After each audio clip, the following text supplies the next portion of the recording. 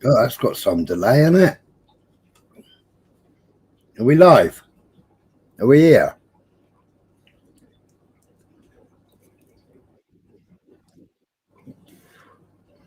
What are you moaning about now?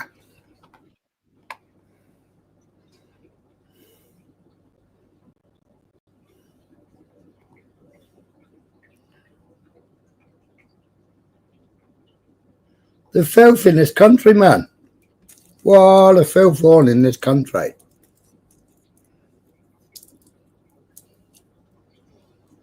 Five for five, right blunt, just flat.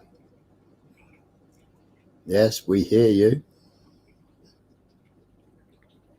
I wasn't going to go live. I was listening to fucking Dave's, and then I was on a call, and then I was like, where's Dave gone? Didn't even know he'd finished.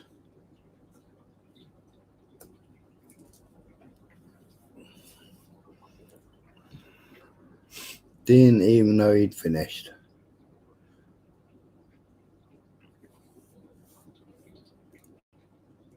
So I didn't schedule it, just to spare the moment.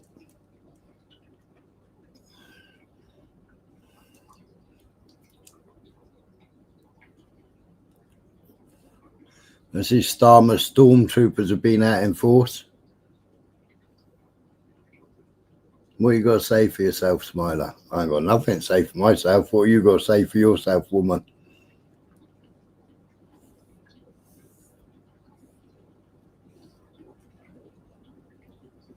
Chocolate? No, Maltesers.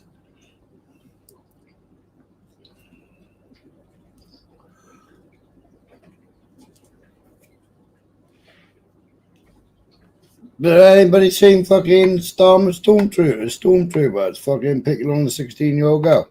Fuck's sake, man. Cheer you up. I can't cheer you up. This fucking country is depressing, man.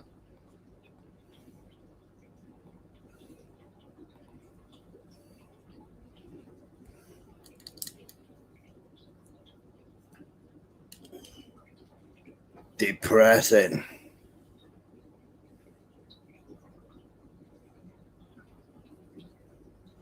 Yeah, I mean, he attacked the fucking, what vessel was it? I seen him fucking attack the other day with a drone. After the United Nations debacle, and everybody got up and fucking walked out.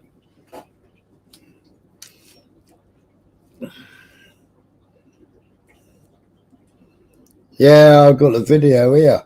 It was on Billy Moore's, but it's been shared on Twitter. But they'd already stopped 2 people for flags on the way to the demonstration.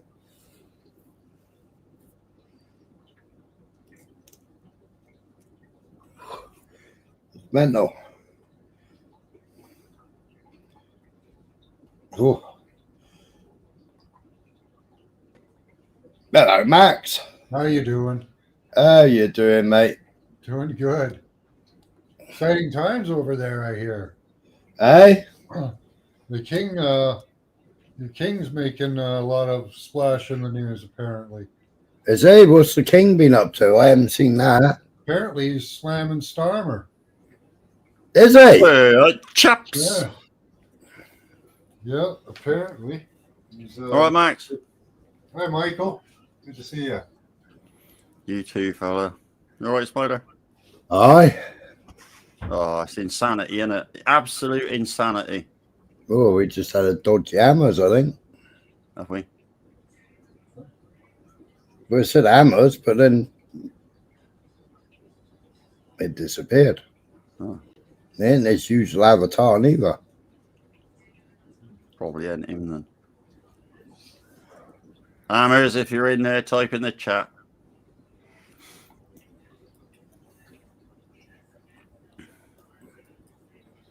Ah, they've kept it quiet over here, unless anybody in the chat.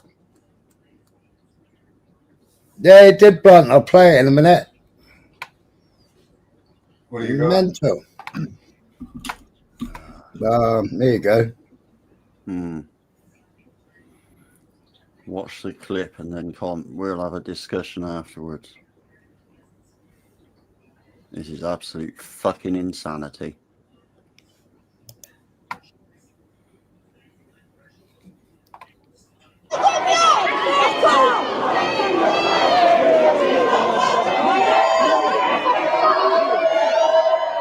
Illegal, isn't it? Having that Right. flag? Isn't that Criminal. illegal? Yeah. That's criminal damage for starters. You can't treat a flag like that. Well, that flag's a terrorist flag, isn't it? Eh? No, that's Great Britain. But I stopped it to see where he fucking puts it, because just now I thought he put it in his pocket. Yeah. Oh, hold it up. So it's there in his right hand. Why would you do that? Oh, he's still got it in his right hand. Not getting it.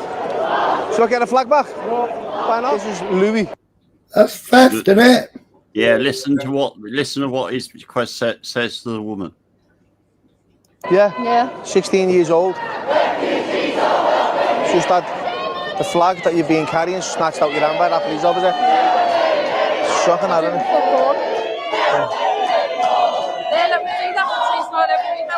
Don't know. How long we got their flags and where's my flag back? Crazy scenes. Well, they've defamed that. They defamed that flag. Yeah, but you listen to what the excuse is that he gets from the lady copper.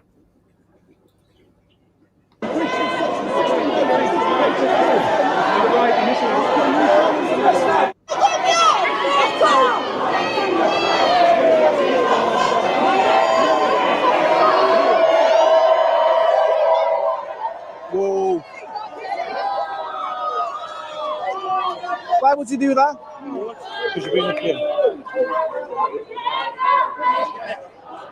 Not getting it. Should I get a flag back? No. Why not? This is Louis. Yeah. 16 years old. Just had the flag that you've been carrying snatched out your hand by that police officer. Shocking, isn't it?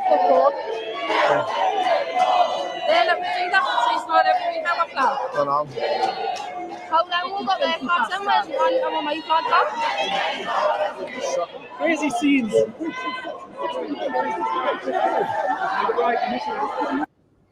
They've literally defamed that flag. Oh, you ain't got the bit with the woman copper then? No.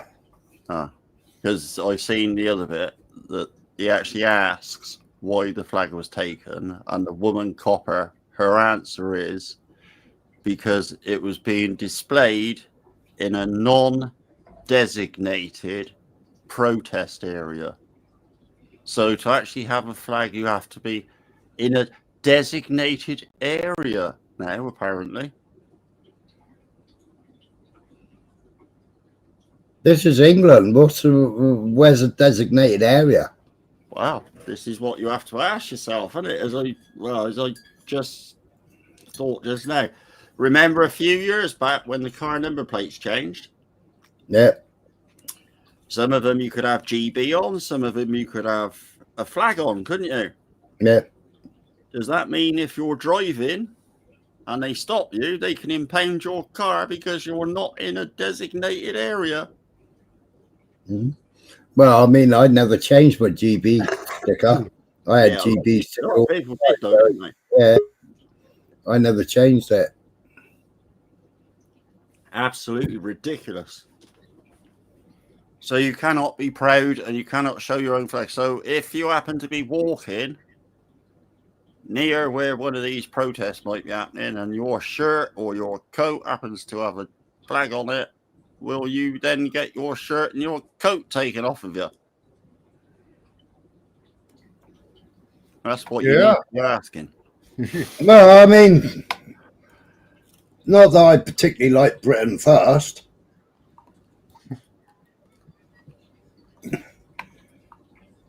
Wow. All right, but this was Britain first. I think it was today. I'm not sure.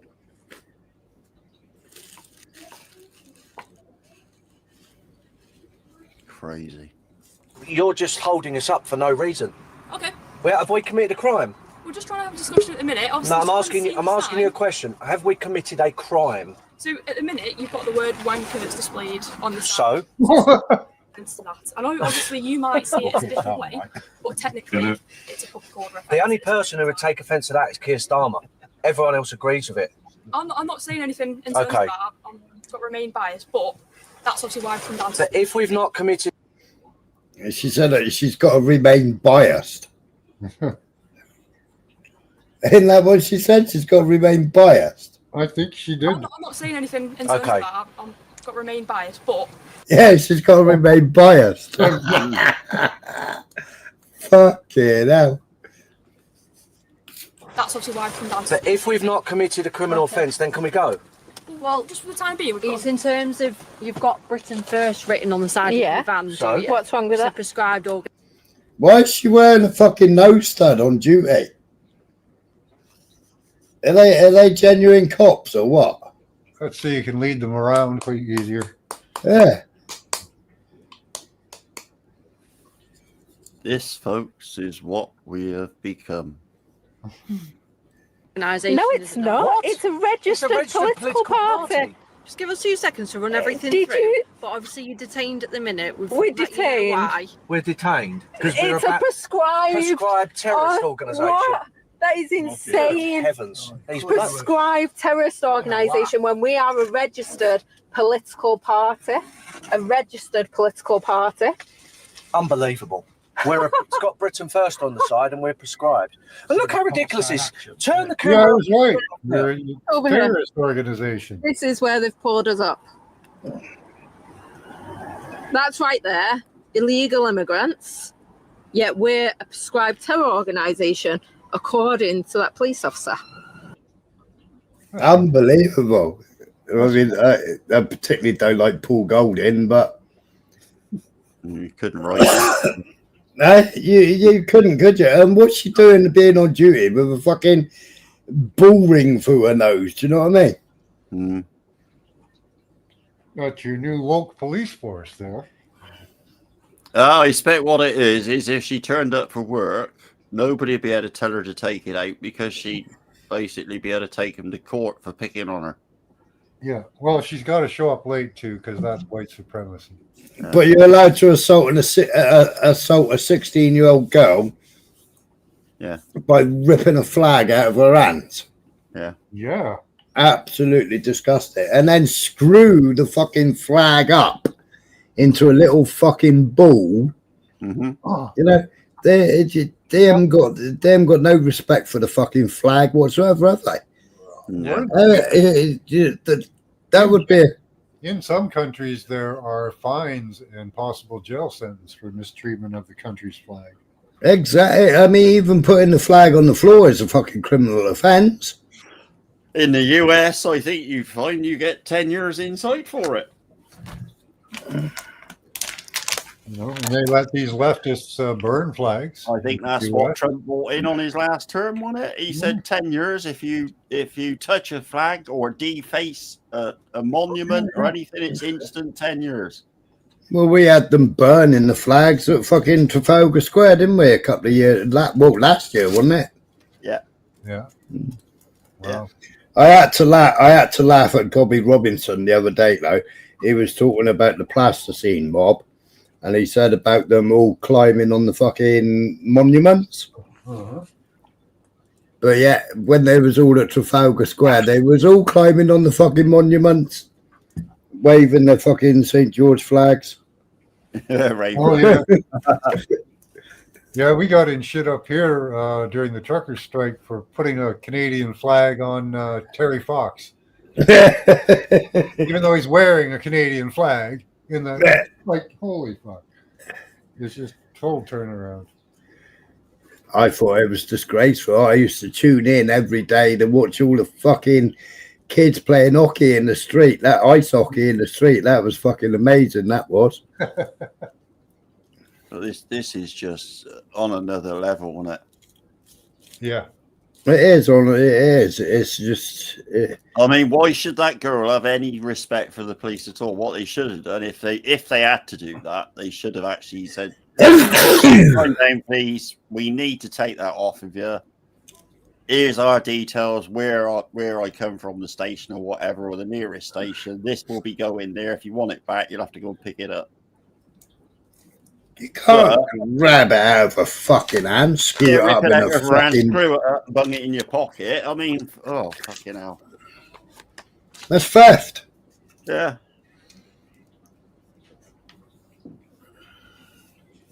All right, Porgy. All right, November man.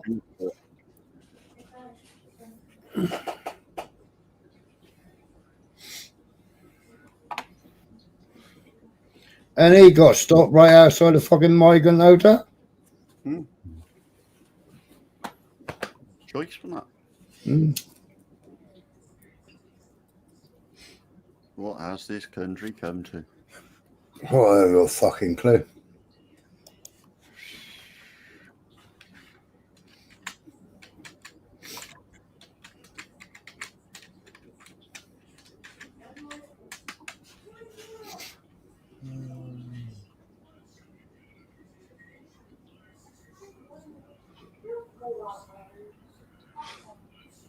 Says here that you guys don't have any flag laws. You have guidelines, statutory, non-statutory guidelines. Yeah.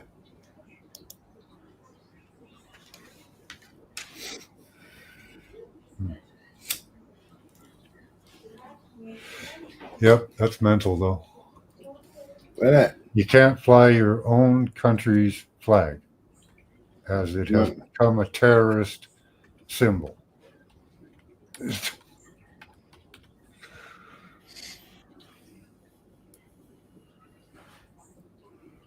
It's crazy, isn't it? Yeah, absolutely crazy. Twist of the mind. Yeah, that's a strange twist of the mind, I tell you.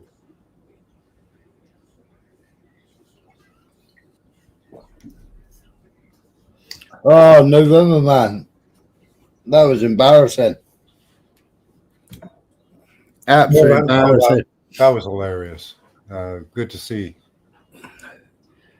I had the list of all the countries that walked out on him. That was funny. And Iran left a photograph of the ones that they bombed.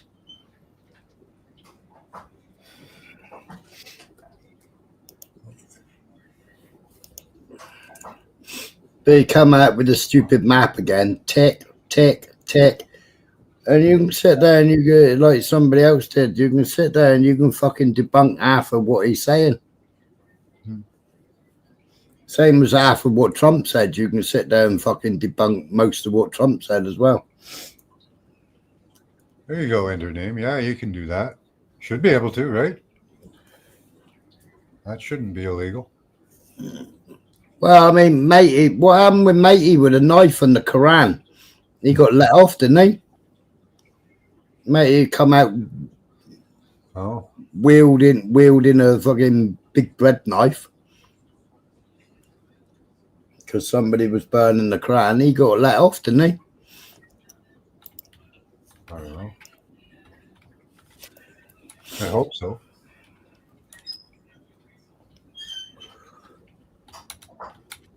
Yeah, I put that video I saw on Keir Starmer and the King in the back chat there for you. Don't know if it's true or not, even.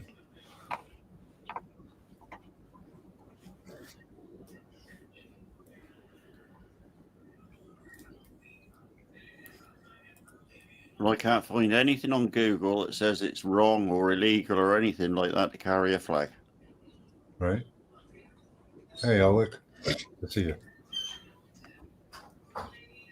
What did he say? He said there was a section something in place. Hey up, Ulrich. I ain't got the whole video. That Britain Today. They do a lot of clickbaity stuff, Max. Oh, okay. Yeah, like you watch some of it and then you go and Google some of it and it's like I can't find anything on it. So where did they get their information from?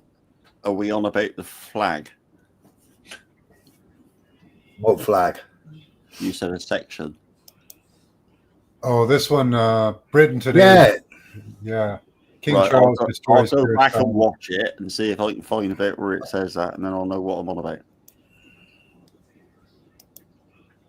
All right. Yeah. Well, you didn't see the flag getting taken.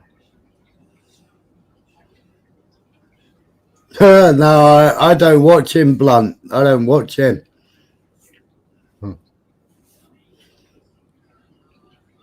I did tune in at his wedding, and I just thought, wow, wow, and wow.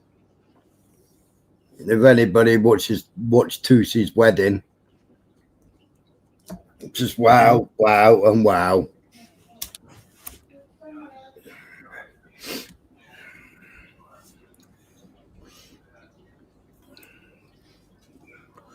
I mean, I think he married Israel, didn't he?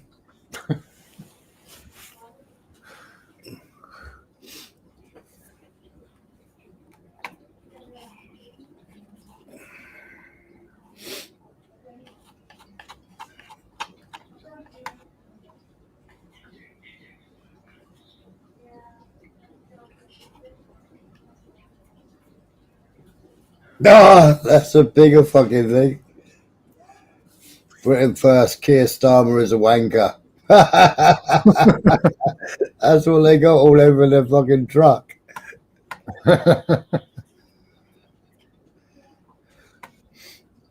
All of this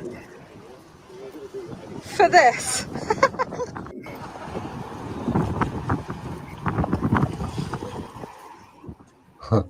All of this. All of this. For this. All of this. For this. Oh yeah, you guys are terrorists. Everybody these days is terrorists, you know.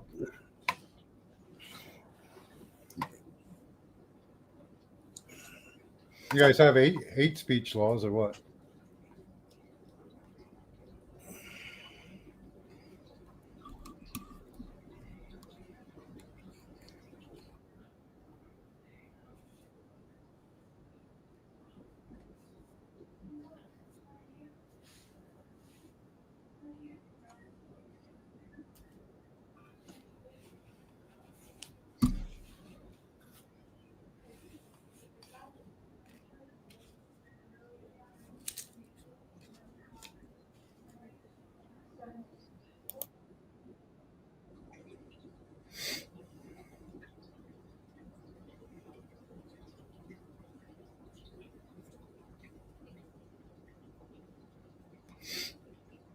What's this? Rose woman.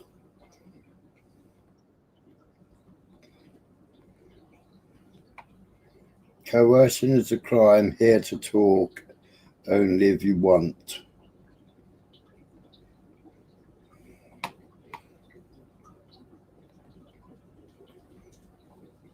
So she looks like quite an elderly woman, doesn't she?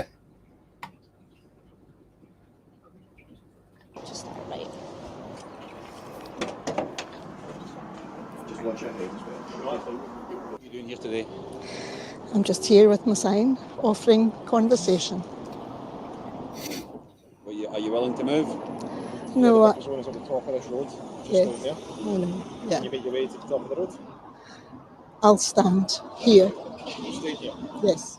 Not much choice, no. You do understand that I believe there's not much choice in having to arrest you for breaching the buffer zone legislation. Understand that, don't you? Right, so what part of the buffer zone legislation am I breaching then? Would you like me to read it to you? Yes. Yeah, that's what it's good. Okay, so in terms of behaviours that breach the legislation, where there's intent or recklessness or may include approaching someone to try and persuade them not to access abortion services surrounding people as they try to go in or out of the clinic or the hospital. This is the hospital here, and we're within the buffer zone, handing out leaflets, religious preaching, and silent vigils. Okay, I'm arresting you under Section 1 of the Criminal Justice Scotland Act 2016 for breaching Abortion Services Scotland Act 2024. The reason for your arrest is that I suspect that you have committed an offence, and I believe that keeping you in custody is necessary and proportionate for the purposes of bringing you before a court or otherwise dealing with you in accordance with the law. Do you understand? Yes. You're not obliged He to just said he suspects her of committing a Yeah. have one. What's her offense? What are you arresting her for? Apparently she's in the buffer zone of an abortion clinic. But he doesn't have an applicable offense. No. Okay. Mental, man. And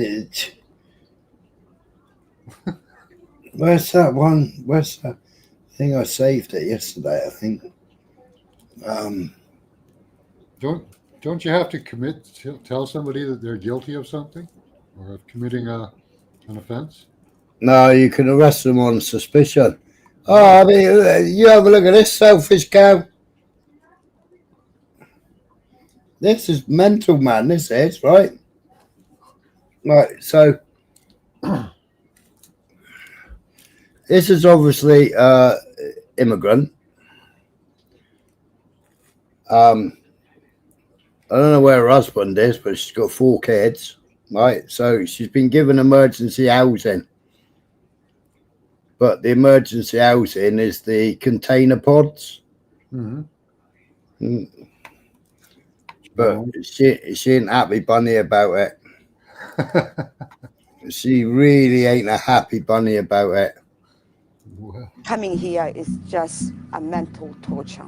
There is a prison. Don't come.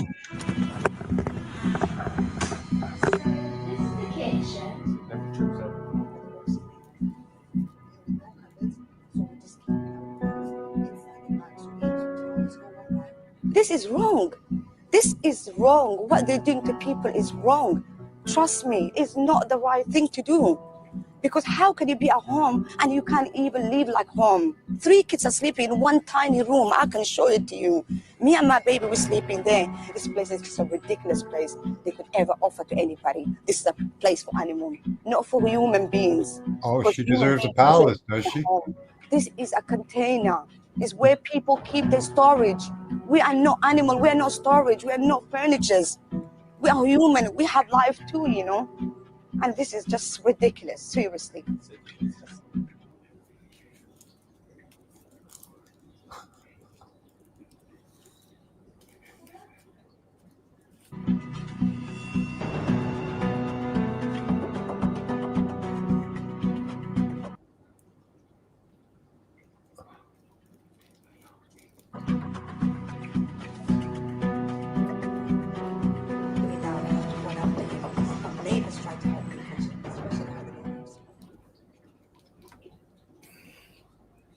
You guys owe her better. Yeah. You guys aren't giving her enough. You have to give her more.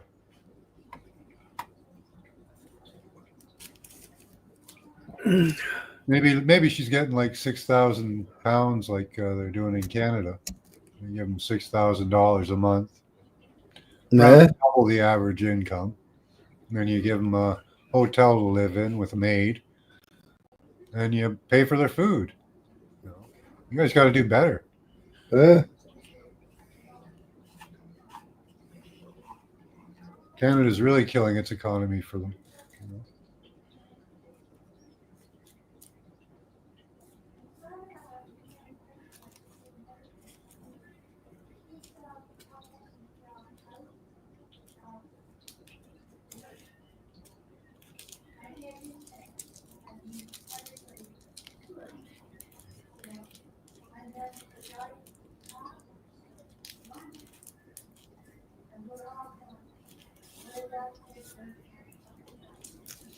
And my wife keeps saying, let's go be refugees in some other country and we can get, all this free stuff.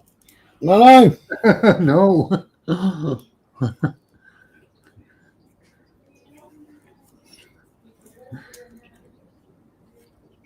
I wouldn't mind a hotel by Niagara Falls. That's what they're doing in Canada. Yeah. Beautiful hotels. They're all filled with immigrants. They get to spend their days by the falls, drinking lattes with a nice crisp breeze blowing over you. It's got to be sweet. By the falls, drinking lattes with a Nice crisp breeze blowing over you. It's gotta be sweet. Did you find that? Mr. Dancer. That was me. In case you haven't wondered, I'm back. Yeah, did you find that? No, there was no mention of a section thing in there. But later on in the video, he asks whether the girl's getting her flag back, and the guy says no.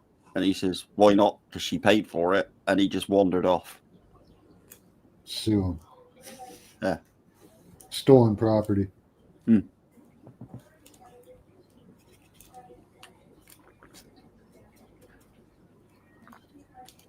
But you can only fly your flags in designated areas. So.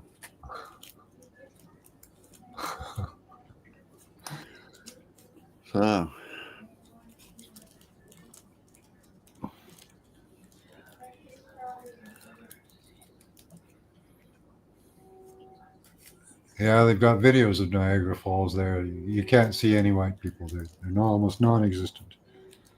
Anybody from Canada?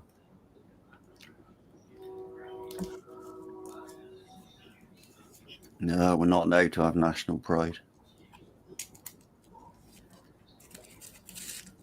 I think the next stage will be you won't even be able to discuss it, will you? Well, what do you think? Maybe some debanking will teach you guys how to behave right. Oh, I don't know. Don't know what the hell they're playing at, Max. Yeah. It's bad, isn't it? Yeah. I don't know how...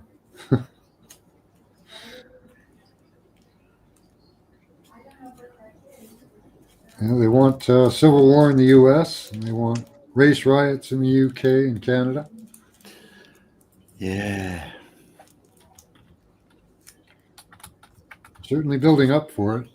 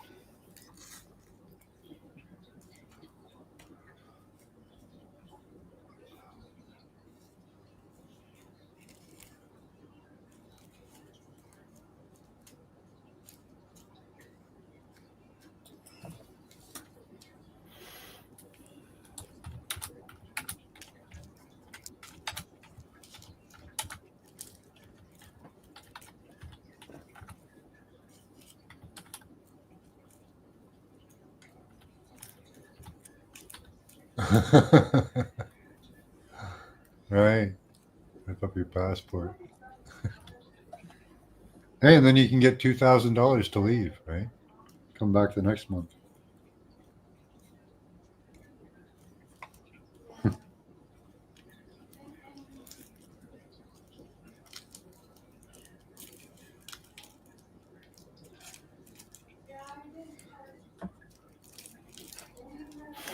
Right, so interestingly enough, can I carry and display a flag in the street, UK? Yes, you can usually carry and display a flag in the street in the UK, but you must not obstruct traffic, your vision while driving.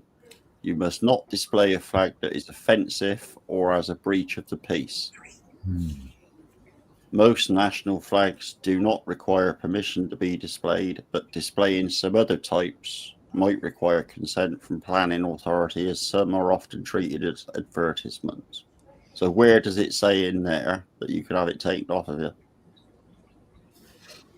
It doesn't, does it? It said offensive flags, something about offensive flags, right? Yeah. Well, what do they consider offensive under the law? Well, offence can be taken, right? You know, you're not... That's kind of arbitrary, right? You're not giving offence by flying your own flag, are you? If people take offence to it, that's their problem. That's not your problem, is it? But all somebody has to do is take offense to it, right? Whatever flag it is. Yeah, ridiculous. Isn't it? Well, they were holding the same flag, but they defaced it with black paint. Yeah, they could wave that around. Defacing a flag is a criminal offence, isn't it? Yeah. Oh, you would think. Yeah.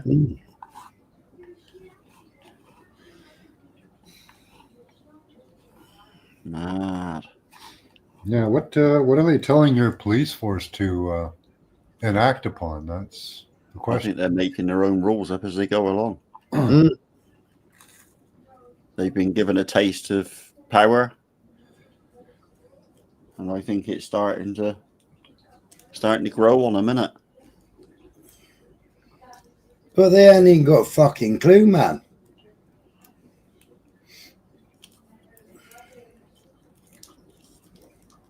No.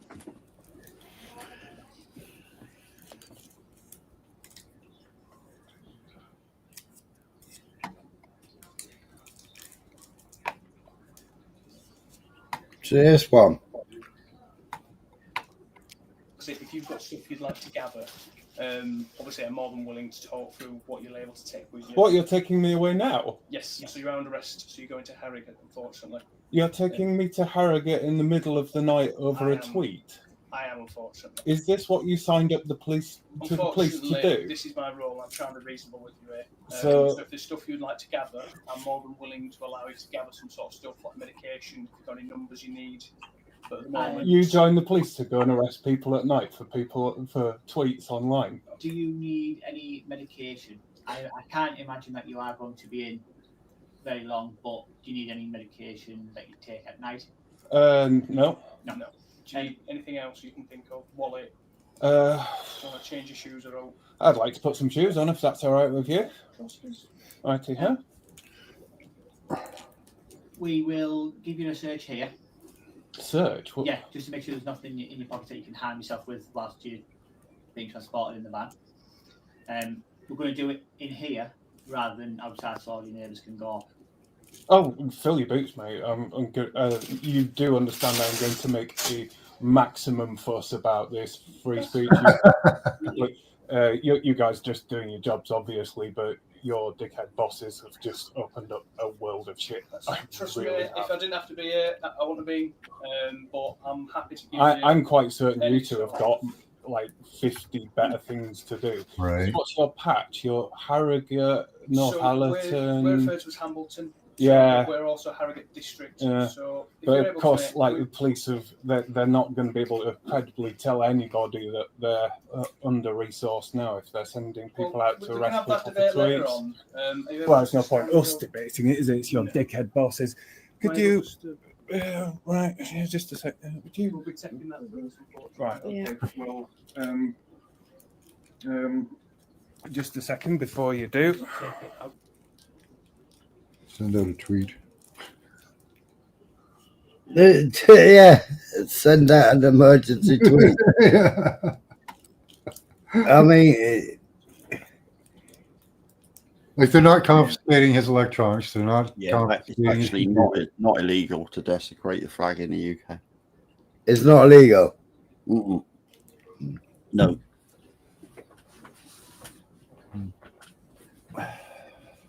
Which it should be. It should be, yeah. Yeah.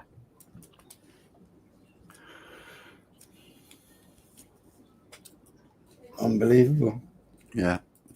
So it means that anybody can do what the fuck they want to it, display what they want on it, wave it around like they want to, but anybody who wants to carry a normal, natural one, like that young girl, can have it ripped out their hands and shoved in some person's pocket. Does make you wonder, doesn't it?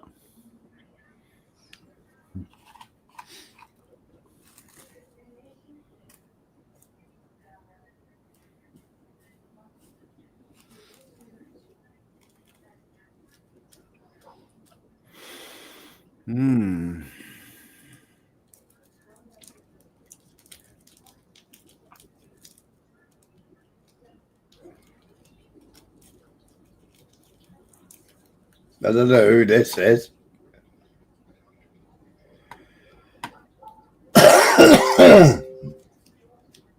Doesn't bother me in the slightest. We get abused. Is that real? Is that a real moustache? No, it can't be. That's a porn star. Abused every day. Today's no different. Yeah, but you wouldn't get abused if you didn't have a fucking... Being called a cunt from a member of the public to a police officer who's just standing here doing the job, it's not very nice, is it? So if that makes you feel better about yourself, well done. You look like a cunt with that moustache. All right. Look at the bald fucking hairline on it. All right. Take the hat off. All right. You absolute fucking plum. What, you growing that to make up for the loss of hair on your head? Yeah. So there's no need to insult people. It's not. There is. There isn't. You're a fucking plum. Well, that's your opinion. Yeah. Everyone has their opinion. Yeah. Right? Look, the women's sticking up for you because you're an absolute fucking Really. disgrace. We don't really need to insult people. I just don't need to engage with you. You're a fucking plum. Pathetic fucking moustache. I mean, you look like a fucking penis. Look at the hairline on the side. No. You don't need to get so close to them. You can record from afar. You don't need to get so close. You're getting like here, so that's not. You don't need to be that far. If you were standing there with your fucking camera, what's the difference? Well, so you're standing with yours. I'm just asking you not to wave it in his face. That's all I'm asking. You can stand for a distance if you want to film. That's fine. But you don't need to put it down the side of his head. That's not. Look, you can see his hairline there. You can record it from there, sir. You don't need to step closer to it. The camera zoom in. I'm not You've got a brand new recording phone, so me. they You zoom can record me in. all day if you like. Go home after your shift and shave that fucking shit off your face, mate, because you look like a cunt. So if that makes you feel better, that's fine. It's You're not entitled to your own Like the opinion. 70s mustaches the gay guys used to wear, eh? Yeah. For being like a man, I'm sticking up for like PC Plummy. But it's not being man, so gender's not. But you're sticking up for him more than he's sticking up for himself. What's that? He's told you. His opinion Fucking on this. weasel. We're at work. We're coming to work not to be insulted. Clearly, you want to insult, which is fine. Yeah, but well. we don't have to stand here and listen to it. No, you don't have to stand there. We're hit. Shut up, you fucking weasel. Look at you. Shave that fucking fur. I can blow it off for you if you want. You silly cunt. He's going to get his door put in tonight, isn't he? Yeah.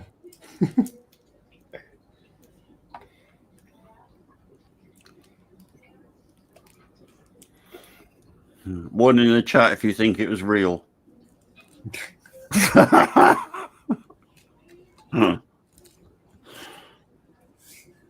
God.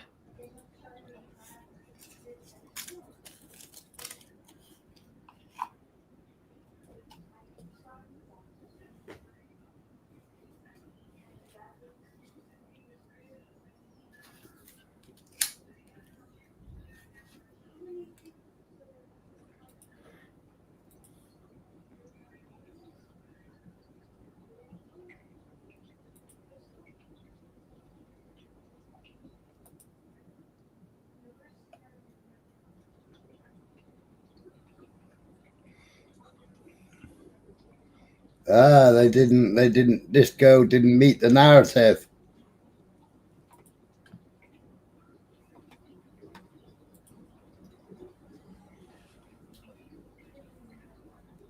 So I wonder where this, but it was obviously London. To all the unions, I think it was London, I'm not sure.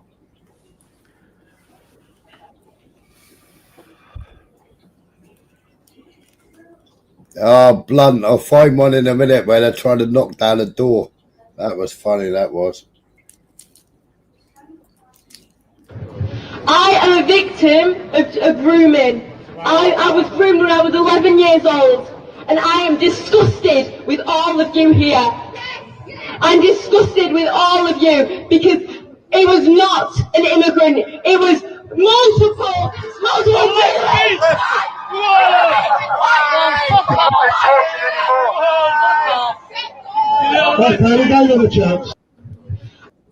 Oh dear, that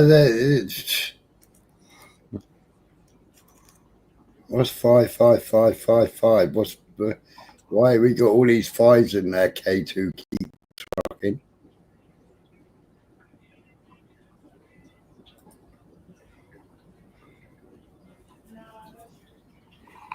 So her story didn't fit their narrative.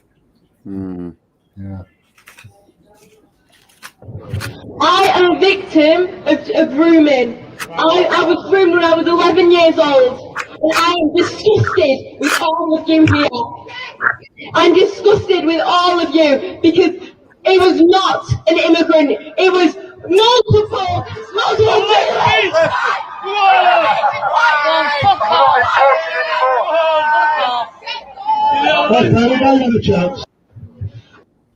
Wow. That poor girl. Yeah. Traumatized a generation, eh? Yeah. A couple of generations. So that was the Protect Our Woman protest. They shut down the Protect Our Women lot shut a young brave survivor down because her story didn't match their narrative.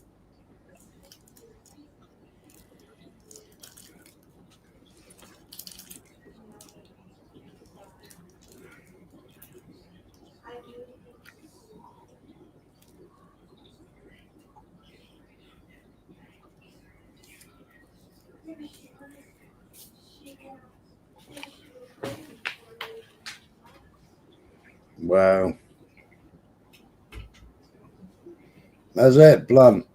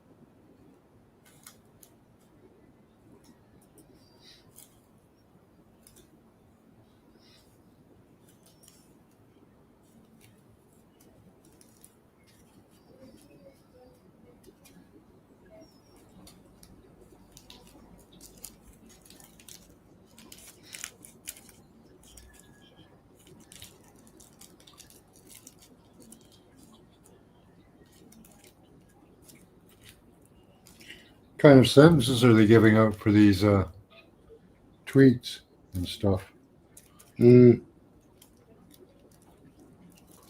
Couple years or what? Yeah. Really?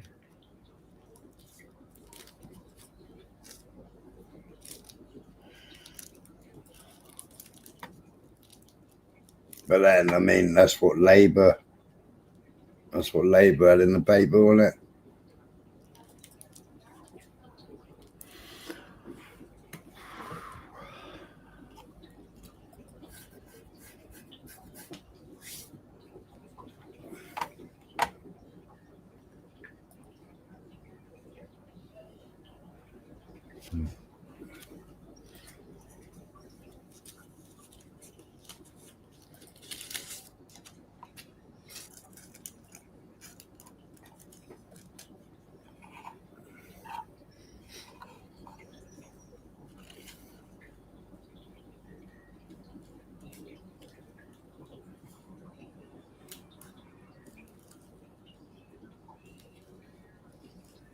Some good news in Canada, anyways. It seems that Carney's cabinet is turning on him.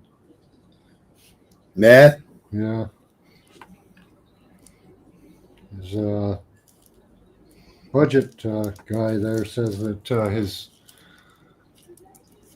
his proposals are unsustainable, and I guess that was the harshest words he could use. But yeah, he's going to put us in debt, and there's no way to, if he keeps going at the rate he's going, you just totally trash the economy. But kind of wants to do that anyways. So.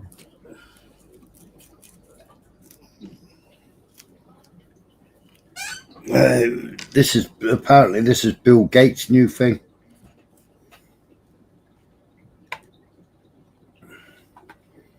They are now pushing wearables on the population and starting with external wearables and then going into internal wearables in the future.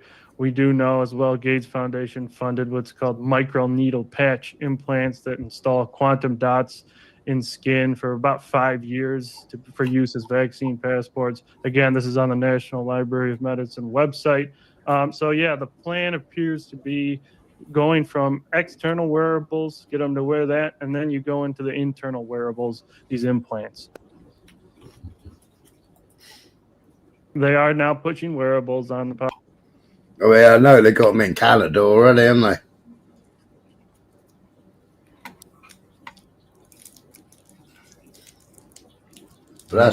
That's Bill and Melinda Gates. Yeah, they wanted to vaccinate us with microneedles. At some point, they'll try that. What about this one for Canada?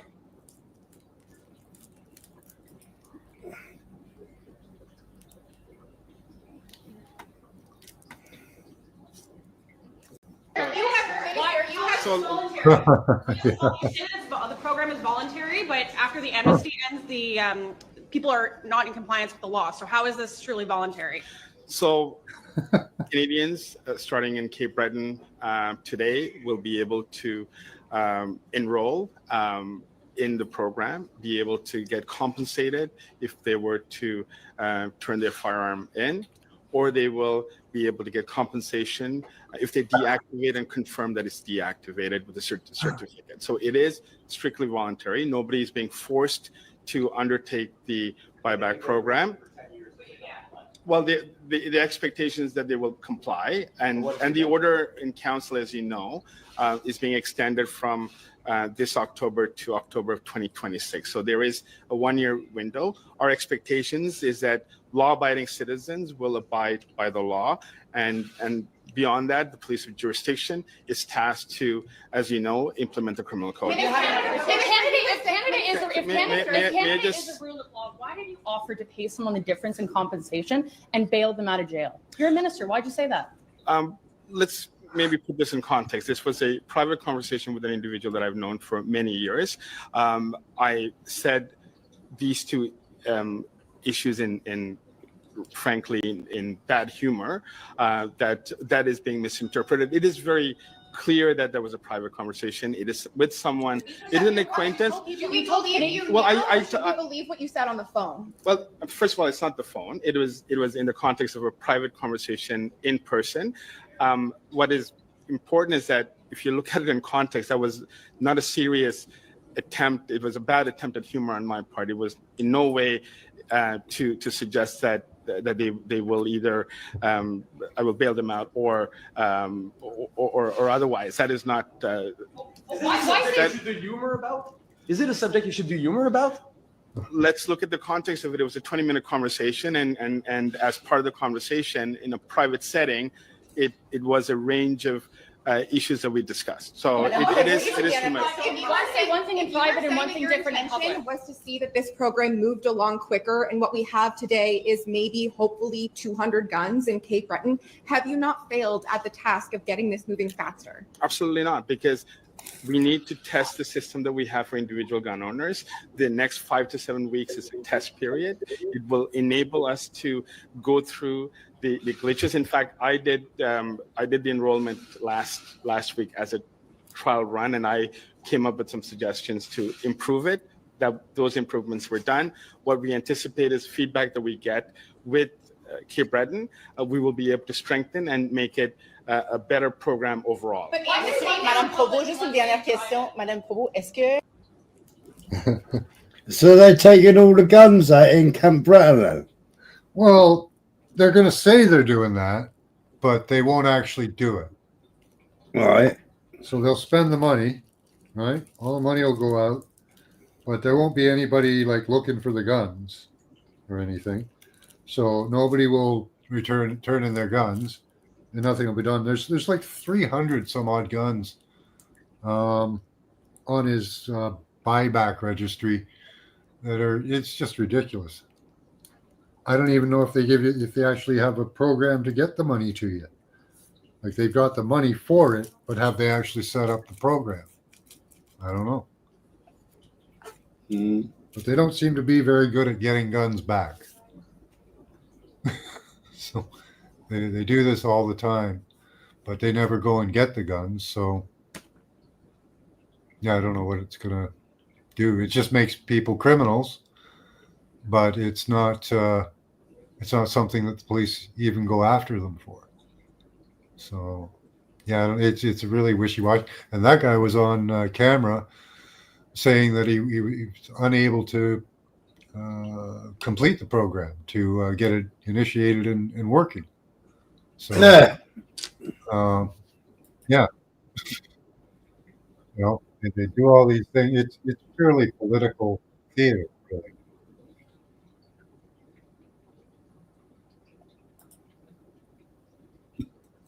Except for the money exchanging hands, and yeah, that's about it.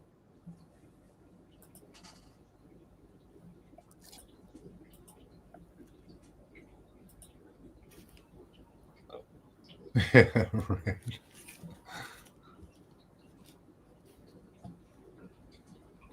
Well, typically when all the guns go away, that's when the actual murdering starts. Look at every great revolution in time where they took away the guns, the Maoist revolution. How many did they kill? 1.3 million or something? Once you get all the guns, then you can impose your ideology and cleanse the world.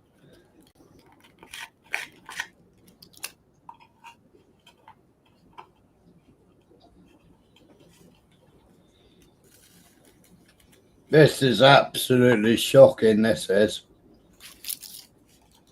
Absolutely shocking. I'm going to stop it just before the end. This is in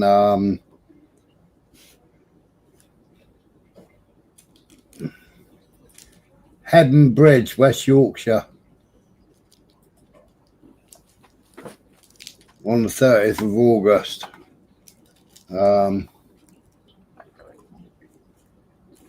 11 a.m. on Saturday 30th, two men and a woman forced their way into a home of an elderly woman in her 80s. Hebden Bridge, they smashed up her place and the woman is assaulted. They're described as being black or mixed race.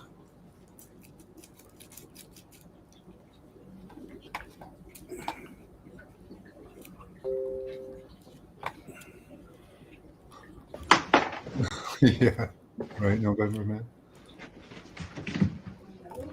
Yeah, we sent all our military guns over there. Hi. Oh. Hi. Come on, please. Please, I'll sit down. Get up. Shh. Please sit down now. Be very quiet. And you'll be okay. Okay. It's thrown out through her telly. You know what? Why are you smashing her place up?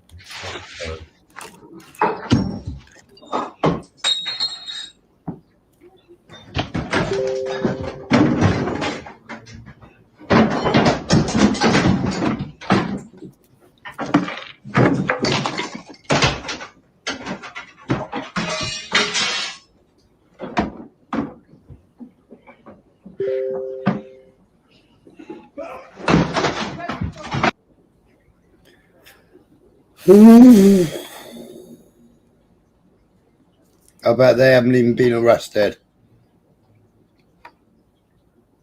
Bastards. Right.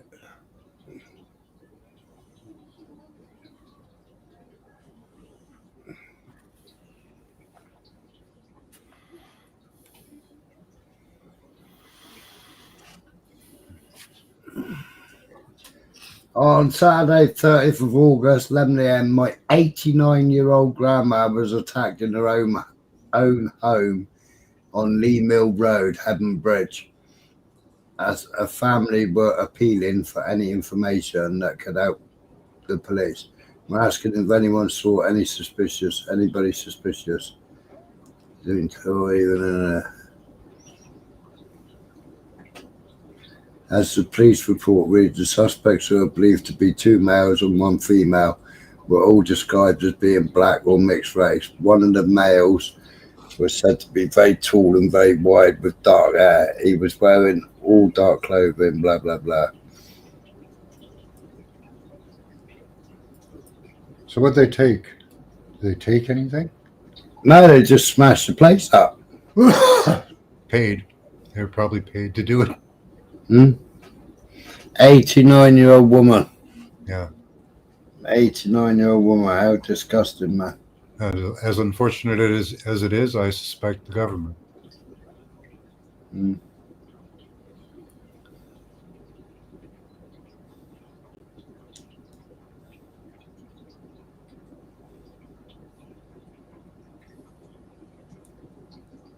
What was the purpose of that other than to be filmed?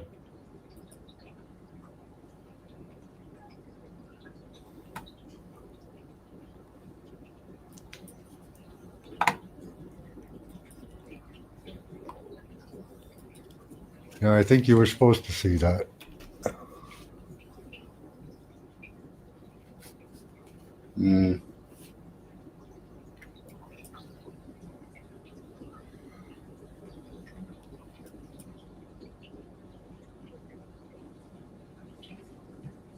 You're right the next day.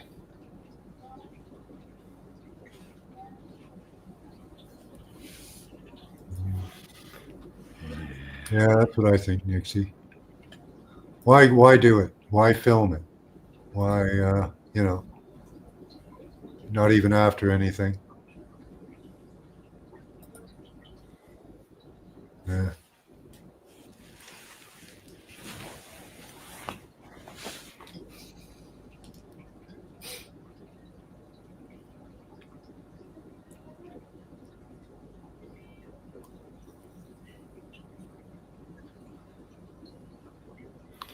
That was done. Just put the fear of God into the woman, wasn't it? 89-year-old woman.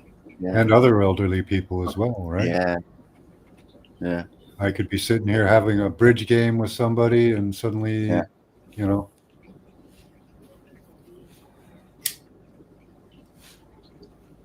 horrible incident.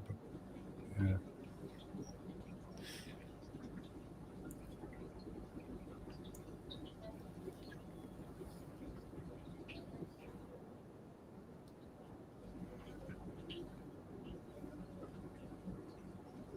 Not that I think that's beyond some kids, but they didn't take any, they didn't nick anything, they didn't, and they just filmed it, right?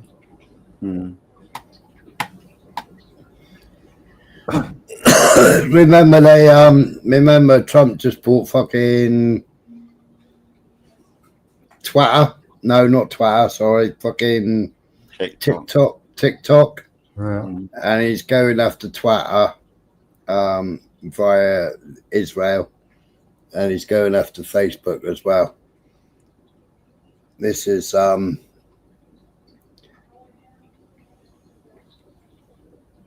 the fuck's he called again? Yeah, Galan.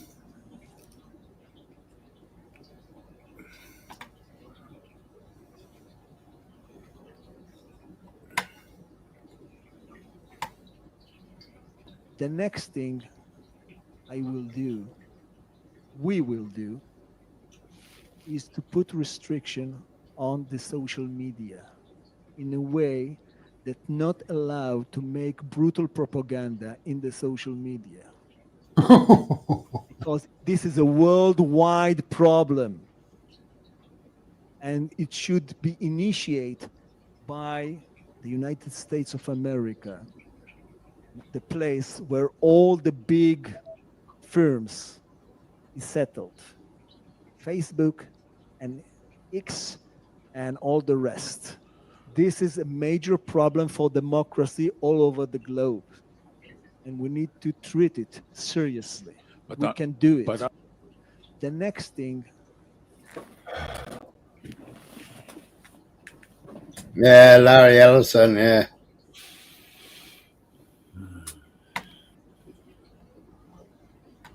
Yeah, it goes deeper with manipulation too, with AI.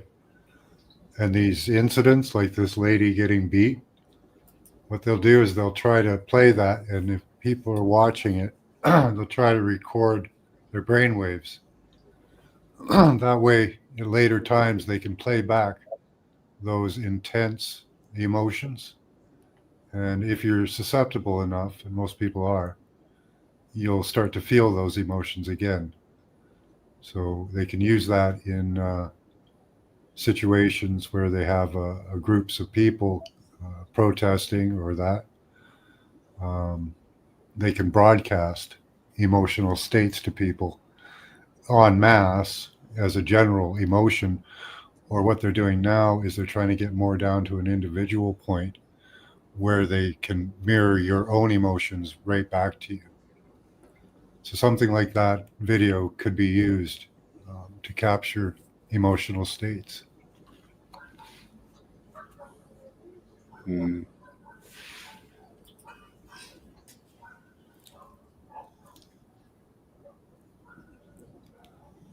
Yeah, kind of, Nixie. Yeah.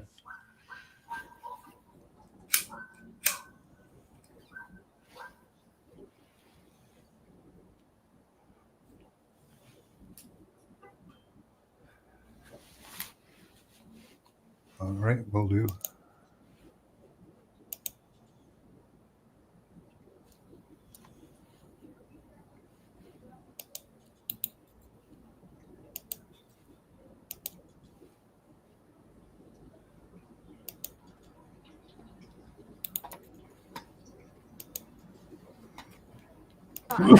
Don't touch. Okay, go away. Okay? So go away.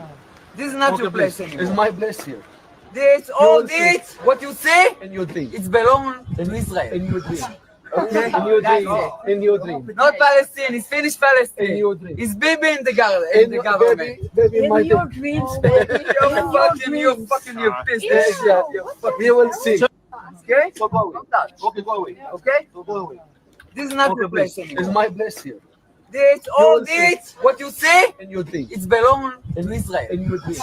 Okay? In your dream. In your dream. Not Palestine. It's finished Palestine. In your dream. It's Bibi in the government. Baby, in your dream. Can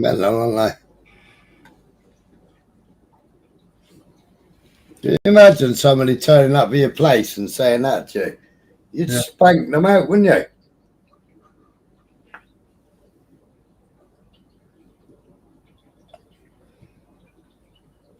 Oh, there's the other one. Please tell a man to put his England flag away or face arrest. That's right.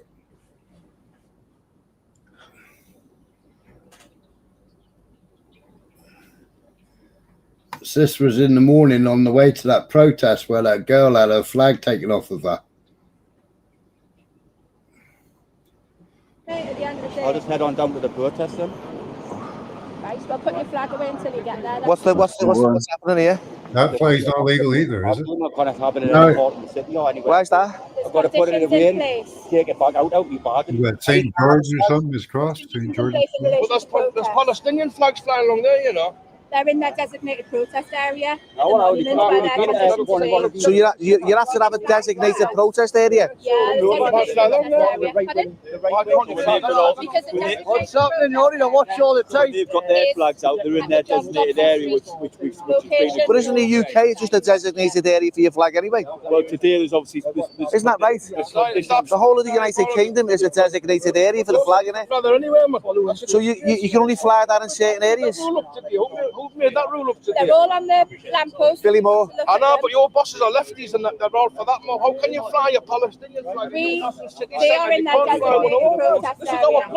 They're in the designated protest area. This is our country. What does that mean? What is it? Is it a blister? You get a blister for getting nicked for that?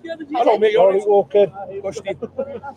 I've never heard that before. I have never heard that one before. You can only fly your flag in a designated area. The protest area is designated. Flags down, Billy. It should be down ones there, man.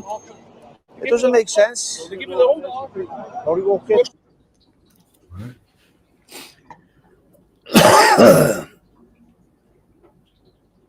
What is going on, man?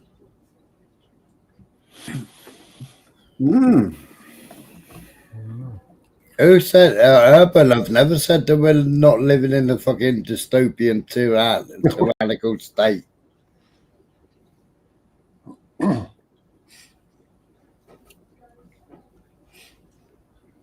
I thought the see, don't they? If the Israelis are going to claim everything by that video, don't they have to contest with the papal bulls from the Vatican?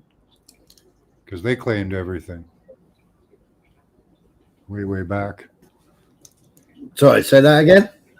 The Vatican claimed everything back in the 16 or earlier than that, I think, with the papal bulls for land and sea. They claimed it all.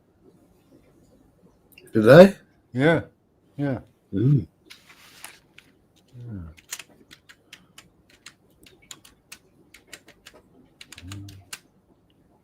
Oops. There. Find that.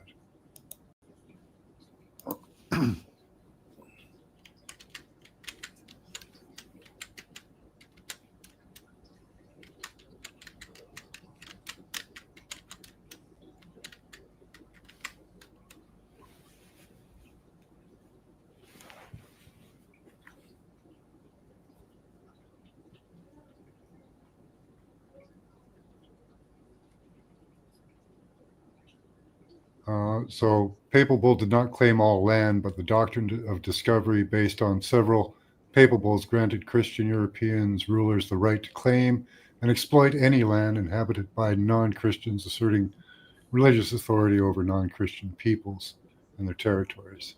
Key Papal Bulls, Dum Diversus and Romanus Pontifex. They were done in 1452 and 1455, authorized by the subjugation of the Saracens and pagans. All right.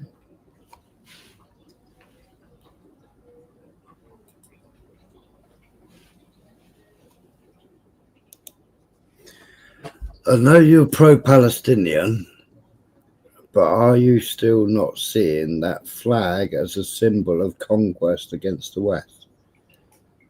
Are you still not seeing that flag as a symbol of conquest against the West? Which flag? I suppose it's the Palestinian flag, I guess.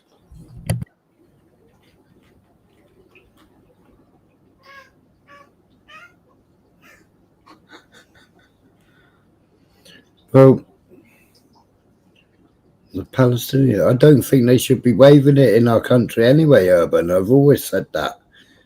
I've always said that the Palestinian marches shouldn't go ahead on our streets. I've always said the Israeli marches shouldn't go ahead on our streets. I said about the Iran marches at the time, when they were all driving around in cars, and they said that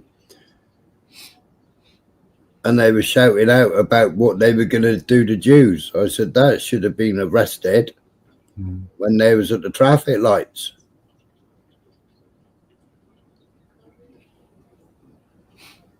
Palestinians seem to live fine with Christians too, don't they?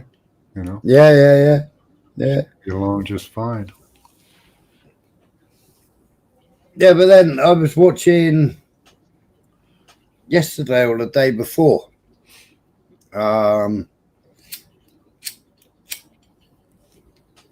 What the hell did they call Messianic Jews? No, not Masons, but Messianic or Messianic Jews.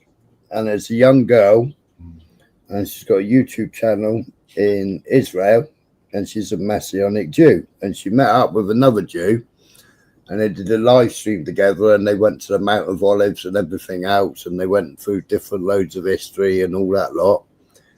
Now, these Messianic Jews are absolutely detested by all other Jewish faiths, and call the Messianic Jews, call them cults, because they actually believe in Jesus.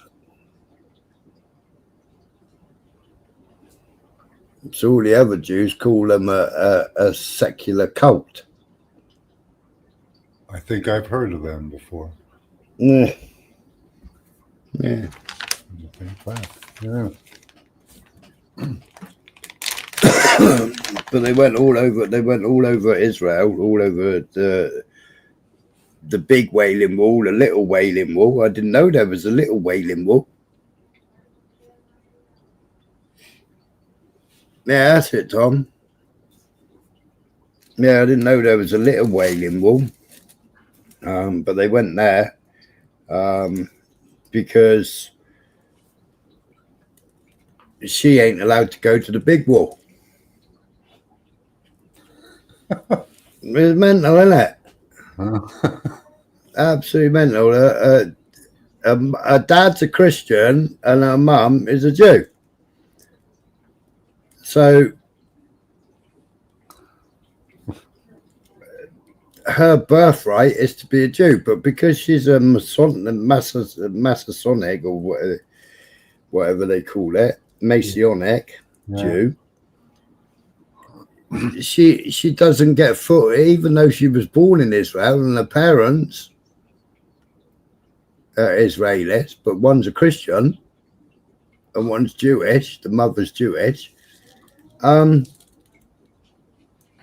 She can't get status.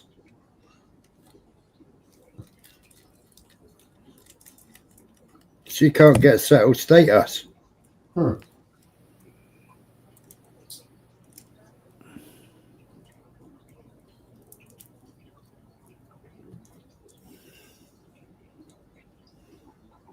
Look it up, Urban, and just remember, you people like Tommy Robbins follow, support it, and worse.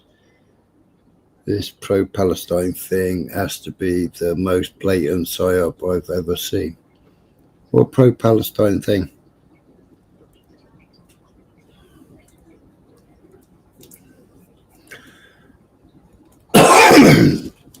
We're talking about Urban, but when they needed somewhere to run to, when they needed somewhere to live, yeah, Palestinians had no choice. Right, now, when they did have a choice, they were invited, right, and Hitler set up the Haganah ships, right, and did the deal with the Zionists, and then walked in both Lord Balfour, didn't they? And then since 1947, there's been nothing but fucking hell. But they all arrived off their ships, and they all arrived, and they all got a Palestinian passport. Even Golden Meir, the second prime minister or third prime minister. Actually, I played an interview with her on here. How long ago was that? Michael? Oh, fucking ages ago now, wasn't it? And she sat there with a Palestinian passport and said that she was proud to have a Palestinian passport.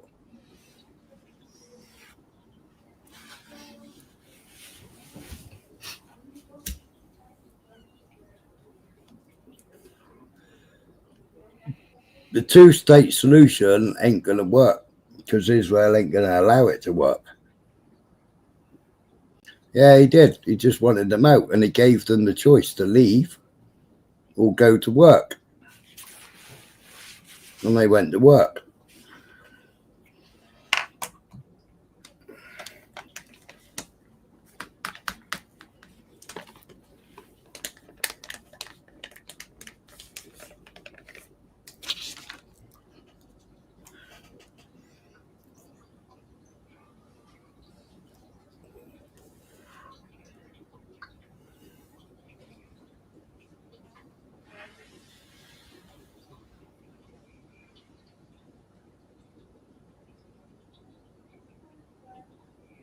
I only just started listening in, so my comment may be off topic, to be fair.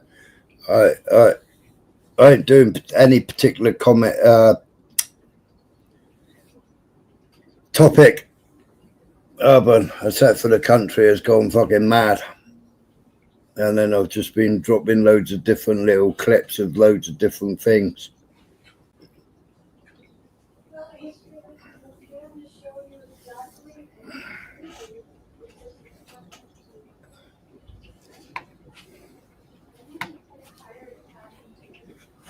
I mean, digital ID.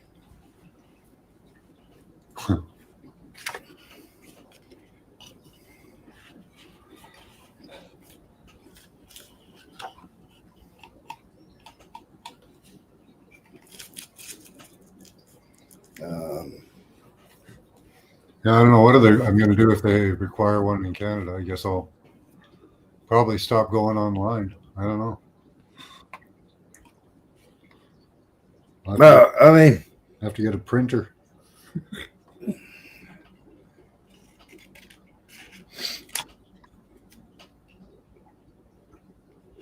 I've started going through it.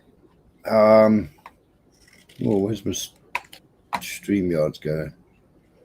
Right, because Missoula. It's called the Pact for the Future. All right, and it was written out on 20th September 2024.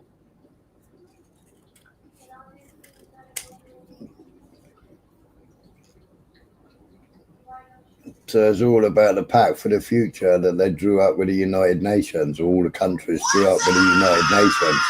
What's that?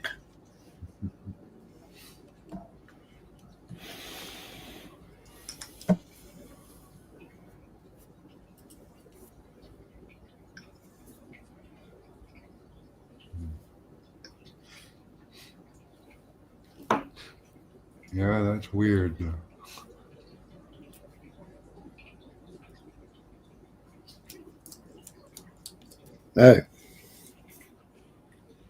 Yeah. So, yeah, I've been trying to go through that and then obviously do a video about that. Yeah, so the Pact for the Future is obviously a real document. And it's all to do about the Sustainable Development Program. Oh, yeah. Peace, digital cooperation, global digital. They have climate and 15-minute cities in there? Yeah. They put climate in it? It's one of their major control factors. Yeah, but in that pact, it emphasizes voluntary digital inclusion and privacy protections rather than mandatory. So, well, yeah, the job was voluntary. Yeah, if you wanted to keep your job, you know, if you wanted to shop, you know, if you wanted to use public transit. Yeah, so is somebody overstepping their mark again? Yeah. Totally voluntary. You can choose not to shop. You can choose not to have a job. You know? It's all your choice.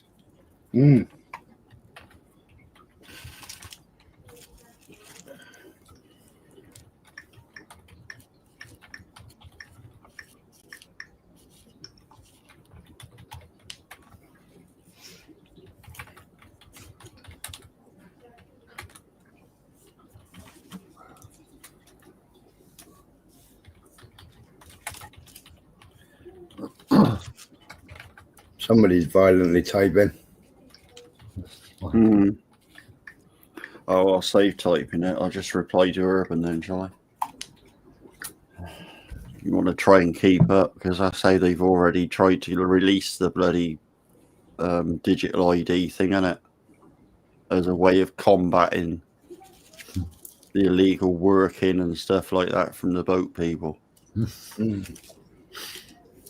And if you think it's another way of them for knocking at your door because of something you post online, they can already do that without having the digital ID, Urban.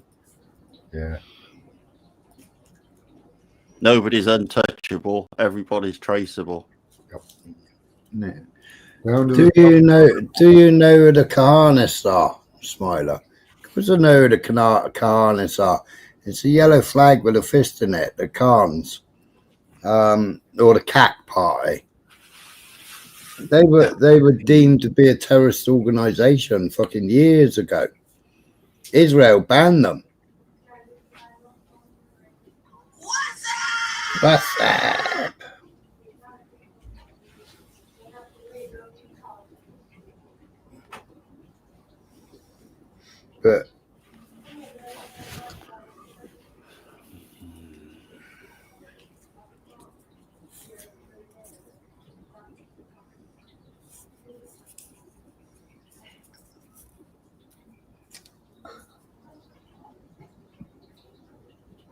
But I think later on I think America found insufficient evidence,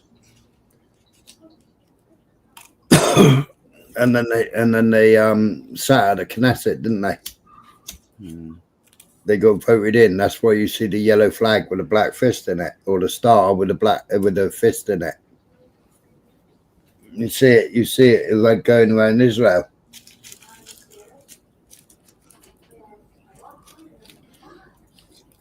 I get what you're saying, Nixie. I was saying to Spoiler before.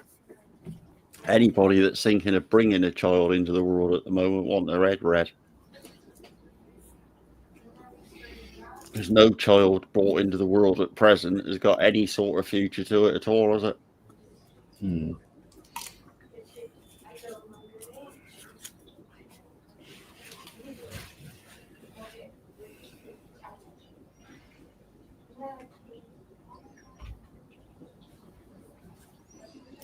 Well, that's it, Tom.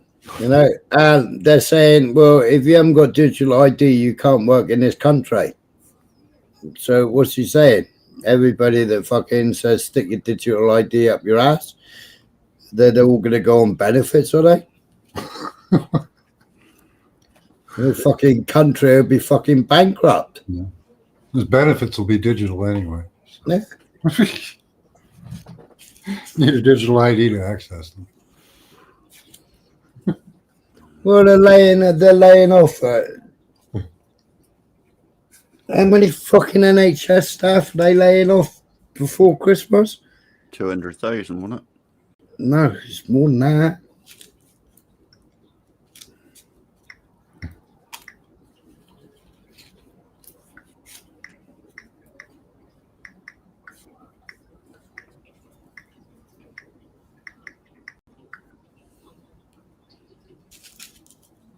In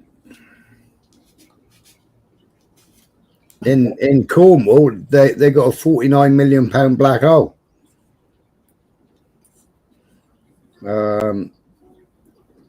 6,500 jobs. But they've all the fucking what's it called? The what do you call it when the unions have fucking all held the government to fucking ransom and all got fucking big pay rises. And you know, Cornwall now they're saying you've got a fucking £49 million black hole, you've got to lay off 500 staff. Fuck me, man.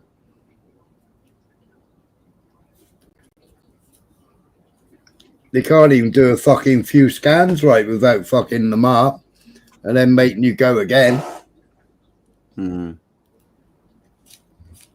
think Nixie wants to come up for 10 minutes. I did see. I want to ask a question, but I can only put one for 10 minutes. Yeah, go on, what? You haven't pinned the link of it. Oh, no, I didn't pin it, no. Don't worry about it, because I just post it in there every so often. No, I don't post it in every so often, only if somebody asks for it. Yeah. Fed up was sitting there watching fucking porn bombers backstage. Oh, okay. Yeah, I mean, if they got a pair of tits out or something like that, it wouldn't be so bad. But watching fucking somebody swinging their schlong about, it just ain't me, you know? No. You got to be selective. I know.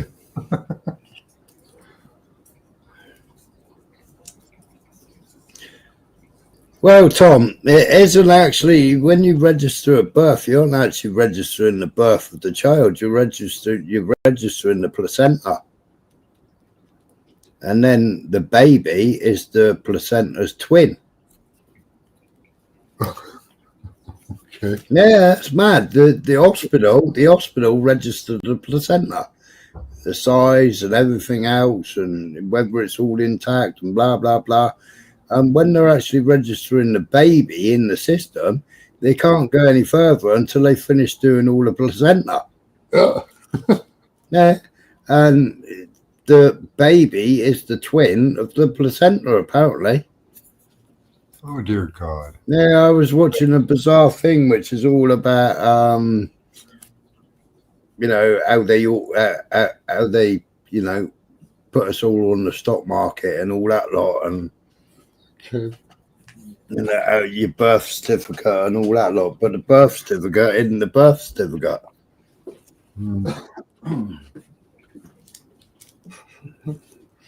Well, how much work? How I guess they see, but they value us at around $1 million in revenue. Yeah. How is a placenta going to earn $1 million in revenue? Yeah. Well, no, they don't. Instead of putting them as bio waste, they actually sell them. Oh, okay. Well, because they're using vaccines and medications and all kinds of crap, aren't they? Okay.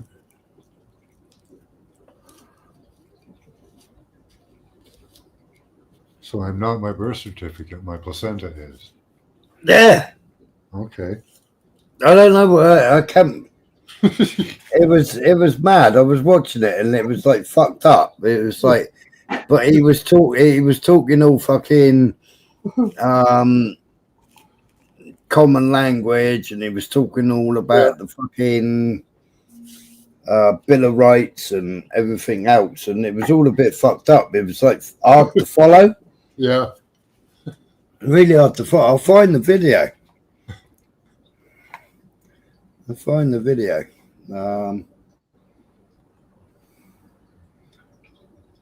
on, yeah, all these sovereign citizens and these people that go into the law. You never know if they've taken a wrong turn or something. Yeah, I know. Right? You know, but the logic of it usually makes sense. But you know, I don't know. That's funny.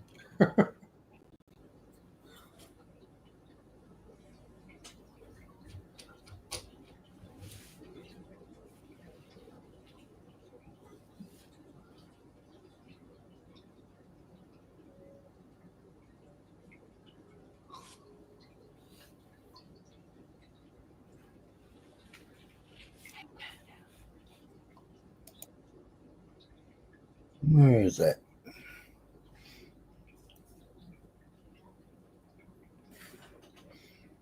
Oh, Starmer's in the shit as well, isn't he, for his 20 grand field?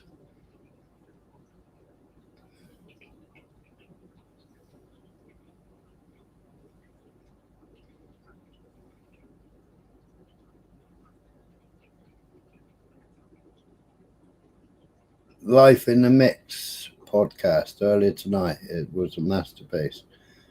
All right, what's Life in the Mix podcast?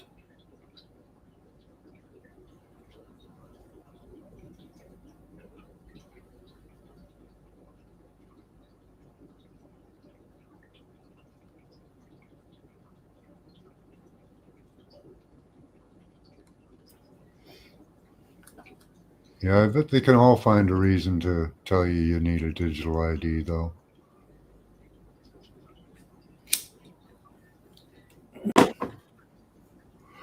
Do you guys actually have an independent party in the UK? Like we don't. We know that. Well, yeah, I've got but they just split the votes basically. I mean, you got reform that all sheeple voted for. Yeah.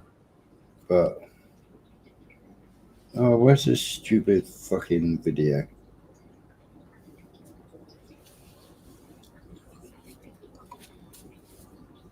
Yeah, we don't have any party really that's not a different part of the same shit pile. So.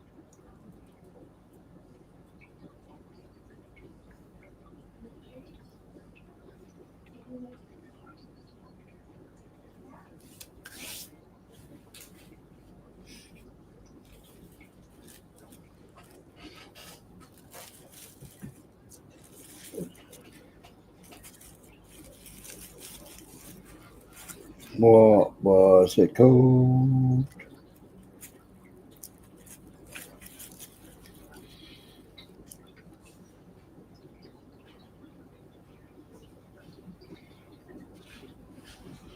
Oh yeah, we actually had a population increase of 755,000. Wow. Yeah, 98% due to immigration. What's your total population around? 75 million. Wow. Yeah, we got you beat. We took on 4 million in 4 years, and we're only 40 million. So we beat you. Canada has done the most to degrade its independent status of any country, I think.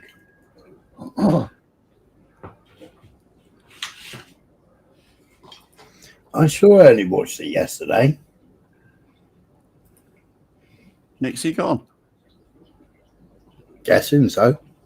Oh. She hasn't been backstage. A bit pointless putting out the fucking link then, wasn't it?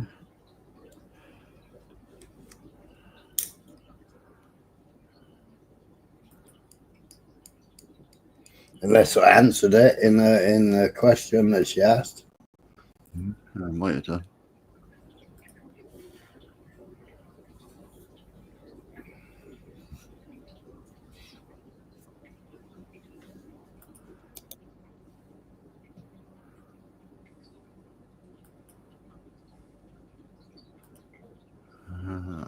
Let's scroll back and see what she said.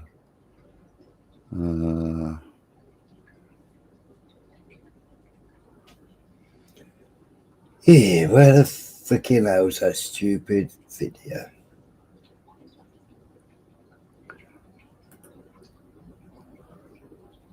Oh, she's on her way.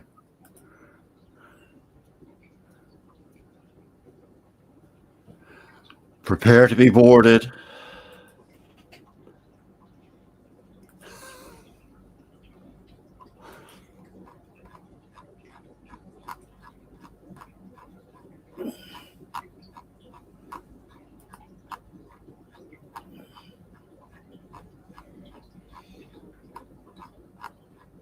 Most of them get paid to go there, Urban.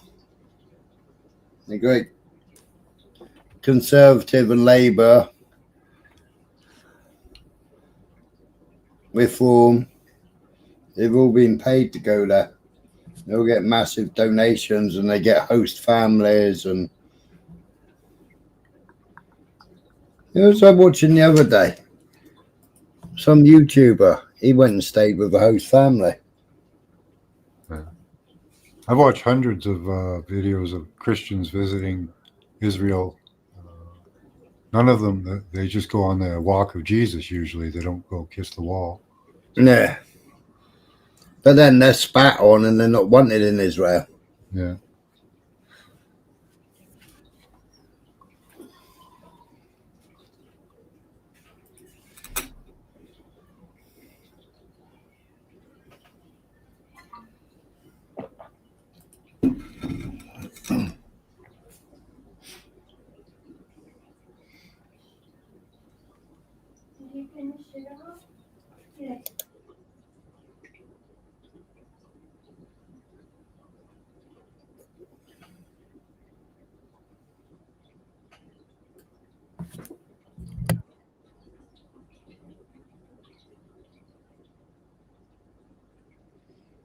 I wonder what that stupid thing was called. Not being rude here, Urban Rude. What kind of trade do you have for the week? If we'll have a huge industry? Not that they have much industry. How much to trade? I don't know.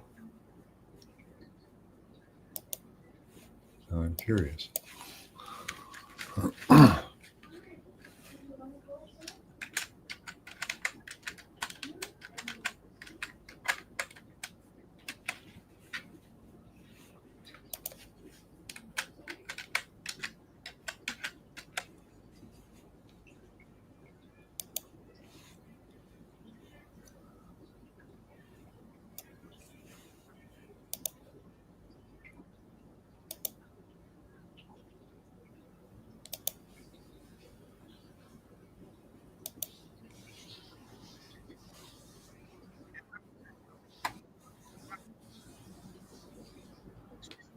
Okay.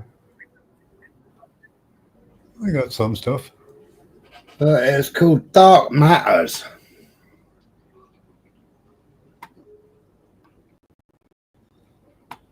Just listen to a few minutes of it. I couldn't wrap my head around that.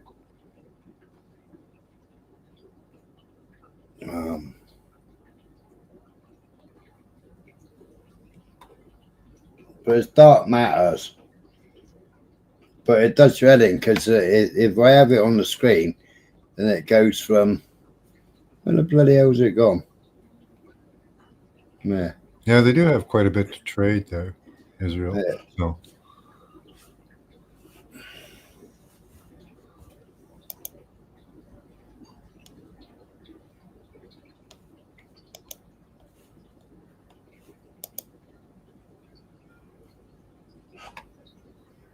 Call out of people on Hood, a man who doesn't theorise the law, he lives it. So we're cutting straight to the roots. Constitutional law, legal fictions, and the machinery of illusion that's been sold to us as justice. We're going to break down the real and the unreal, the living and the dead, from the fake jurisdictions of corporate courts, because nothing about the system is what it seems, as we are finding out. The police. Why do they all look so very strange? Do you know what I mean? Why do constitutionalists look so strange? I don't understand that. Fiction, the courts, fiction, Parliament at the side. But there is remedy, and it lives in truth, action and lawful standing. So let's get into it. Robin Hood, you're here with an update for us. Where are we up to? Well, what I'm going to be doing, and it's not a deliberate call out of people on this one, but I've got grave concerns, shall we say, over certain people that are stating stupid things now. Like, somebody keeps stating that the Magna Charta doesn't exist. It's out of time, it's out of date. Well, it's not. The Magna Charta is basically a perpetual document forever. It actually states on the document itself that it is in perpetuity forever. That is in Article 1. Can't be removed, can't be repealed. Parliament does not have the authority to repeal inalienable rights. They are above Parliament. They are our protections against arbitrary Parliament authority. Okay? That's why we have checks and balances. Okay? Parliament has breached all of them. They have got rid of the Separation of Powers Act.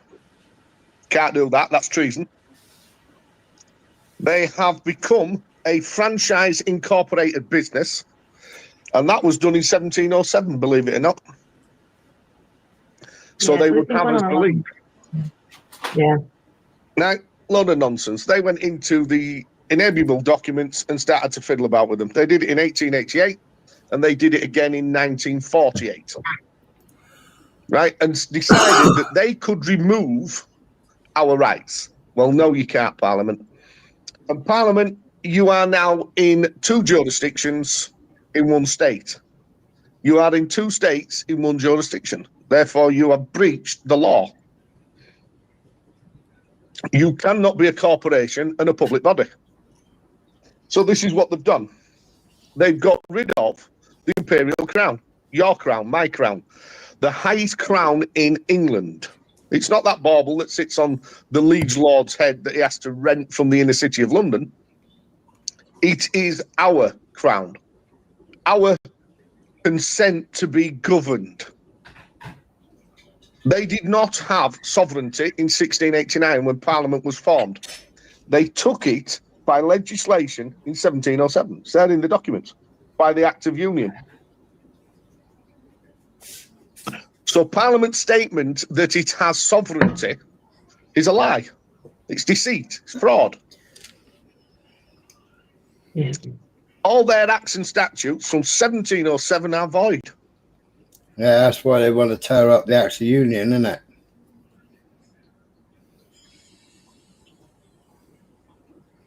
Yeah. Well, we get rid of the problem. Sorry, say again? So, yeah, that would get rid of the problem. Yeah. If that's, you know.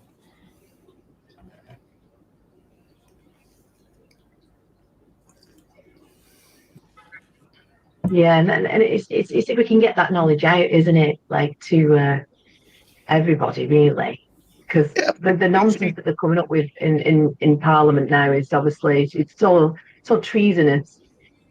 Well, it's been treason since 1707. They've literally give themselves authority to convert the men of the land, and I know that sounds stupid, but it says no free man of the law of the land, not freeman of the land, because that's an Aborigine, right? Yeah. So we are all free men. There they go around again with the free men thing. Why? What's so different about your Mrs. Urban? Where does she normally walk around where she feels in danger?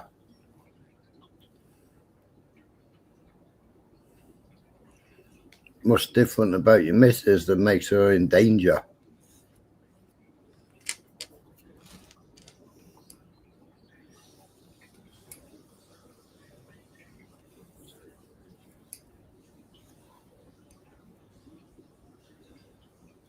Yeah, that's right, Blunt. That's why you get a British passport. It's all Brit shit, isn't it? See where it is. I don't know where he goes on about the baby. I think it might be after this. Women. Okay? That's what we are. No ifs, no buts. That's what we are. So what they've done now, and to get at our sovereignty, is they've removed it slowly but surely by transferring us into corporate vessels by acts of statute, which is an illegal conversion. Right? You cannot do it. Look at Archibald 2025. Okay, it tells you there's international treaty law that says you can't do it. They violated every treaty, including the Geneva Conventions, right? This is why they're now smashing your doors in at will, taking your property, because they have now registered you through the Isle of Man, right? And we've got the documentation. It's there in section S790LQ. All persons are now companies. Let that sink in for a minute.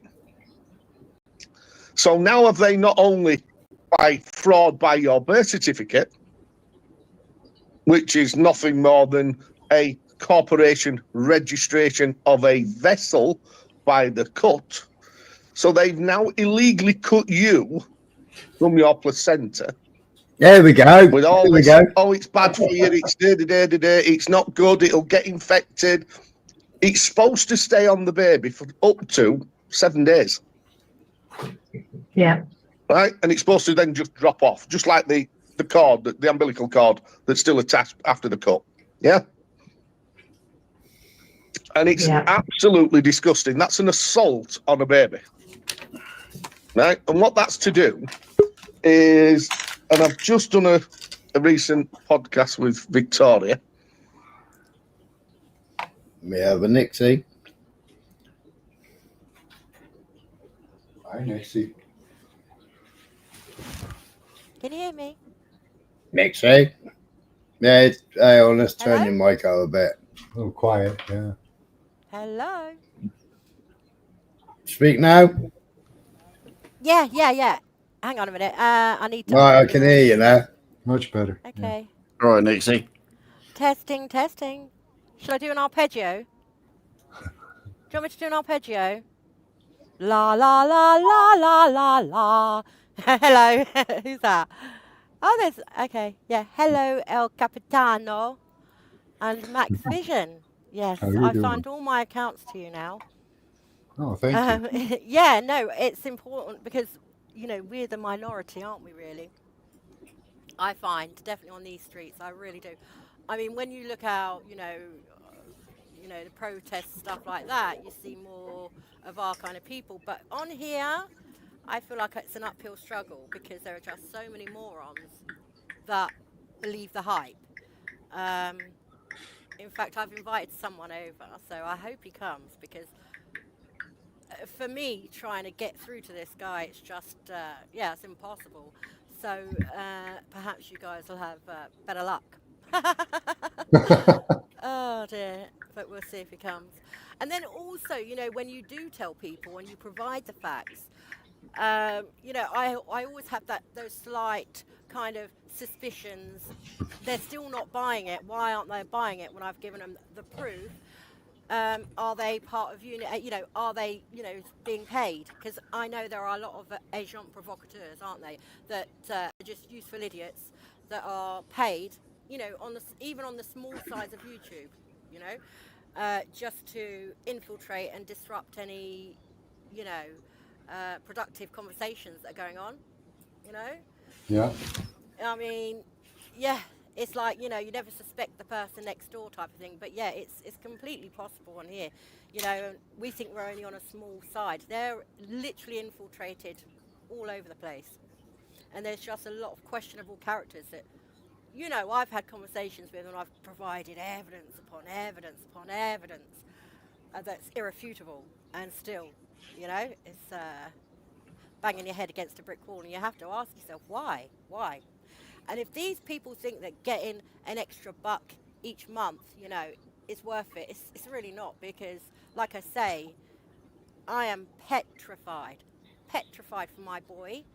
And when he finally has children, absolutely fucking petrified because if it's bad for us now, Jesus Christ. Yeah. God help us, literally.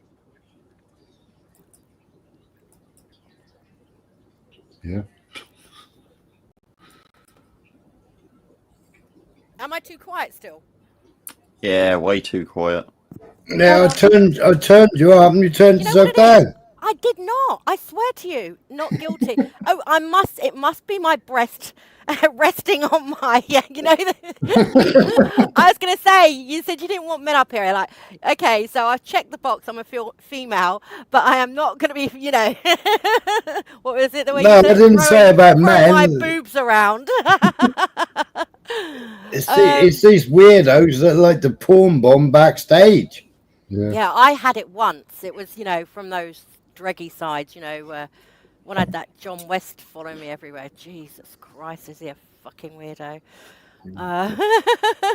And it's embarrassing, you know, if you join you can't share the live streams out because I like to do that, but you can't because these weirdos just they descend upon you. These people, you know, that troll with no lives. Yeah, and it's just embarrassing, you know, when you get idiots like that and you're like, look, I'm not friends with this, but you have to explain the whole kind of, look, you know, someone that dislikes me has sent him over. I don't hang around these kind of scumbags. But,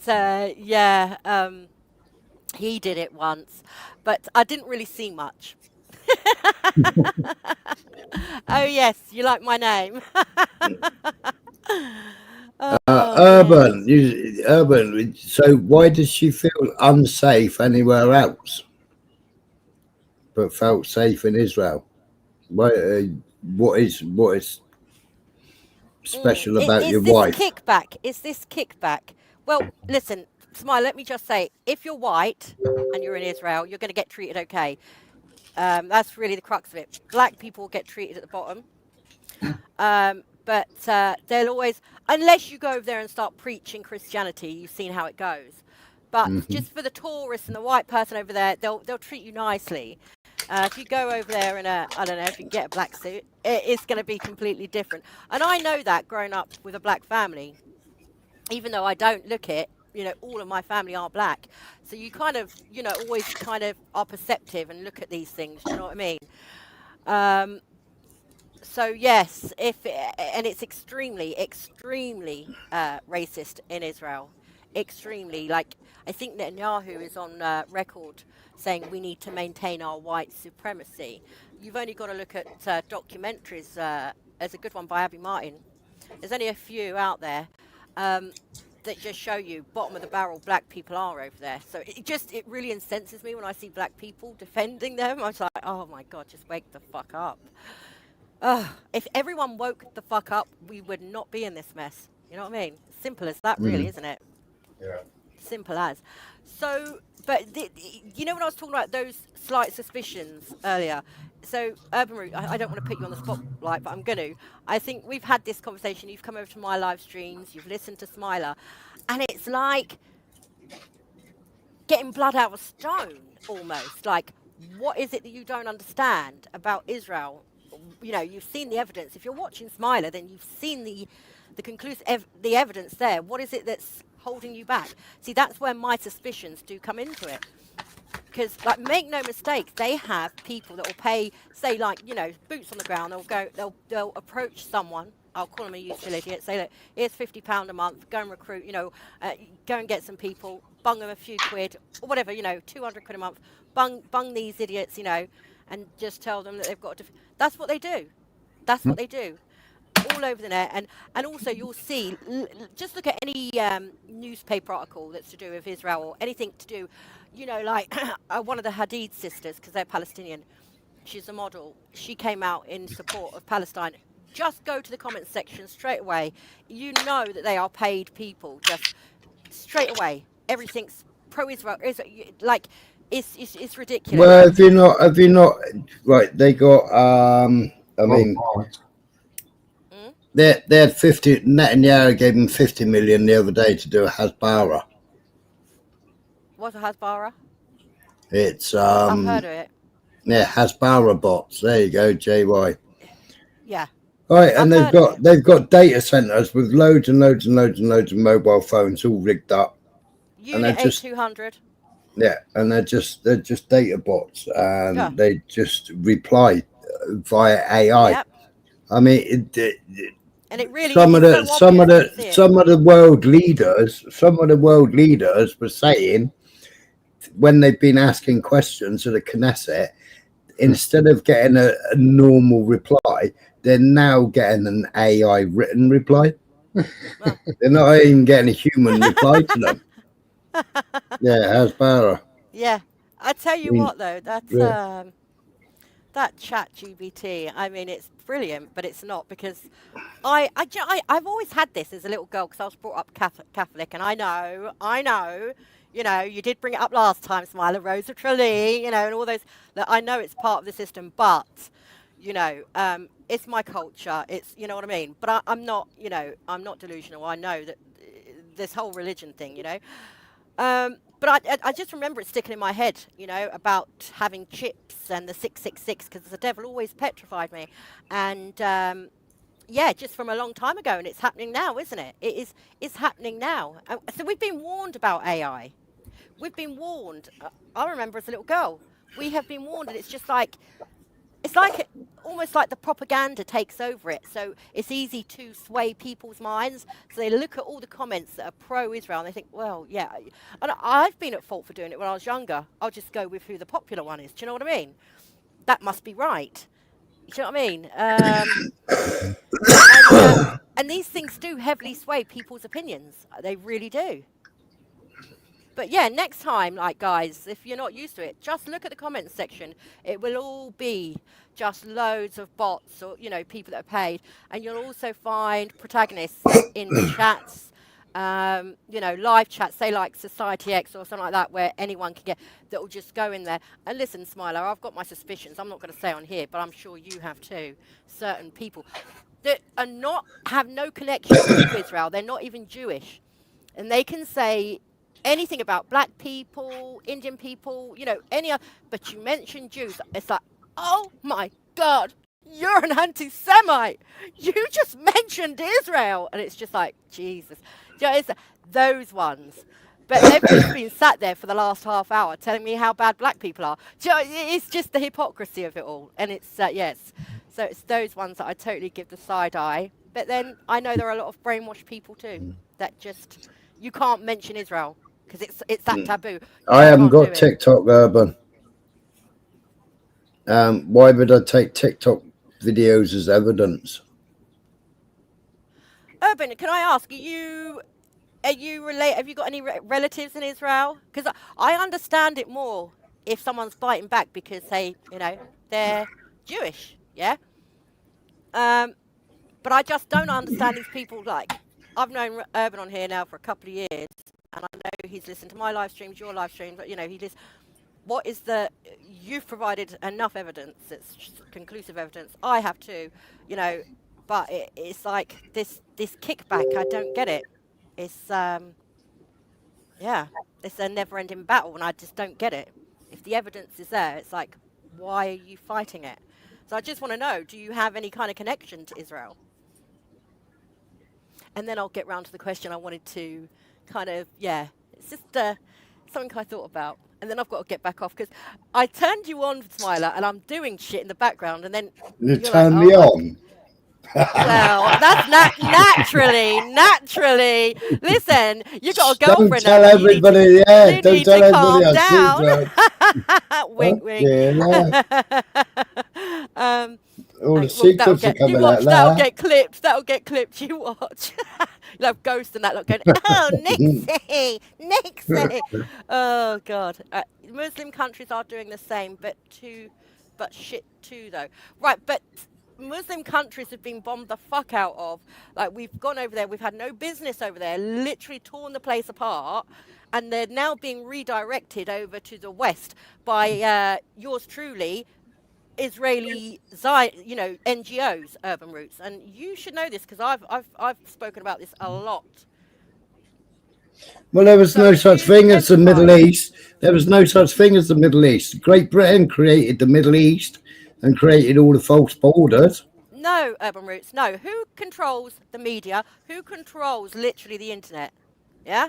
I don't really see many, any Muslim people in power, believe you and me, are crypto Jews, like the Saudi royals and all of those. Why do you think no one's come to the rescue of Palestine? This is what I mean. It's like that kickback. You provide all that evidence and they just don't want to see it. So that's why I'm asking, do you have an affinity? Do you have some kind of connection to Israel, Urban? Like that's the point I'm getting to now. And I'm asking people why, if we're providing the evidence after evidence, and it takes a lot of time as well, doesn't it, to do research? Do you know what I mean? And they still come with this. It's like, okay, right. So the evidence is right in front of you, but clearly you don't care about your kid's future. You don't care. Do you know what I mean? You'd rather, I don't know, if you're getting paid, you'd rather get that £200 a month or whatever. Do you know what I mean? This is a very serious thing. To me, it is very serious.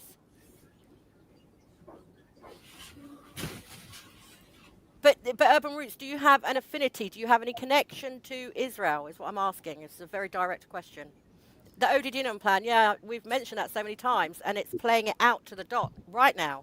I got her inside, so I just wanted to make But for me, guys, right, you know when you say about the Palestinian flag, I just want to just touch on that.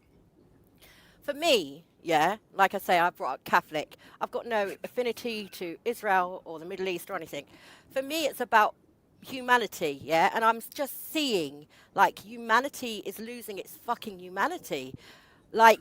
I don't think this would, when I was growing up, people would help each other and, if someone was hurting, people would be there. And you are seeing, it's almost like people are NPCs nowadays or just having, and, they're filming this massacre going on and you're clearly seeing babies, kids are being fucking massacred. Babies are being massacred in the hundreds of thousands, by the way, because the Lancet, that's a reputable medical journal, has, it's a projected, and this was in 2020, before October last year, it was over 300,000. So can you imagine what it is now? Yeah.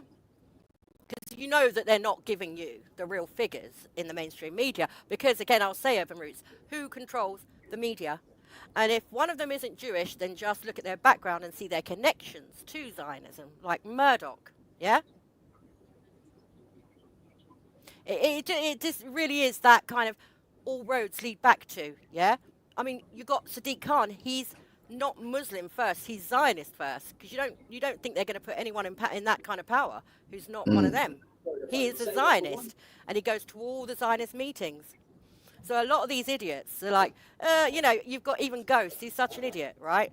And he does nothing for his like Muslim brethren. He just goes live every week to scream about women. And again, I'm suspicious of that, you know.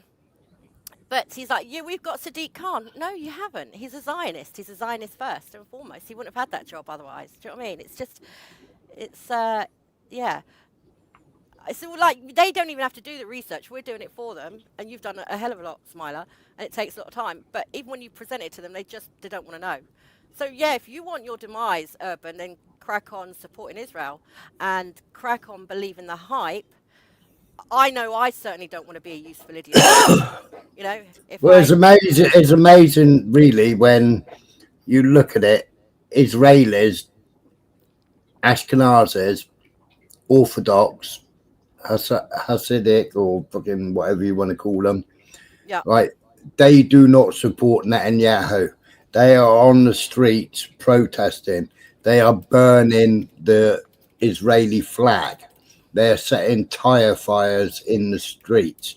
They're camping outside Netanyahu's house. He's hiding in a bunker, right? Yeah. Oh yeah. And there's hundreds of thousands of them coming on the streets. Yeah. Yeah. And then when they were bombed, they supported the bombing. Yeah. They actually supported the bombing of their own country because they thought it would wake Netanyahu and his stupid government up. Yeah. Yeah, I understand. Yeah. No, I get it. But what I'm trying not to do is get into rows with people over it. I really don't like. We should be able to have a debate without, you know, all the name calling and da da da da. Do you know what I mean? I'm just trying to get away from that. Do you know what I mean? All that kind of, I don't know, targeting and shit. Do you know what I mean? We should be able to do that, especially when we can provide the evidence and dispute any bullshit that they're saying. Do you know what I mean?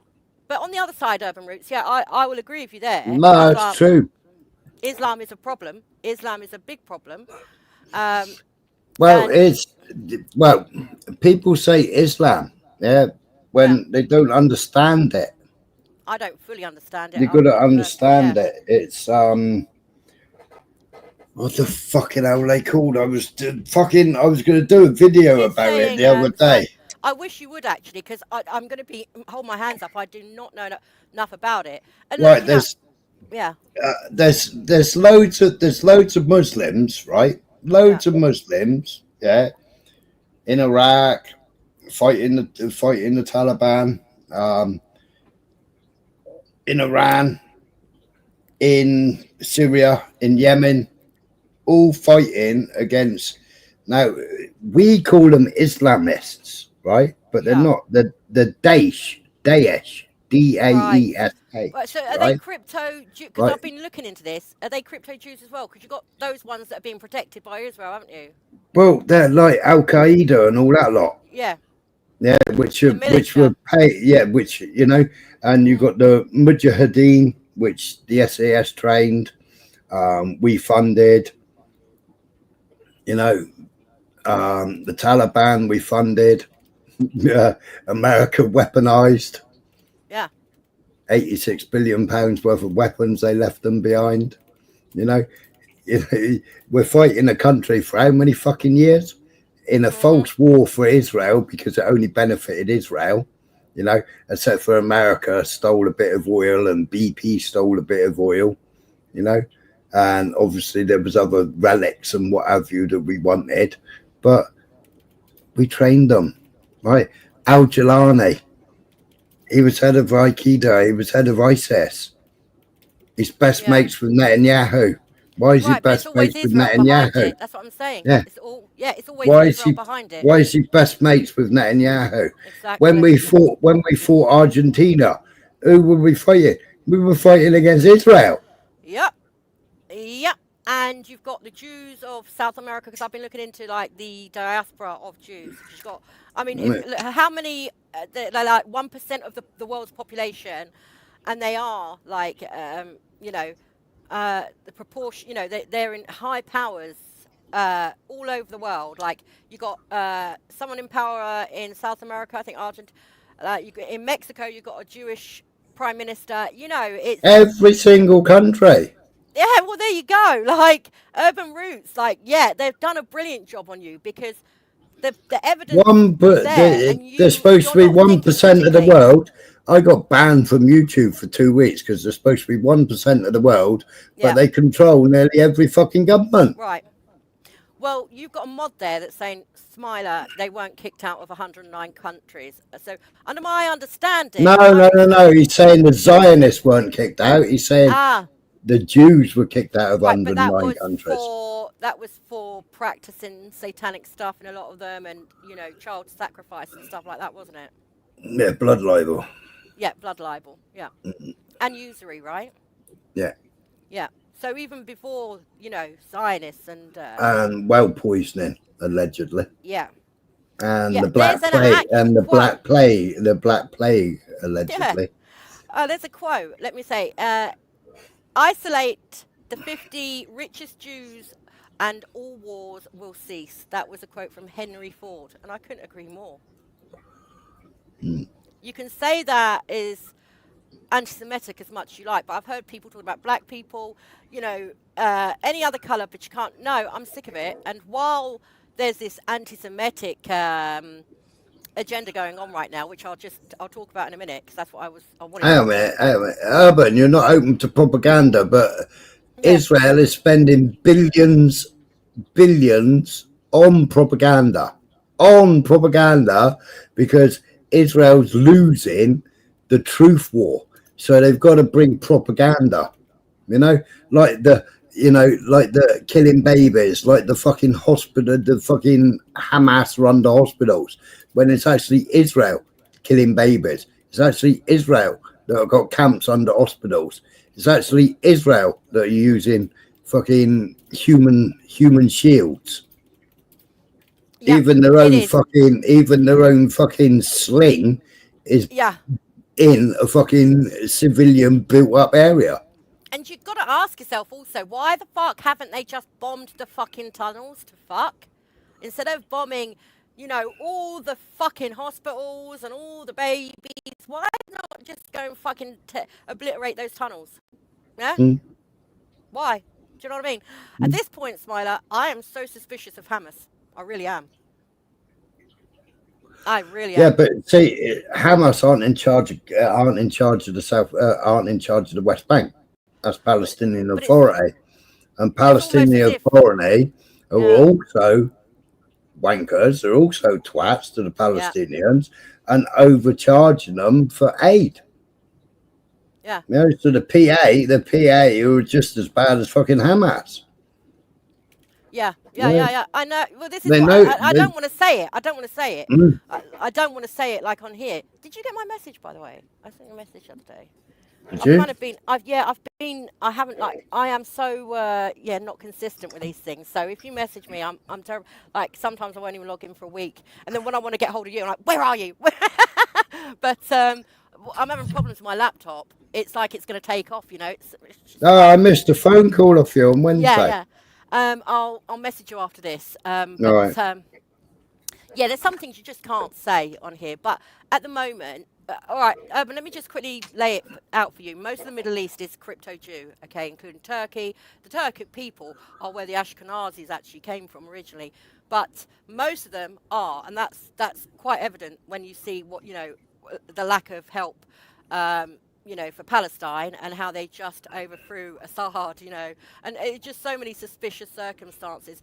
Look at the Oded Yinon Plan, 1982. Oh my God, guys, shit. Sorry. I've got a phobia. No one Spiders, fucking just the spiders. Yeah, bye. Hang on.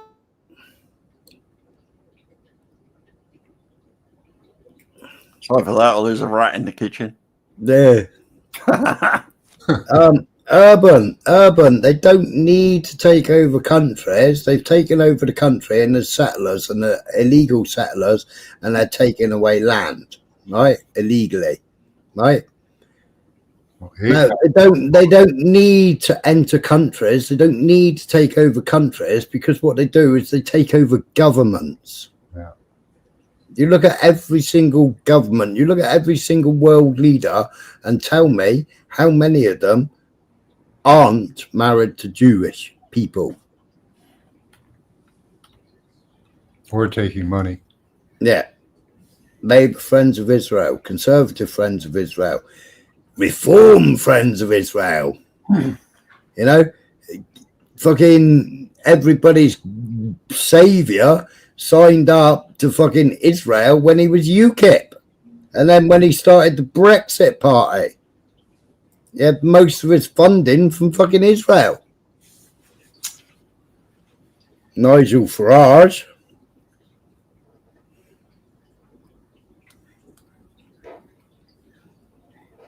Yeah, they got APAC in the US. They pay out everybody.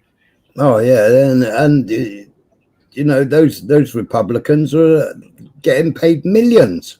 Mm-hmm. Can we do a welfare check on Nixie?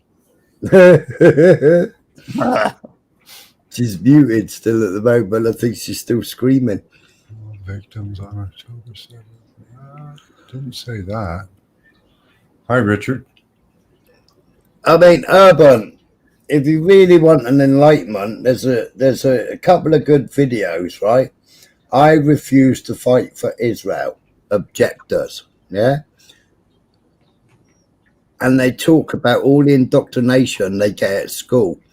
Then they talk about why the Palestinians are so fucking angry, right? And they talk about it, and then they talk about the army, the IDF, Israeli occupation forces, yeah, their actions causes the anger coming from the Palestinians.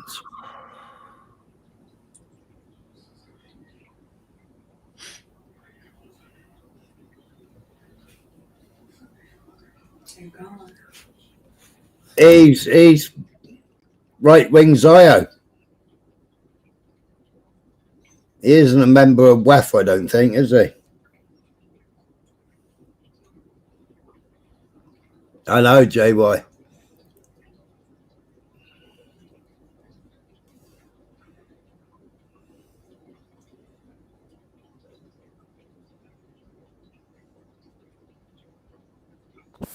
Sorry about that. Just compose myself. I fucking hate those bastards. Use the phone book. We don't get those anymore. No. I ran out to find that, like, this spray, like, it's just like washing up liquid. It tends to work in this powerful spray bottle. And I've come back in and it's disappeared. So, guys, if I slip off, yeah, it's because I've been eaten by a massive fucking spider. Now he's a mutant spider. One time, because I've got just white linen in my bedroom, and one night I woke up and there's a massive spider at the end of my bed. Because I've got white linen, you can see it. It's just the worst thing. And you know, sometimes you just like little things. I'm like the corner of your eye, and always looking. It's a spider. It's that spider, and your heart goes, "Thank God, no." But today it was out the corner of my eye. That big blob. It was a fucking massive thing, and I don't know where the bastard's gone. Gee, it's like, oh my God, I would rather fight a super soldier than a fucking spider. Right, now, I just got to address Urban a minute. Urban, as soon as that flotilla and that drone, who was the first person to fucking debunk it on here? I debunked it. I told you that he fucking fired a firework or a fucking flare gun. Right? I told you when he ran to the back, he had a blue gun-looking object in his hand. I told you that the video was 29 minutes long, but they only showed milliseconds of the video. So where was the other 28.5 minutes of the video? I told you all that right from the beginning, Urban. So don't come saying that I fucking believe the flotilla.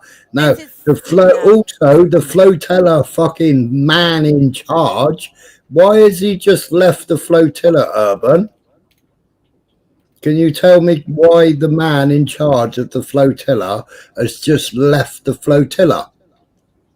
Can you tell me that?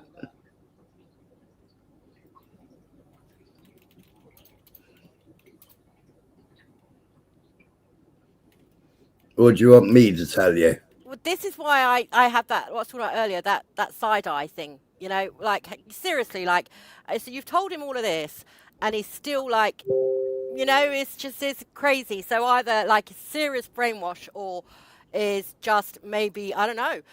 Listen, it's not a far reach to say someone is paid, because at this point, if they are still just trying to aggravate and just try, literally, no matter what you've presented to them as evidence, they don't want it, they don't care, they don't believe it, then they're either really dumb, really dumb, really easily led, or they're paid. Simple as. But if you've had all this information he still hasn't answered why his wife felt so safe in Israel, but feels unsafe everywhere else in the world. Well, that's quite easy, isn't it? That they put themselves first. They don't take any immigration, do they? They send it all here. That's why you're not safe here, because they are sending them here, Urban. And I've videos on this.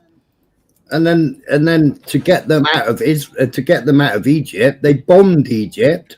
Yep. And blamed it on Afghans, etc. When it was really Egyptians, and it all came out, and it was Operation blah blah. I can't remember what the operation was called now, but it was actually the Jews that actually bombed it. I've covered it on here before, but I can't remember what it's called now. You know, the same as when they influx a country to make the Jews scared, so they move back to Israel. You know, the same as they did right at the beginning. Was it Olive Branch? No, it wasn't Olive Branch. True Promise. The same. Yeah, there's loads of them in there. Operation Mercy, Orchard, Peace Spring, Summer Heat, Susanna, Euphrates, Judilla, Cyclone, Northwards, Mockingbird, Sea Spray, Timber Sycamore, I think it might be. No, Timber Sycamore. Because actually some operations have other operations the same name, like but a different name. Yeah, but, they changed it. Yeah. They changed. They like the one the other day. They changed it in the middle of it. Yeah. Well, I mean, it is, but there's got to be a reason behind it. Enter name. There's got to be a reason behind it, and like I say, it's not a far fetch to, you know, start giving people the side eye when you've literally laid it all out there, given them so much evidence, but they still want to support the enemy. Then you know, what do you think that, you know, whatever if you are getting paid, that's really going to help your future generations out. Really going to, unless you're the upper echelons of society, you're not going to get nothing. Operation Susanna. Yeah, there. It was called the Lavon affair. The Lavon, Code name Operation Susanna, conducted in Egypt, and it was when they were blowing their own fucking Jews up. Right. To force them to move out of Israel. Yeah. And by the way, guys, like, people keep talking, you'll hear Base Luke, you know, about Hamas, October the 7th. Hold on. Like, there's been evidence, right, that's come out quite recently that literally categorically, without any doubt, Israel knew about it, yeah? They also had the Hannibal Directive that killed some of their own people, yeah? Well, they're estimating about 600 of their own people. Yeah, but they knew about it. So if they knew about it, where does the responsibility lie with October the 7th? Yeah? But it's like the other night, I was supposed to share IDF or IOF, Israel Occupation Forces, actually in the Knesset, actually tipping out bags full of fucking medication that they've been prescribed, actually telling the Knesset why were we ordered to stand down at 5:30 in the morning, Why were we ordered? Why are my friends now dead? Why did I have to witness October the 7th? You knew about it and you told us to stand down. It's 15 minutes for a helicopter. They weren't raised for 6 hours. You know what I mean? Like, that is literally, it's a really redundant argument. Yeah, but October the 7th. I mean, Piers Morgan has had to change the narrative now. Yeah, even though Piers Morgan's had to walk it all back. Yeah. But at this point, okay, so this is where I'm going to get onto my question. But at this point, what they need, because they're at the final phase of this, nefarious agenda, okay? So what they need are, to be able to usher in their Messiah, they need Jews to go, a certain amount of Jews to fill, the Odedinon, which is the greater Israel, because once they've, decimated the place, they're going to have a lot of room with little people. They need to fill it up, okay? That's part of the agenda. So they need anti-Semitism to scare Jewish people into moving there. And you're actually seeing an influx. A lot. I mean, I see on the news the other day, Canadian Jews, like 600 arrived. Or it's working. So when you've got shills like Kanye, yeah, and Candace Owens, right? I'm going to say her, and I'll tell you why as well. She's married to Lord Farmer's son, right? They didn't have any relationship before marriage. It was just marriage straight away, which I found suspicious. But her father-in-law is an avid Zionist. Now, they're saying that Charlie Kirk was killed for mentioning them. Okay, that's allegedly. So he had hardly said anything. Candace Owens is on all the major networks, effing and jeffing and saying everything about Jews, all right? Well, almost, I mean. But she's getting away with it. And you don't once hear Pierce pull her up saying, well, that's anti-Semitic, yeah? So you've got to question these things. Why hasn't Kanye been cancelled? Why is he coming out talking against Jews and then pictured the next day going into a synagogue, yeah? So like Kanye was cancelled. Oh no, he's still out there. He listen. When this was happening, I was seeing pictures of him. Kanye was calling out all the Kardashians and how he was scared for his son. Yeah, I think so. But at the same time, he was, listen, if he was coming out like that, you should know, Smiler, like all the things he was saying about Jews, and he was being platformed on, what's that guy, that Jewish guy, like he's a physicist or something. He's Jewish. He's been platformed on all the big places. That ain't going to happen. In the real world, that ain't going to happen. Yeah, he hasn't been knocked off. He's still got his, a lot of money. It's all a hoo-ha, because they need to create a lot of hatred towards Jews right now. So, and I'm finding that we're allowed to say a bit more at the moment than what we've been. I've lost channels for a lot less. Do you know what I mean? So, Candace Owens, right? Yeah, I think she's a total shill. You just look at her connections, connected to all of them. Pictures of her with Tommy, like before, and the Tates before they were famous. Yeah, it's just easy to connect the dots and see. People they have been taken out for a lot less, for saying a lot less, yeah.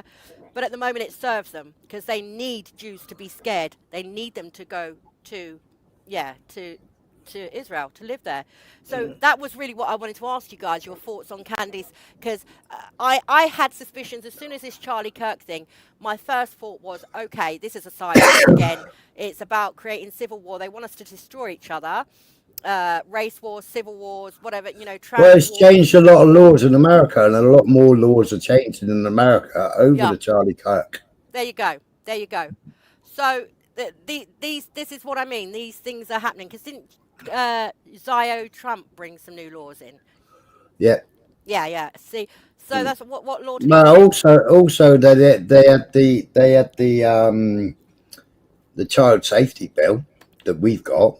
They had that. What was it? 2 weeks before, Michael? And it's called TOSC, is it? Is it TOSC? Yeah, that's what it's called. Yeah, I think it's so TOSC, isn't it? People are so dumb, and people are just like, okay, yeah, it's for our own safety. Yeah, digital ID, okay, it's for our own safety. Like, and this digital ID apparently, allegedly, only applies to British nationals, not even the illegals that they purportedly want to get rid of. So yeah. Yeah, well, that was brought in. Tozer, that's it. Yeah. Yeah. Now that kids was on the digital ID thing was all agreed last year, September last year, in the United Nations. All the countries signed up to it, Listen, all the and a conspiracy, lot more. all the conspiracy theorists like David Icke, and people want to try and attach this. Ooh, David Icke, but listen, he was right about a lot of things. Yeah, a lot of people have, said this is going to happen back in the 90s. In the 90s, and it's happening. It's happening right before our very eyes. And I posted on my wall, literally, sign this like your life depends on it, really, because it's going to be that. Then 15-minute cities. I can't live in a world like that. People need to wake up. They just need to wake up, because if people just thought a little bit critically, and people stop being useful idiots, and if anyone is taking money from, people, agents on the ground, just think, is it worth it? Your future generations are going to be enslaved. Basically, it's going to be a very demonic place to live. And that's no word of a lie. That's no joke. Yeah? It's as simple as that. First of all, Urban. Procrastinator. First of all, Urban, you still haven't answered my question why your missus feels scared everywhere else. I'm going to jump off. Thanks for having me, guys. I'll listen to you in a bit. All right, Nixie, I'll catch you in a bit. Big up yourself. Check your message in a bit. Yeah. All right. Kiss, kiss. Bye. So that's the first question. Now, Piers Morgan getting more views being anti-Israel. Well, no, he's had a lot more people that come on, and he's actually listened to them. He's actually had IDF soldiers that have stood down. He's had IDF reservists that have stood down and refused to soldier, that have been imprisoned. Right? He had an officer and a sergeant. Now the sergeant's a Zionist, and he had an officer on there the other day, and he listened to what he had to say, and then he argued, and then the Zionists got it completely fucked up on his numbers and actually put more deaths, and Piers Morgan picked him up on it. See what Urban's on about. He's on about Charlie Kirk again. Is it deranged? Is what deranged? Agree that the theory that the what's it things killed Charlie, is it unalived him? Is it deranged? Answer to that is who knows. It's still really an ongoing investigation as such, isn't it? Because until you can actually physically see that bullet and that's released to the public, who's to say that that was the right? It's never going to be released because there was no autopsy. No. Right, and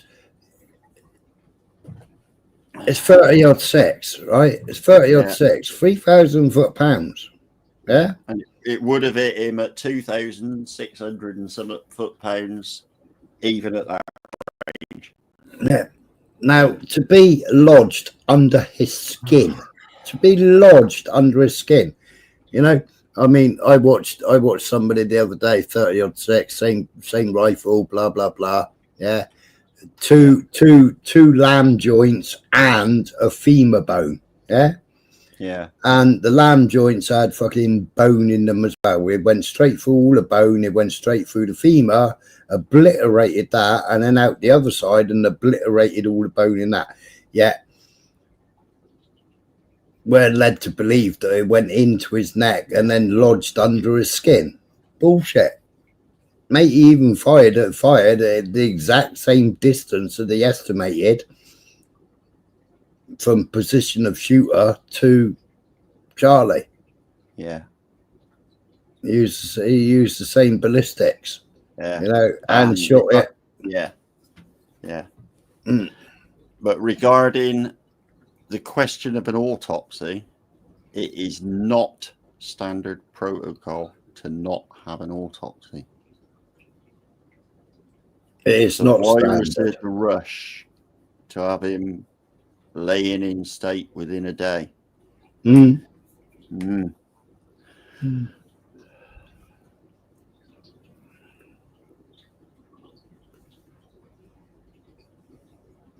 I mean, he was literally shot the one day, and he was led in his coffin, and he was, what do they call it, embalmed or whatever you call it, and in his coffin within 24 hours by the look of it, wasn't it?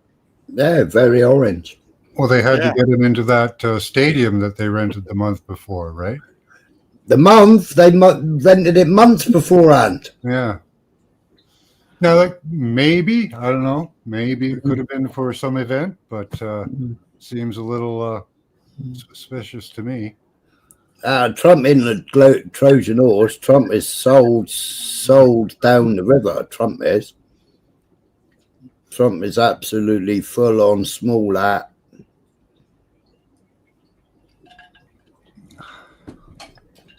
I mean, even if he did have an autopsy, it would be nigh on impossible to have had that and get embalmed and to be led in a coffin within 24 hours. I mean, it's talk about fucking miracles. I mean, they're saying a miracle killed him. So, I mean, let's face it. I've answered that question 3 times about my wife, Smiler. Oh, sorry, Urban. If you have, I don't know. I'll scroll up through. I think a 30, what was it, 30-016 would have took his fucking head off anyway, wouldn't it? Would have spattered the people behind him at least. Yeah. But it wouldn't have just gone, in and straight down into him. I mean, it would have done massive fucking damage, Max. Yeah, I believe that. Yeah. It's a big bullet. I looked at it. Yeah. It's a big bullet. And why was the rush to take that one camera down and invade a crime scene at the same time? Because the bloke pulled the fucking chair out and stood on it, didn't he? I didn't hear you debunk it. Fuck me, I played the whole fucking video. I debunked the fucking time and everything. I showed matey running away, the fucking hippie looking guy. I debunked that whole fucking drone flotilla attack, didn't I? Fuck's sake. Yeah, I'm kind of leaning towards the that microphone exploding on him. Shape charge. That seems kind of possible. Smiler, do you give any validity to arguments of the self-hating left in the UK? If not, then why do you hold these self-hating leftists in Israel argument in such esteem? Well, Urban, I don't think there should be Palestine marches in the UK, right? And when you go and actually question them, then they don't know no history, they don't know no truth, they don't know no facts, they don't know nothing. They don't know anything about the 6-day war. They don't know about 750,000 getting fucking shot and blattered. They don't know nothing. So the ones that are marching the streets of the UK, I say shouldn't be marching the streets of the UK. I've always said that from day one. I think there's a lot more to this Charlie thing than just a cut and dried case and putting the finger at this kid either. No, I'm still going up. Well, I guess that's Israel. It's very usable. It's a very usable situation. Yeah. It's so convenient, right? Because they've been trying to get an influencer that they can control in that space of the Christians. Well, he'd already turned down mega money, hadn't he, Charlie? From you know where. Mm-hmm. And I think he was beginning to be seen as a bit of a fly in the ointment, wasn't he? Yeah, they have to push division more. That's, well, I'm going up and up and up and up through the chat, and I can't see where you've answered me about your wife.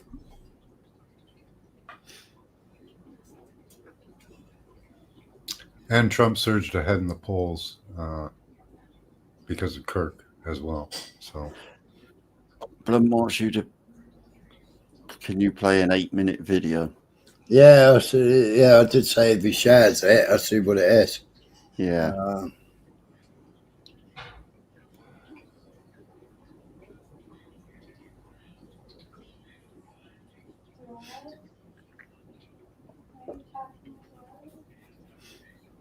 So when you did your heritage, when you sold your DNA to Israel, you actually paid for your DNA to go to Israel.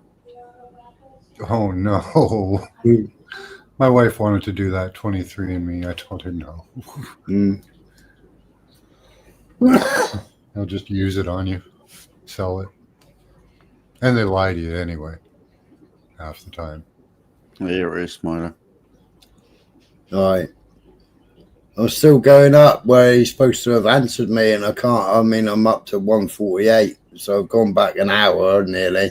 I still can't find the answer.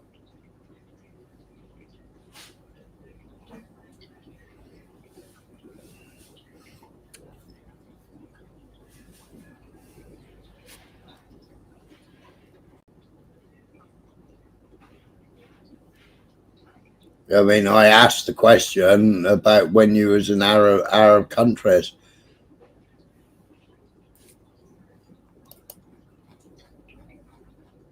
So I can't find any answer where you've answered me 3 times, Urban.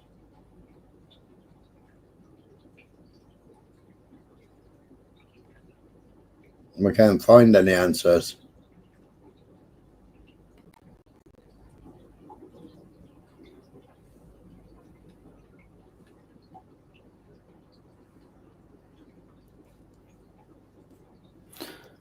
Ah. I'll tell you again, no problem. Body was found Sunday in the landing gear of an American Airlines flight from Europe. Hmm.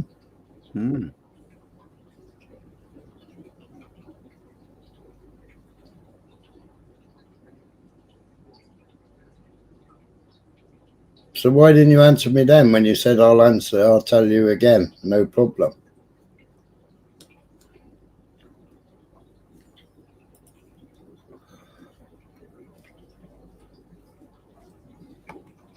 What's this YouTube video there?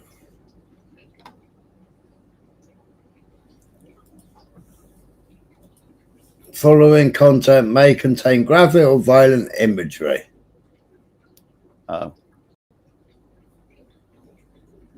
So if I play it blunt, what they'll do is they'll put me over. Ladies and gentlemen, I now have acquired proof that the FBI's official story is false, whether knowingly or unknowingly. We're going to have an entire monologue and talk about a lot of these things after I show you this. But if you take nothing else away from this video, you need to see this. And in that video, you can see the same, what appears to be the bullet coming down, and it does line up with the actual gunshot itself. We're not counting gang violence. So this video was created by a friend of mine who is a Marine. You'll see him here at the end. This is the angle he is showing the shot coming from, showing where Charlie was sitting, and the angle of the shot, which will correspond with this video here, which unfortunately we will blur out Charlie's face, but we will show what is necessary to prove that this was an entry and exit wound. So you'll see him circle the highlighted area right there, and you'll see the exit wound corresponding after, split second after, as it would from an entry and exit wound. So in this footage, you can clearly see that Charlie is shot from his back right, and there's blood splatter coming out of the entry wound immediately after a shot. The first arc is kind of down, as if it's just gushing out from the entry wound. And then the second shot corresponds with when his head kind of snaps forward, that fluid then flips up in relation to that motion. So you can see there's that second splatter flipping up into the air. This is something that I hadn't seen to this date. I saw this for the first time late in the evening yesterday, and I decided that this needed to be put out immediately after. Oh yeah, look at that. Split second after, as it would from an entry and exit wound. So in this footage,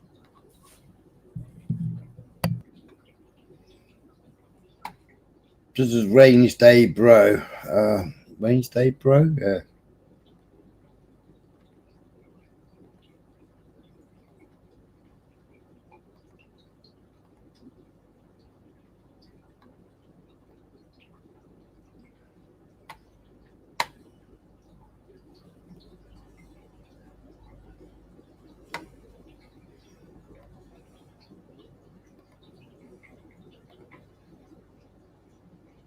1 second, I'll answer again.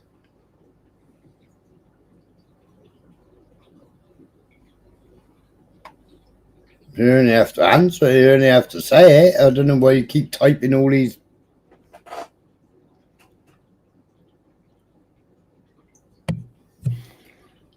I actually saw that the other day. Because I've seen other ones since, and they're playing basically the same thing at different angles. And Right. that's actually his earpiece. Yeah. Yeah, it was his earpiece or his necklace, wasn't it? Yeah, they reckon it was his earpiece. Because Yeah. the earpiece would have gone up the back of his neck and obviously over his ear. Yeah, but also his necklace flew off as well. Yeah. So it's not actual blood spatter or anything. It's actually his ear. Yeah, the one I saw, it looked like there was a puff under his shirt. Yeah. And then he reacted.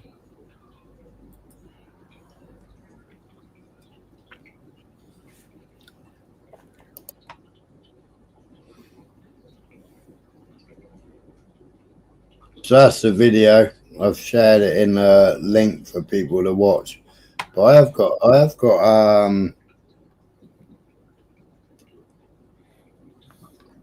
got some bizarre footage. Some really bizarre footage. Yeah, and then Netanyahu came out and reminded us about the pagers as well. As well as referencing Charlie there. 1 sec, I'll answer again. I started answering Nixie and forgot to type my answer again. My bad. Well, that's about 5 messages you've typed so far and still haven't given me the bloody answer.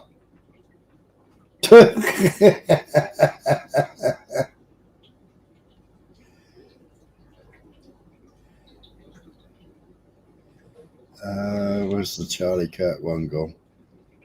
This is very strange. Oh, I'll go back to that one in a minute. This is really strange, this is.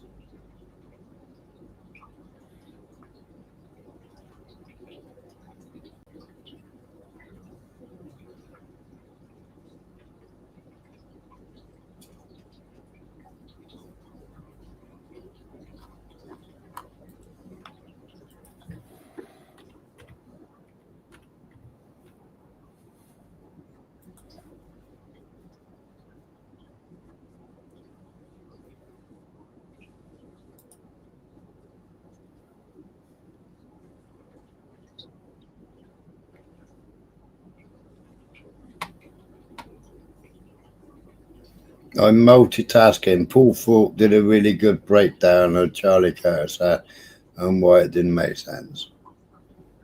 Okay.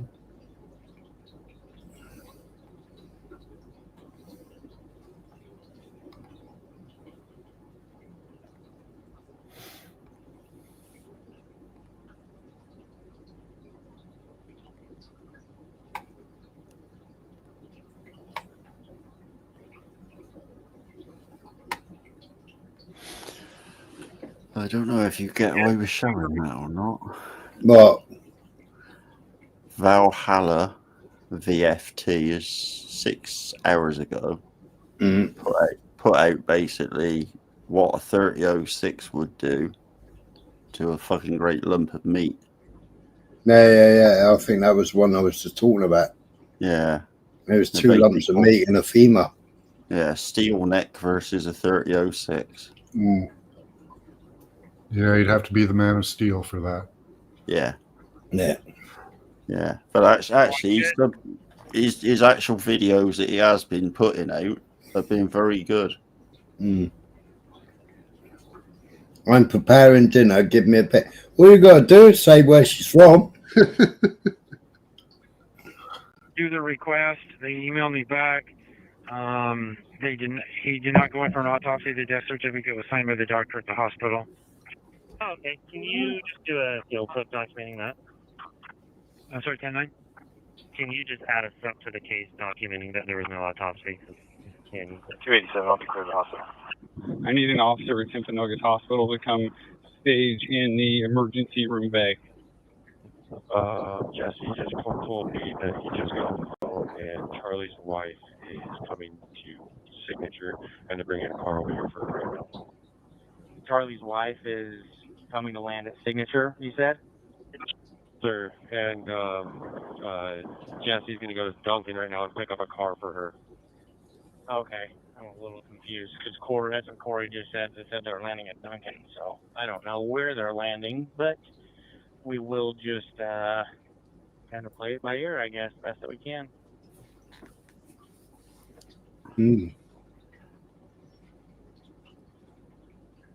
If that's the one that I think you're on about, Blunt, I think that's where it's on a slightly lower place to where the proper shooter was, or the kid that had been arrested was, and they've actually found that is actually a potted plant up there, or a tree of some sort in a pot up there. What's this?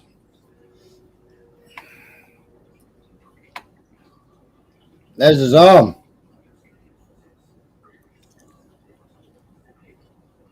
There's his arm after he's been shot. Yeah. Watch.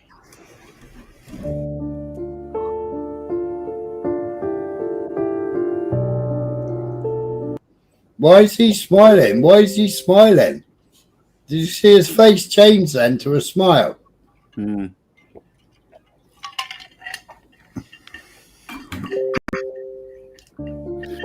See his face there, look. Watch his face. Yeah.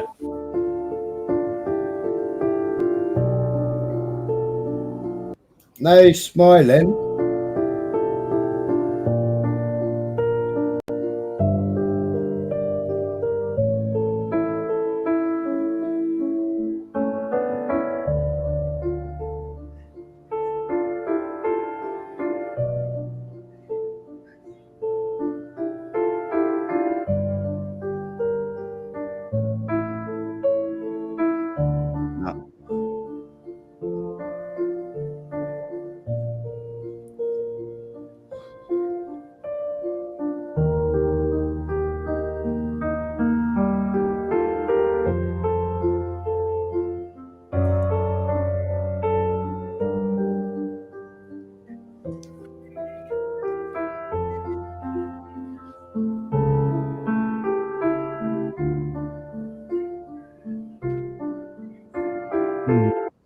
Strange.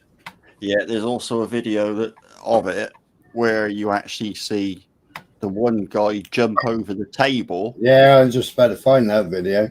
Yeah, and it actually shows that the other bloke in the black shirt is round the other side of the table on the right-hand side, and he is past something after he goes down on the ground behind the table. He's actually past something and walks off of it. Yeah, I'm just looking for that one. Are those people trained in first response? Or some? You'd figure some of them would be, right? You would assume so, wouldn't you, Max? But it didn't look like they gave like a first response to it. Well, they didn't have any packs or anything, did they? They didn't look like they were compressing the neck. They didn't look like they were, pulsing, checking for respiration.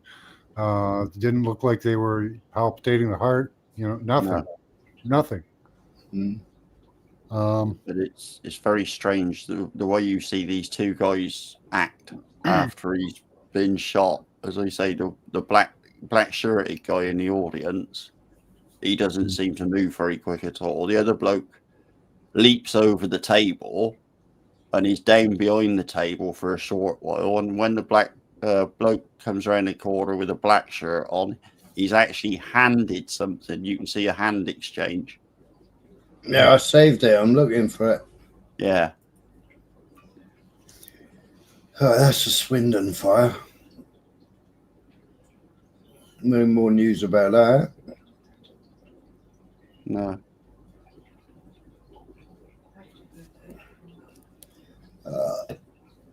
He's gone now. Bye-bye. The State Farm Stadium had a rental agreement back in May for the Charlie Kirk Memorial Day. Mm-hmm. Did he have any other events booked on that day in that stadium? No, it was booked on the Charlie Kirk. Oh. Well, okay.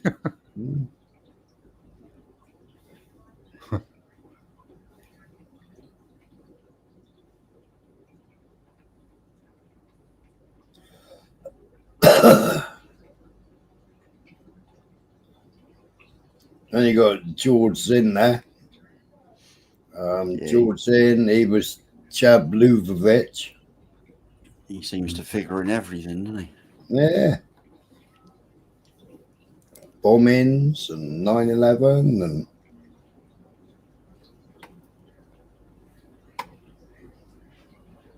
Who was the highlight of their memorial? Was it just Erica, or did they have? Erica and Trump, wasn't it? They was getting it on. They were. Yeah. Right, why has he got his baseball cap in there and spinning it around, and everybody else is running around like running away, and he's going, "Wee, here I am, wee."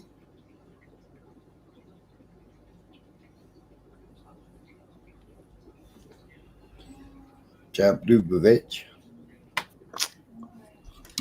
Shoot me, shoot me.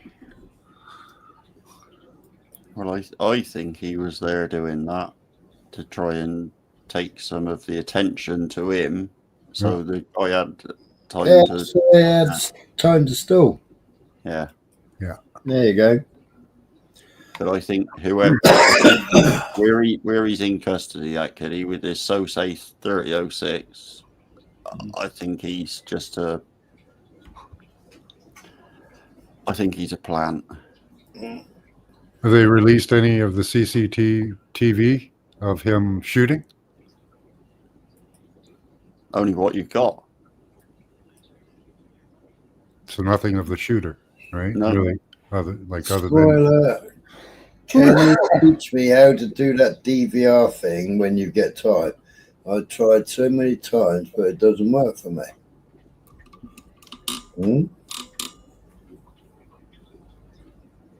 What DVR thing? Now that's the bloke going over the top of the table. Yeah, this is the video. See the bloke on the right in the black shirt. Yeah. Now, he's the one that pops up on that other video. Yeah. Right, here we go. Now you actually watch their hands and stuff.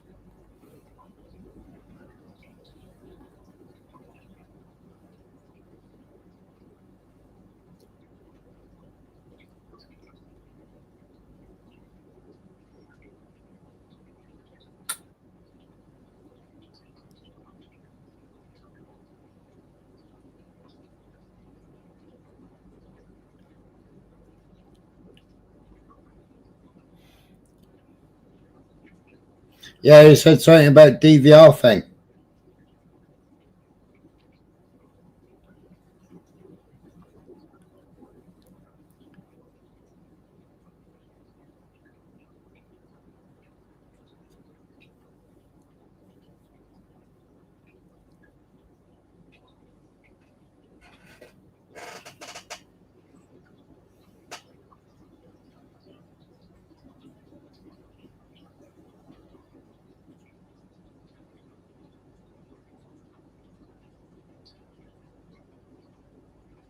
No, that's pointing.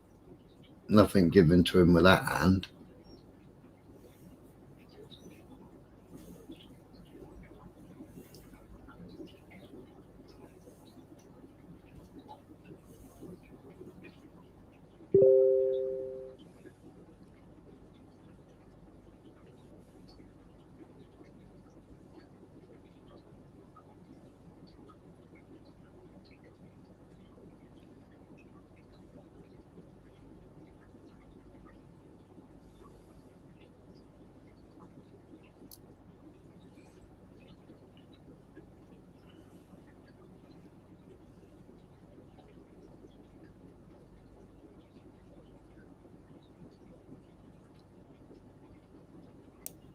What do they think he would need to pass to somebody?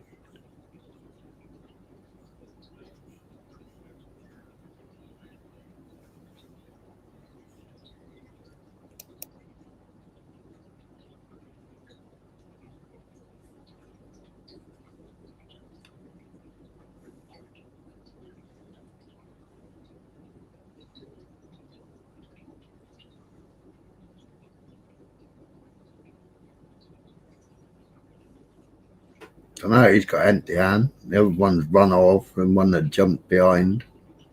Yeah, no, I got a feeling. Is it? The guy in the plaid keeps touching his back pocket. Hmm.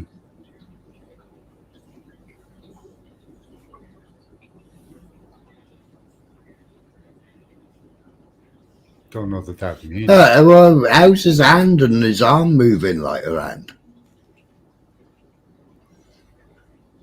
They still haven't grabbed anything and put it on his neck if his neck's supposed to be gushing out blood, have they? No. I mean, mate, he's there with a telephone in the right-hand side.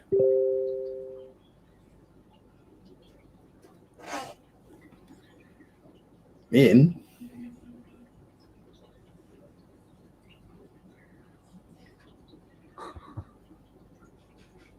Yeah, it makes no sense.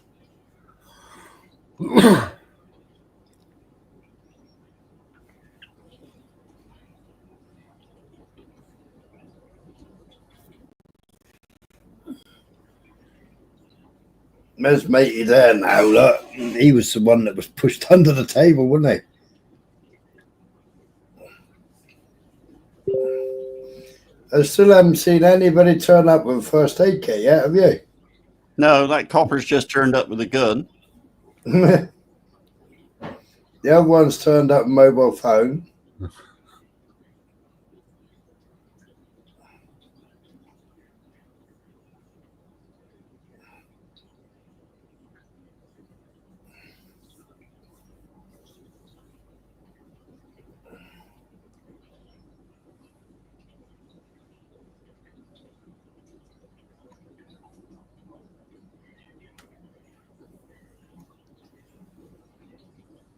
You still haven't given the answer, Urban.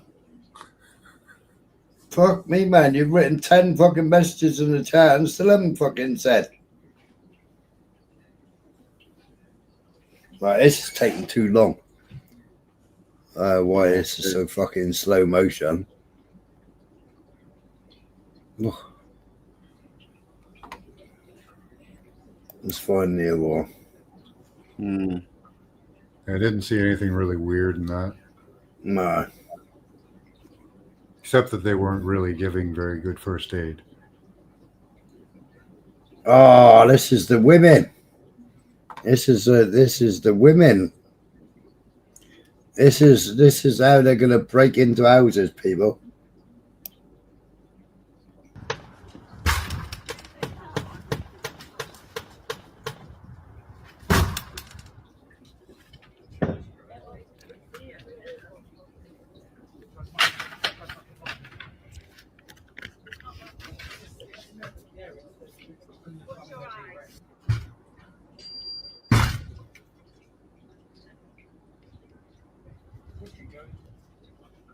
I ain't getting through that door. It's in and out the window. Yeah, you can pull out the bathroom window. Yeah, it's not big one, is it? That's how we get to the... It's just... It's not open. It looks like it's breaching. It's got the ground there. Yeah. I will know to go come and see what's happening. Get up through. Is it? Yeah. It's usually goes better than it's too bad.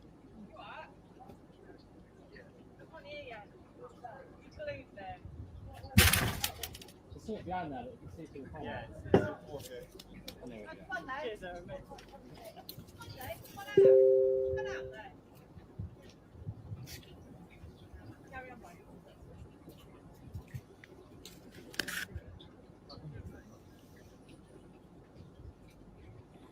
So they can rip a flag out of a 16-year-old girl's hand, but they can't knock a door in. Yeah. Wow. They really suck at that. Oh my god. Didn't even really know where to hit it. But why on earth would you hit it up the top like that or down the bottom like that? Surely you'd go just beneath the bloody lock, wouldn't you? Yeah, that's where you're supposed to go.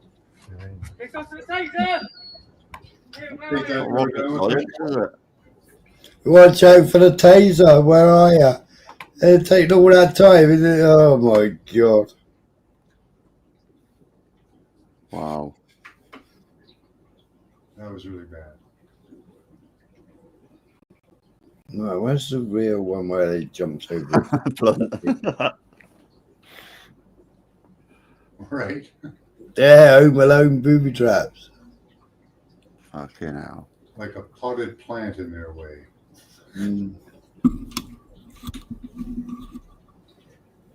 Be about all it would take.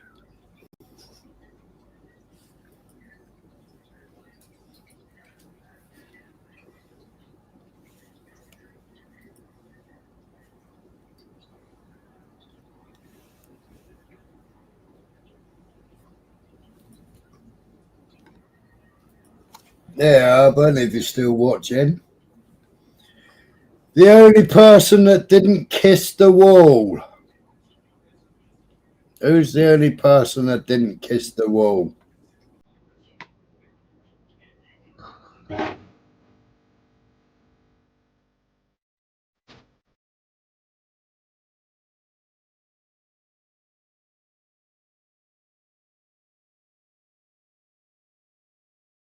And so, my fellow Americans, as not. Oh, look.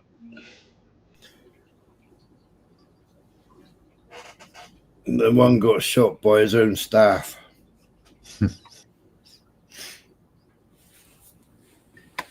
The only one that was completely against it. And then what happened? They stole the nuclear weapons, the nuclear. And they got the usury or usury. And they got the banking system. Urban's ready now. Are you ready? All right, go on then. That's 3 messages, and all he had to do was fucking type in. We're gonna build up to this. Yeah. Dan, Dan, Dan, Dan. He's going to say she's fucking Welsh or something.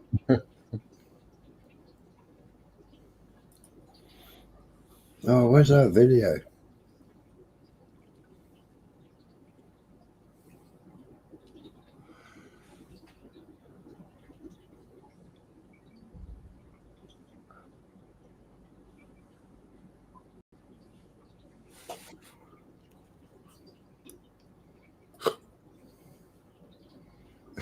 Where's the fucking... No, I want you to say, I'm ready. I'm ready.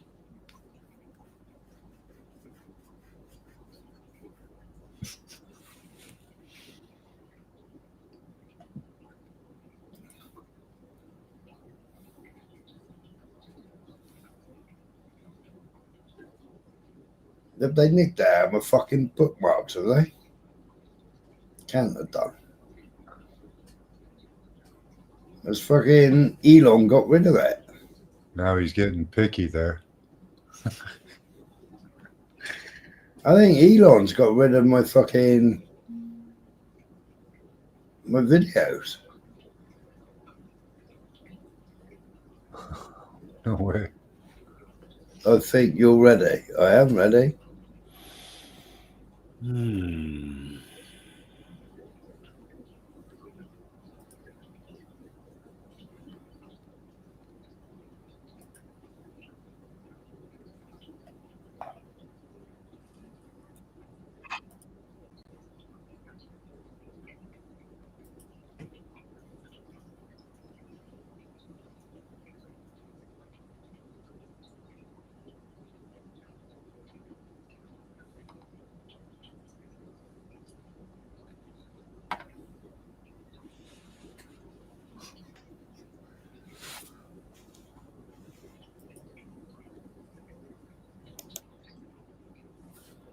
See that?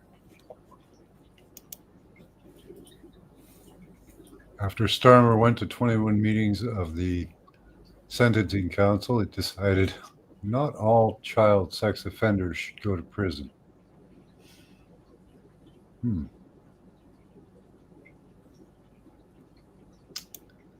doesn't seem right. Yeah, but you said, Urban, you said that the only place you felt safe was in Egypt. And I asked you, why did you feel unsafe everywhere else? What religion, colour, or creed is she? What makes her so special? Is she scared being everywhere else?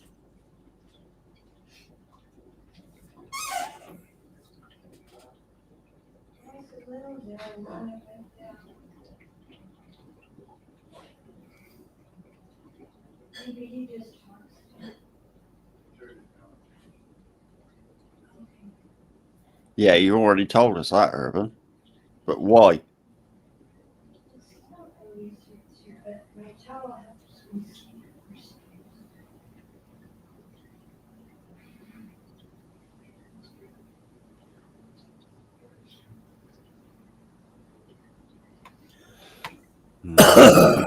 Round in circles we go. She's Chinese. She's Chinese? Huh?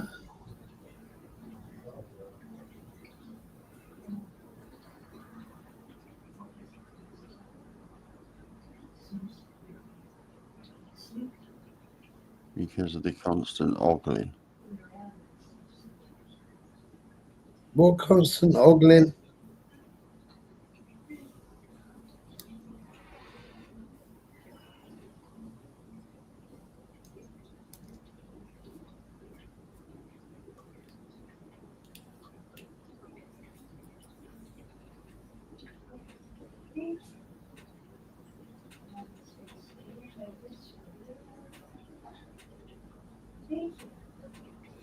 Sorry, Smiler, I must support Liz. Liz who? Nixie. Liz live right now. Zara laid into her tonight on TNK again. Amanda has blocked Zara on that. Liz? Who? Drunk Liz?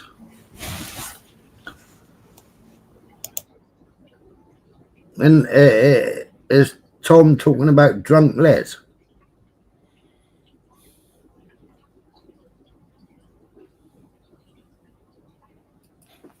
My girl. I go. I don't know. I'm about to find out.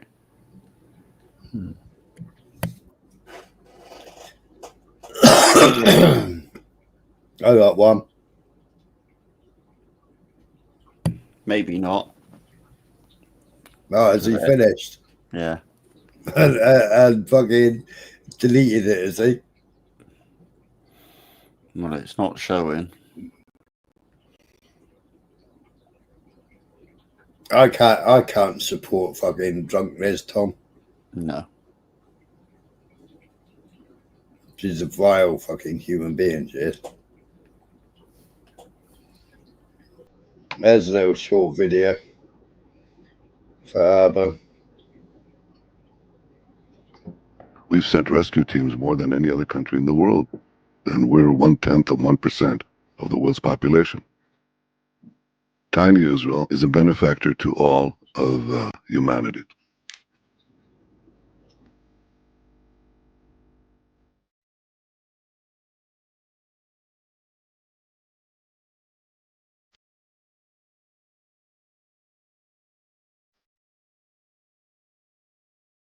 Don't you think he looks like Yoda?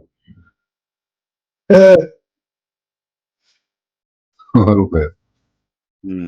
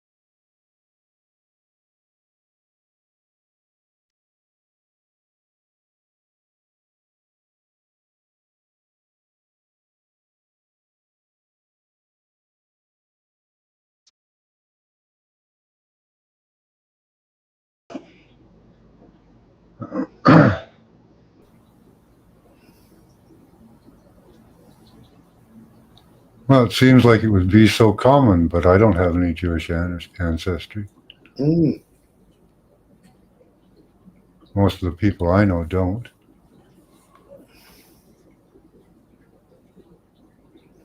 Why all these world leaders, like? Strange, isn't it? And they're only 0.1% of the world population.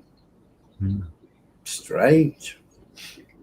I only knew one person in my lifetime that was actually Jew. Three people that had Jewish heritage that I grew up with. My first cousin married an Ashkenazi Jew. Yeah. He was great. I got on really well with him.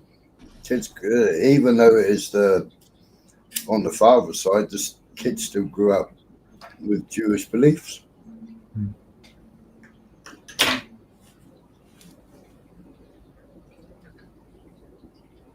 My cousins, obviously, second cousins. Yeah. Huh. Yeah, all the name changing of these politicians too is, Yeah. you know.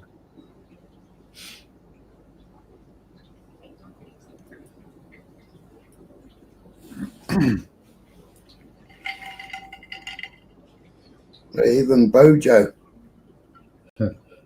Even Boris Johnson. Keir Starmer.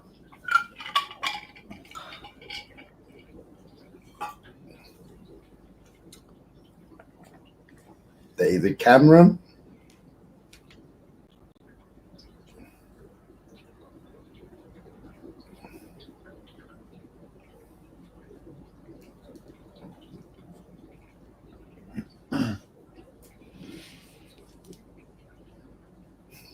There he is. Justino.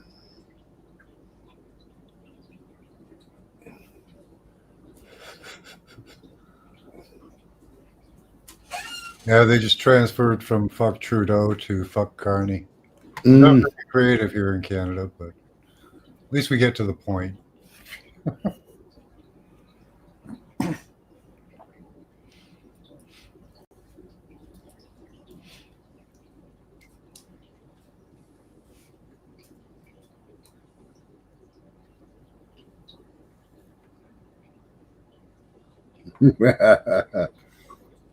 The second shooter.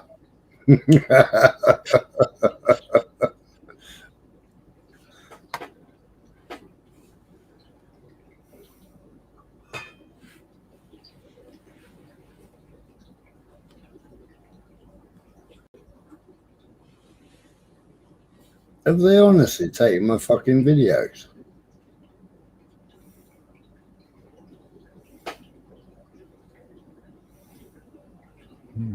No death certificate for Kirk. Mm.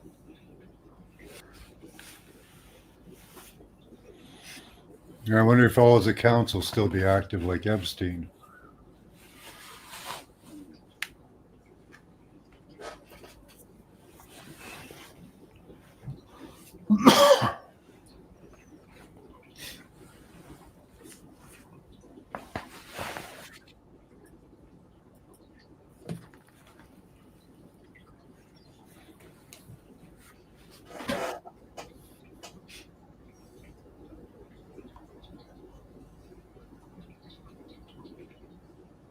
They have been taken down, you know. Have they? Yeah. I've only got that really, really slow motion one now. Bit of a bugger, isn't it? Mm.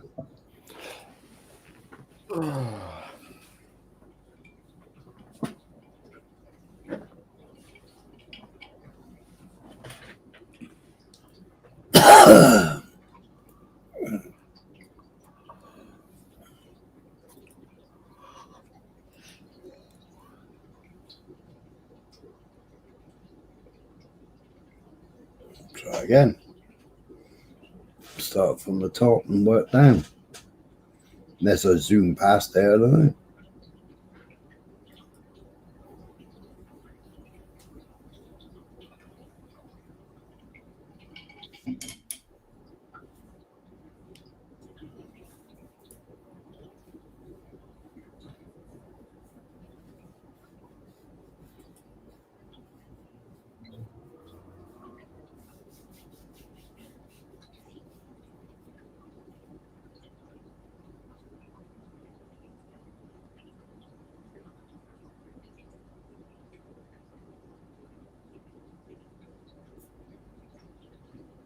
Yeah, that's where all the American speedos are going, is Israel.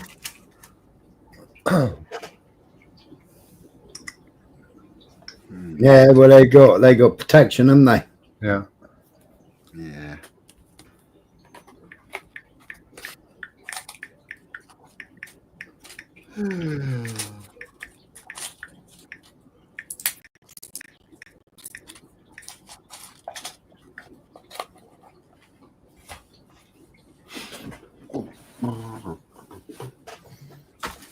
Did you ever look at that?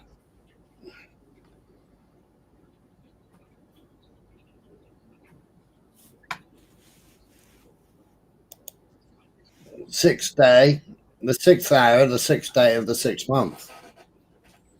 No.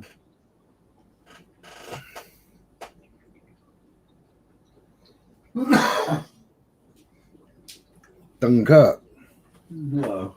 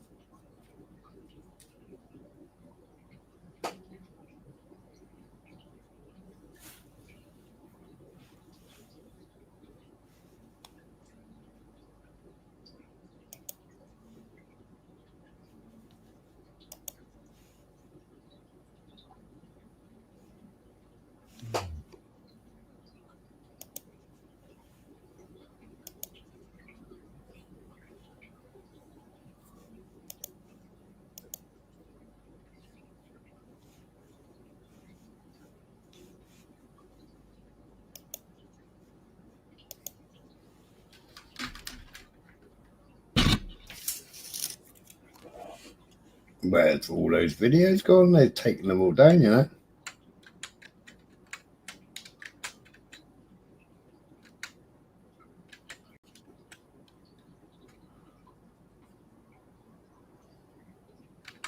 That's mad as poo, aren't they?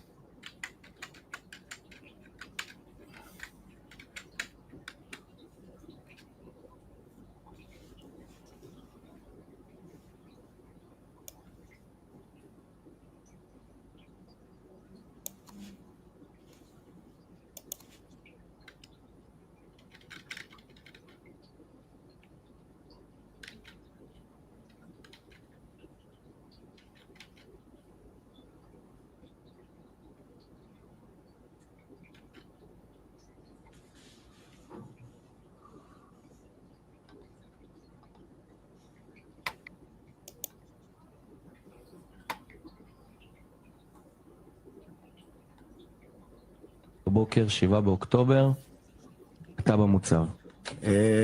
אצלנו ה7 באוקטובר מתחיל לפני 6:30. אני הייתי לוחם במחלקת מרגמות בגדוד 13, גולני, ובאותו לילה אני, יותם סרור, הסמל שלי איתמר בן יהודה, זיכרונו לברכה, שלושתנו עושים לילה לבן.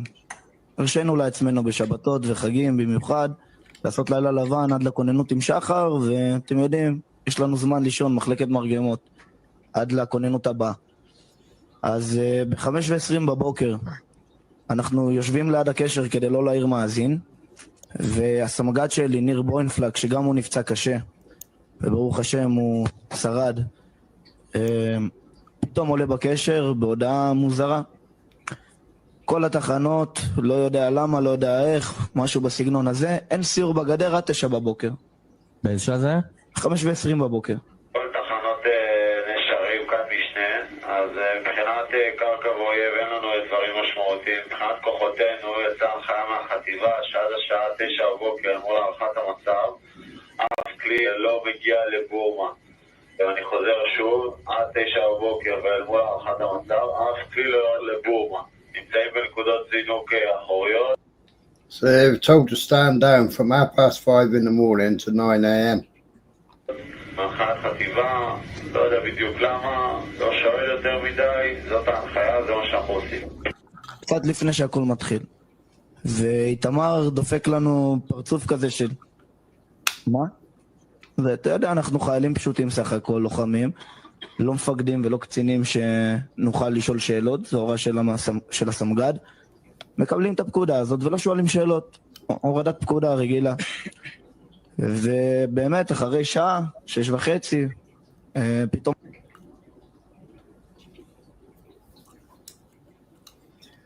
So is he left the urban?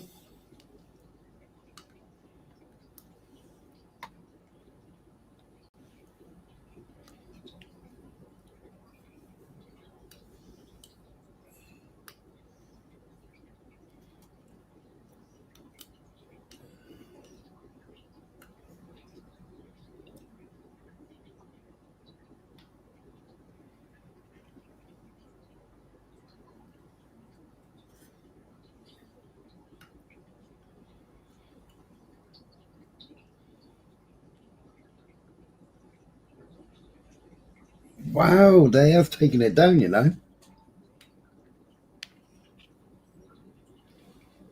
Yeah, YouTube does that all the time, but they're supposed to be free speech, aren't they? Yeah.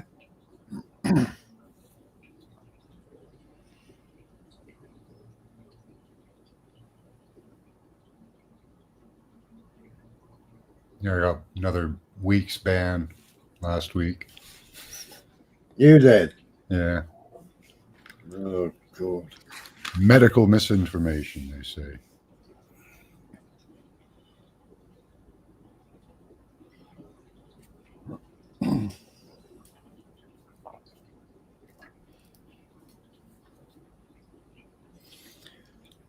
Do you not get it, Urban? Why were they told to stand down? Because Israel knew 2 months in advance.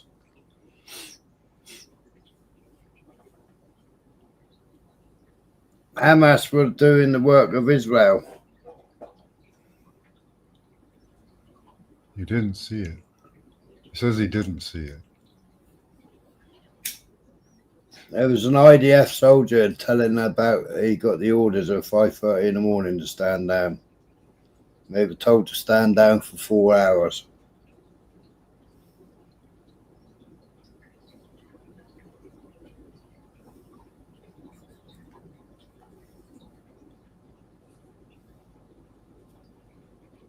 That's the dead slow one.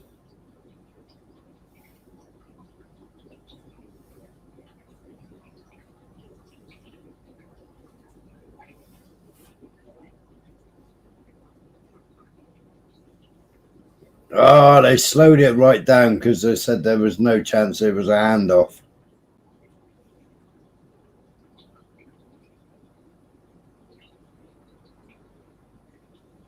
Yeah, I didn't see one. No. That's why there's that dead slow one. Okay. Mm.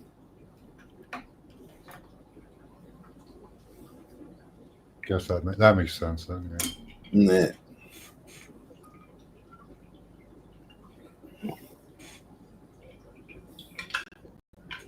Oh, I guess they thought he passed off a gun or something, maybe.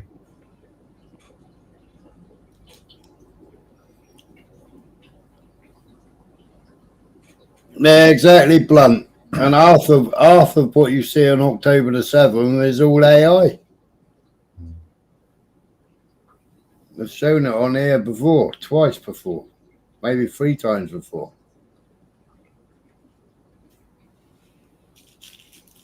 Yeah, and they moved the carnival closer to the border. Yeah. Just before it. Animal directive.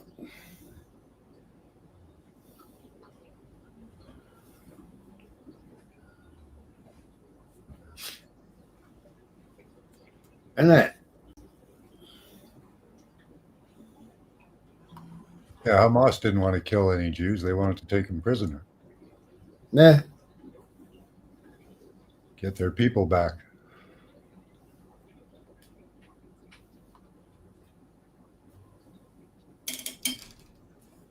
How many have they got in the prisons now? Oh, thousands. 30,000, something like that. It's a lot of people.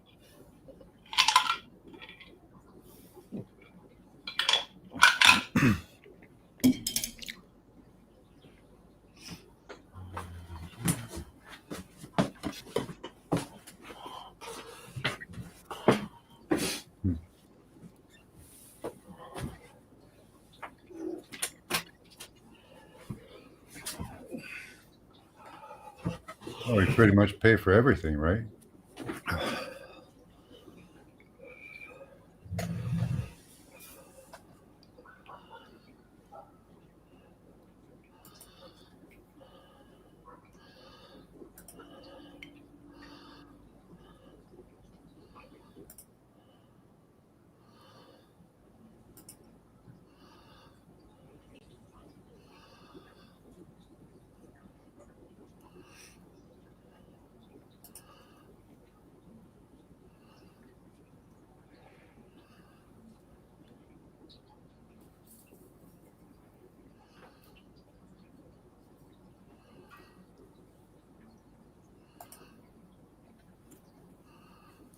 Ever done a QR scan on the pin that Bibi was wearing at the UN?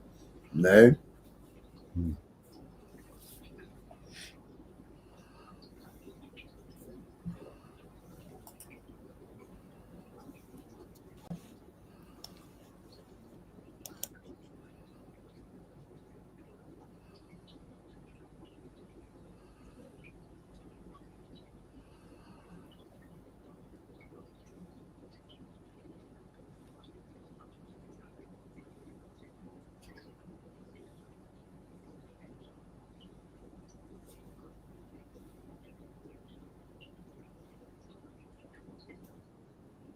Do you have all those videos saved, Smiler, so you can re-upload them? No, I just save them in bookmarks in Twitter, but I've played them on here. I'm sure I have. And this is how sad diversity is in the police force. We've seen them trying to fucking break a door down. No. No.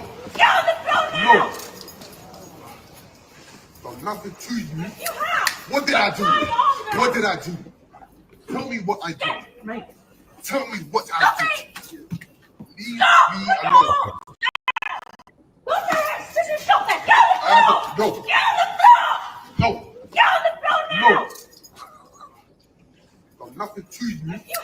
What did I do? What did I do? Tell me what I did. Tell me what I did. Leave me alone. No. Mental. He was wearing a pin and he said anyone who wants to see what happened on October 7th can scan the QR code on his pin. May be interesting to see what the QR code directs you to. Well, you support him, you go and fucking do it. It's got to be good stuff. Yeah. I mean, he still goes by the fucking babies beheaded and the babies in fucking ovens, a fucking idiot. He's the only twat that's fucking beheaded anybody and the only twat that's fucking burnt anybody.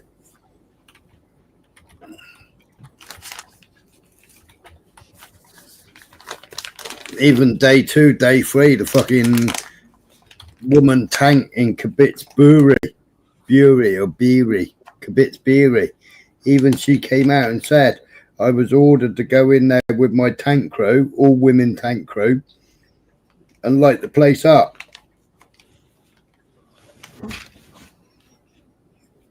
I played those on fucking the 9th or the 10th. I played them.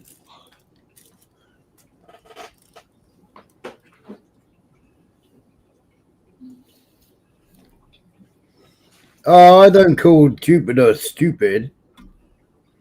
Blunt, I get on with Jupiter.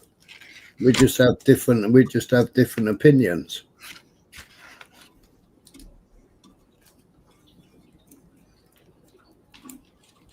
But we can talk them and we can debate them.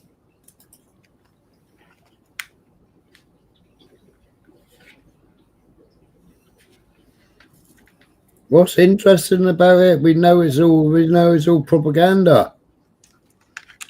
We know everything that they said that came from the Hamas cameras was all propaganda. It's all AI. They couldn't even get AI elbow the right way round.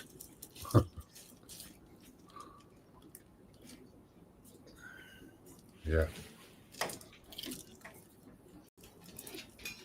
Have you not seen me play that video, Urban?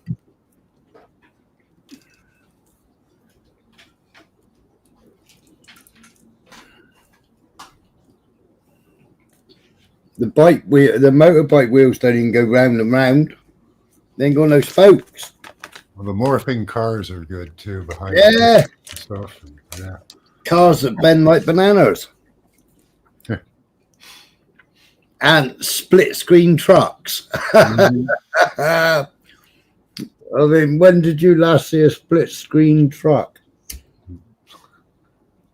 My favorite is the what are they, grenade launchers that split apart into different Yeah, and and sizes. barrels of guns bend. Yeah. Gun. And you walk around looking like Ready Brick Man with all the grass following you.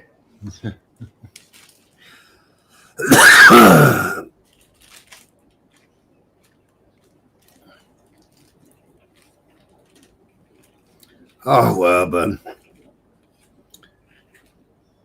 Even when they took Elon Musk and they showed him the crib, and they showed him the crib with the ammunition in it, when they gave Elon Musk the smallest fucking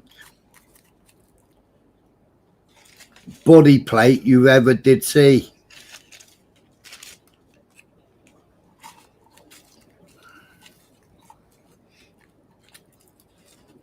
Even looking at the ammunition clips, it was from their own fucking Israeli tanks.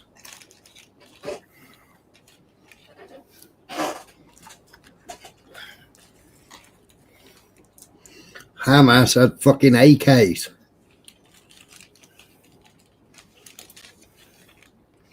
Can someone put Nixie's link in chat, please? Oh, I don't know which account she's using now, Tom. Nixie, you still listening?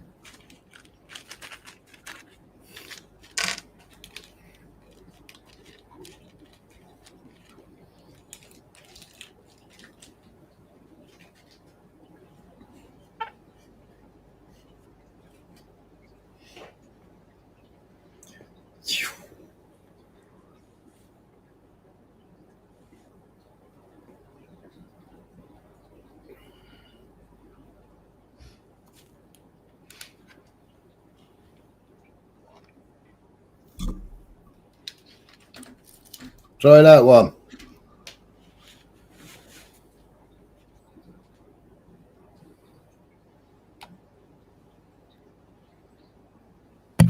Beat you to it.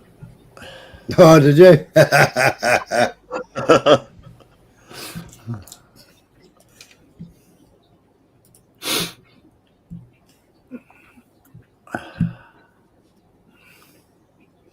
There may be propaganda, to be fair, but on the other side, there's also shady propaganda. Hey, Urban. I was the first person to fucking look up the sales of fucking human-like rubber dolls, right? And I also said, hang on a minute, Al Jazeera are saying they're being shot at, but nobody's running. So where are they being shot at? We can hear gunfire, but nobody's running. And I questioned it back then. I questioned nearly everything fucking Al Jazeera said.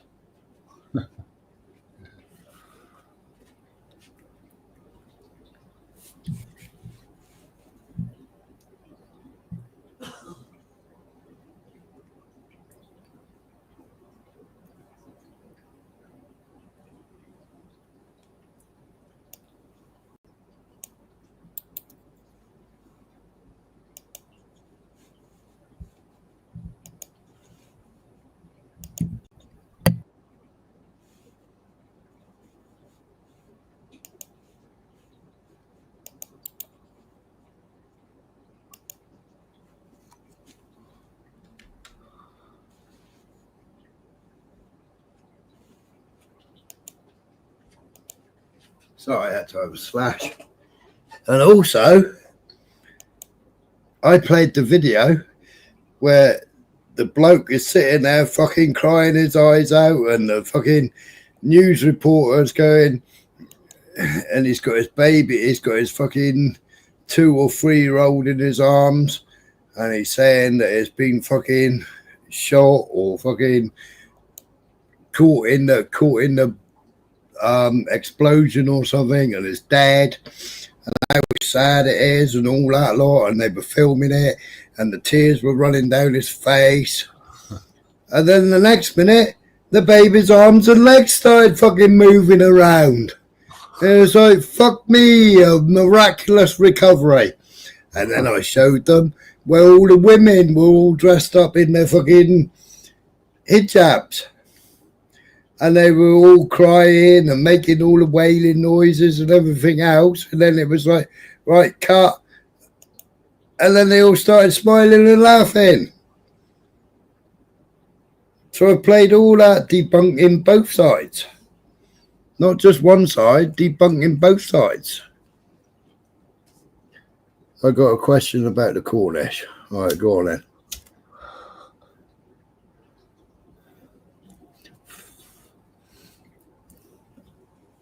Right, time for bed for me. Thanks for having me up, Smiley. All right, Max, you take it easy. Thanks for popping up, mate. All right. See you later, Max. Have a good one. Take it easy. Stay safe.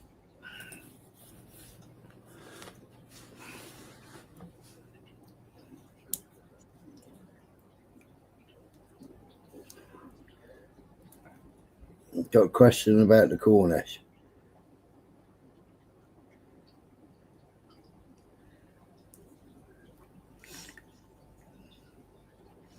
What's Tom laughing at?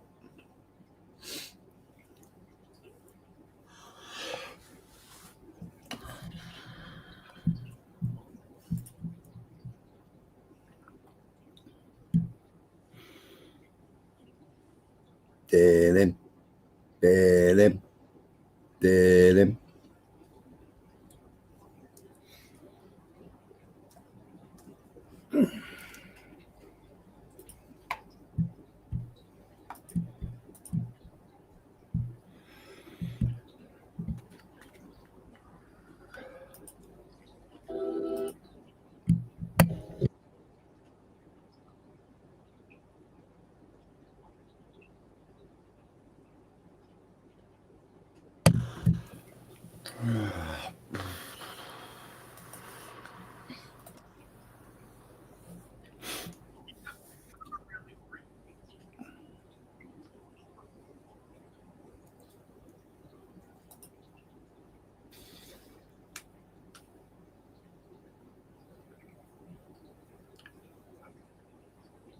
Well, I couldn't help it, Tom. I had to call out both sides. I had to call it all out.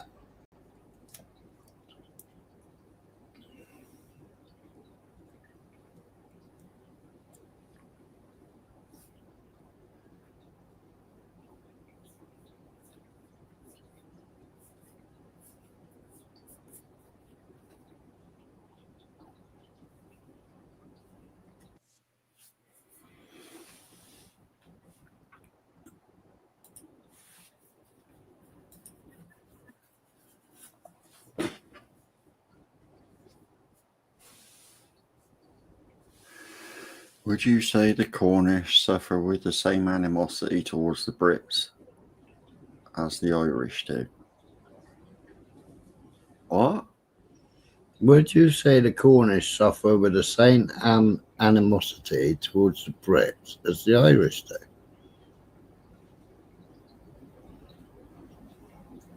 I don't see that the Irish have got any real animosity towards the Brits.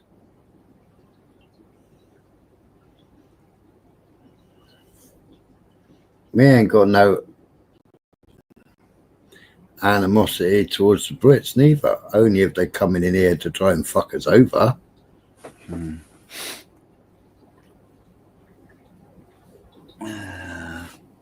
Cornish Republicans. No, you got Cornish nationalists.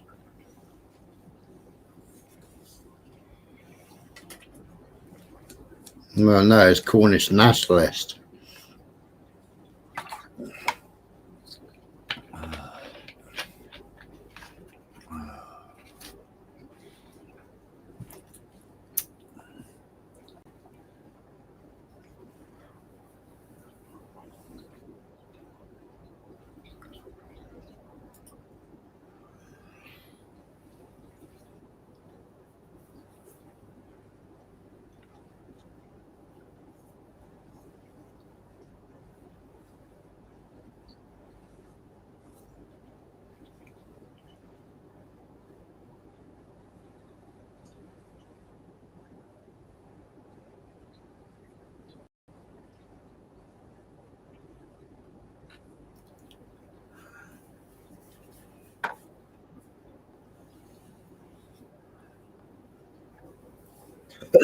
Yeah,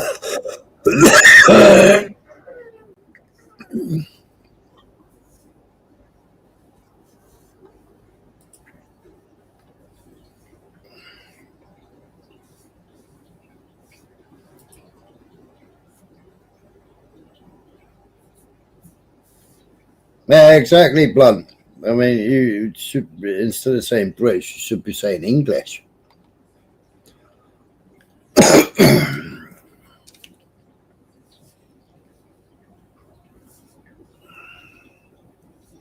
And Cornish, Welsh, and Wessex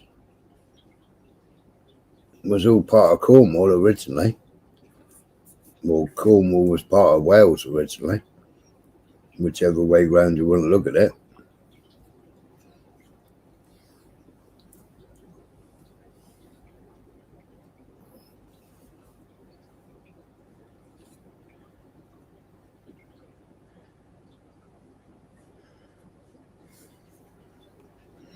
Yeah, what was I looking for again? I can't remember.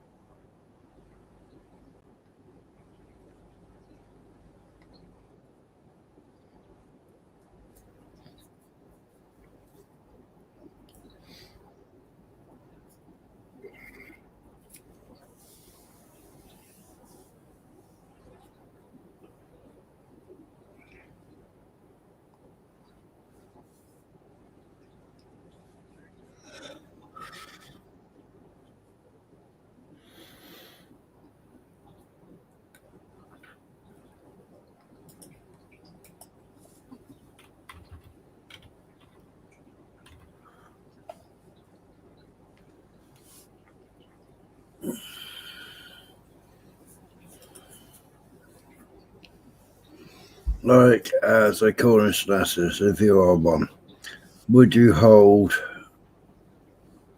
some kind of animosity towards the British colonisation? We've never been colonised by Britain, Urban. We were only brought into, we were just absorbed.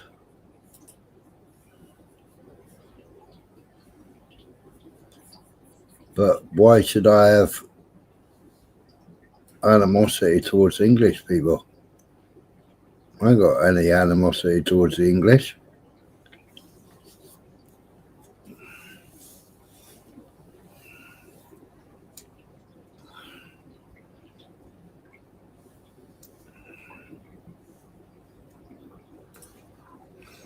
And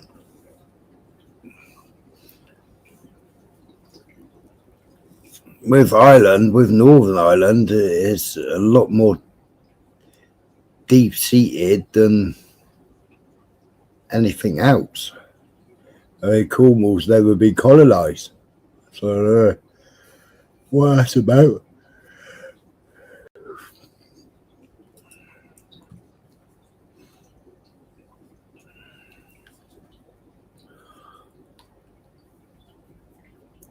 And Ireland was about work There was the nationalists. There was the unionists. There was religion. It was British.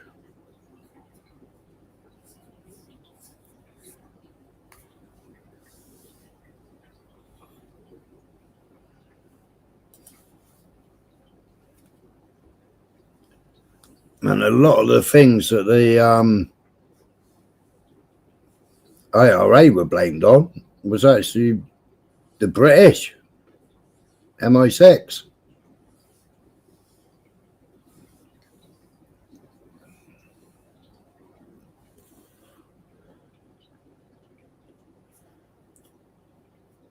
Let's remember divide and conquer weaponry and look at the big picture though.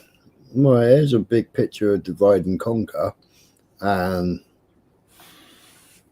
the biggest donors are the ones shouting the loudest about the division, aren't they?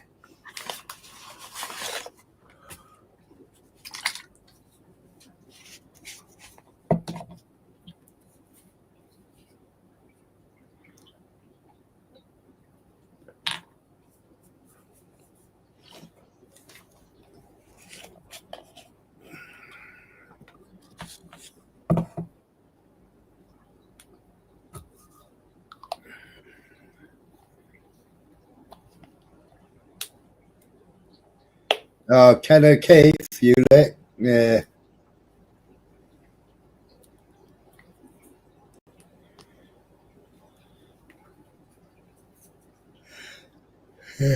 Ken O'Keefe, but he's ex-military.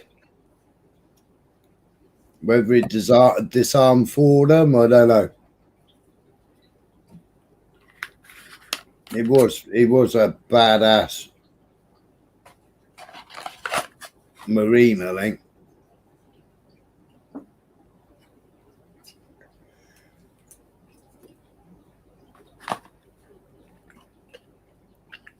Yeah, the Rothschilds were Khazars.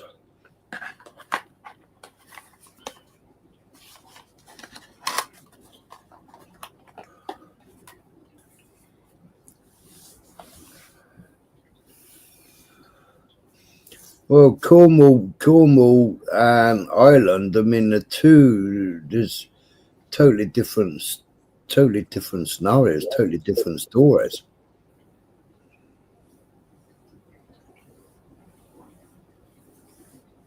It's only 21 miles, a bit like the Channel. There's only 21 miles, which is a land bridge, which makes Cornwall not an island. If you took away those 21 miles, Cornwall would be an island.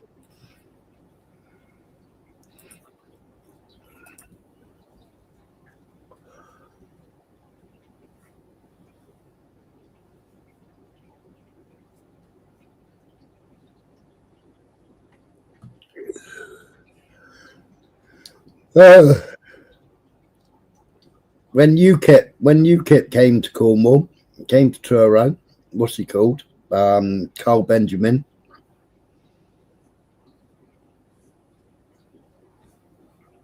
He soon found out what the Cornish nationalists thought of UKIP.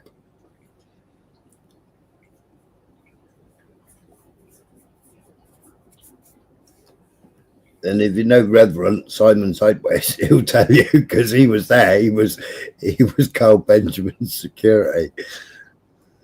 And he turned around and he said, "You fucking Cornish, you fucking mental, man."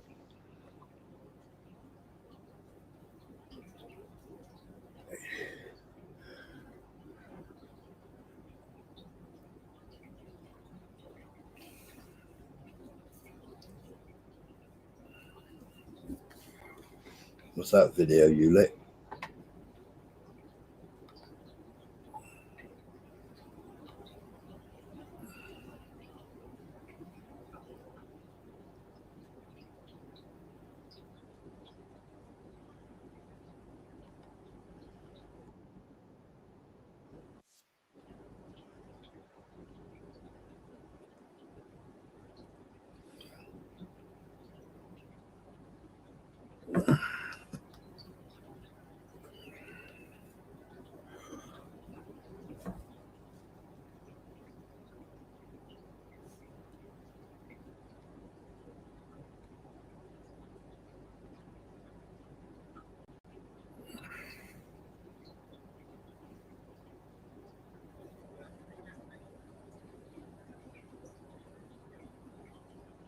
Kieran Kelly and Sean O'Brien, yeah. Have you not seen me put all the documents up? All the declassified documents, Ulet?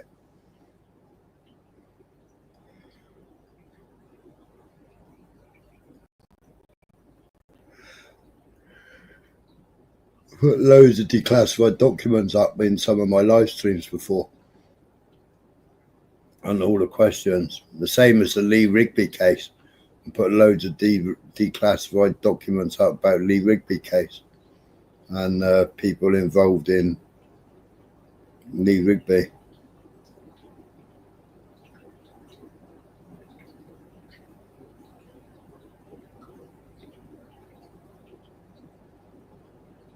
Ever been to Mousehole? Yeah, I used to live in Mousehole for a short while. I was born and bred in Newlyn.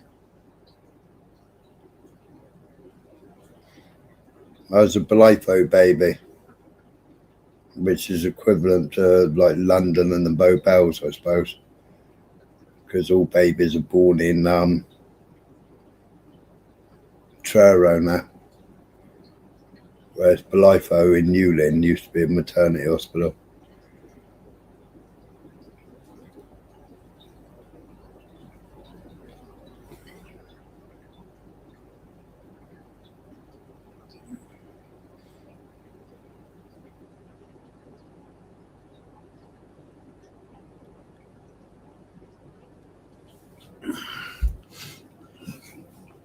And just at the top of Mousehole, you got Paul, Paul.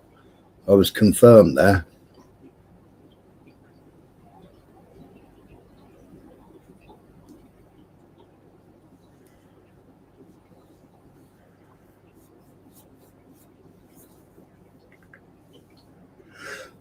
Used to be one of the largest ports in England.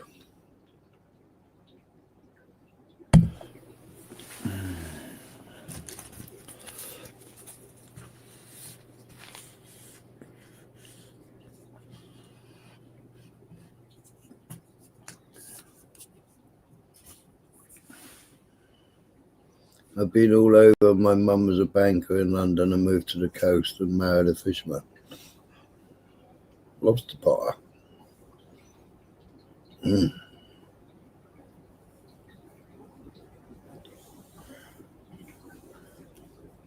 Yeah, strange that, isn't it? I haven't been to St Michael's, mate, but I've been to the French one.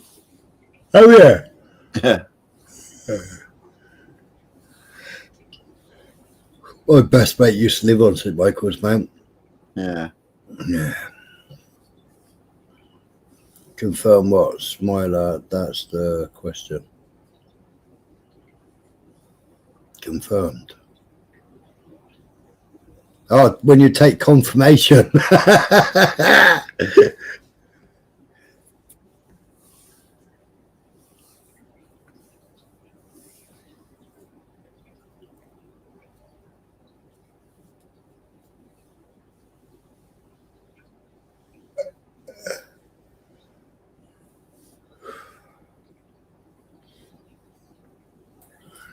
Which port did he used to work out of?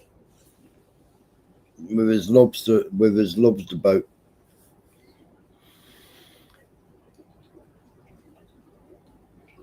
Lou. He bought Catman from Lou. So he worked out of Meva or somewhere like that, did he? If he bought a boat out of Lou.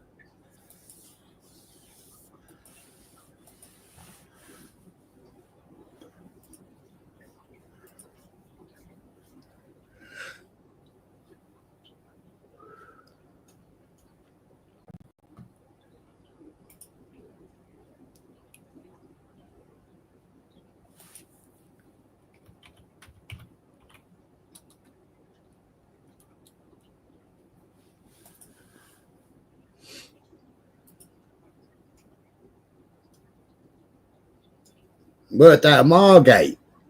Okay, then.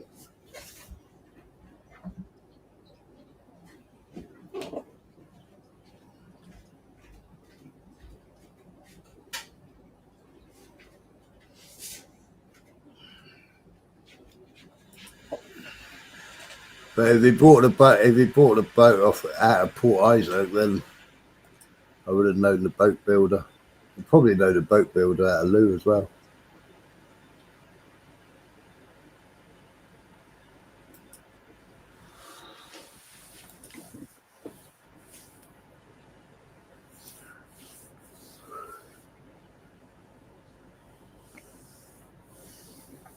Right then, fellas. You off here? Yeah, 10 to 4.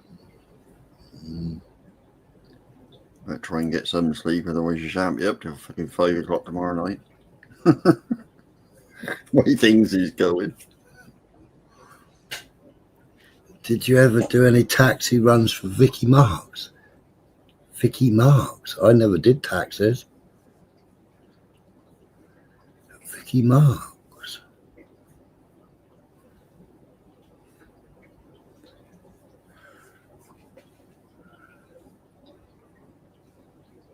Nigel Farage is fake.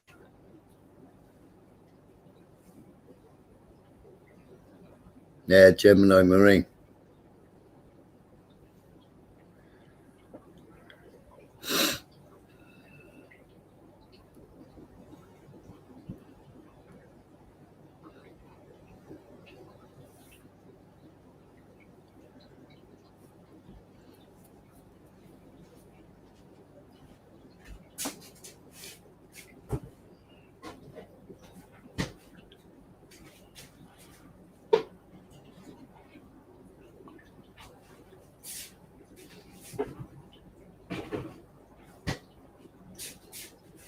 I know the Marks family from Mansalva. Penzance.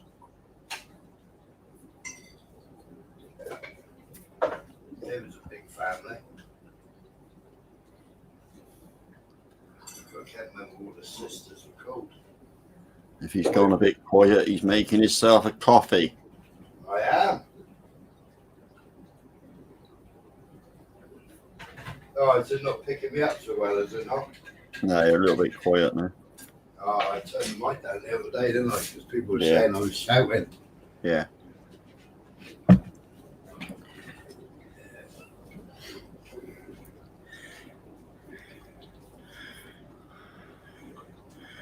Aye.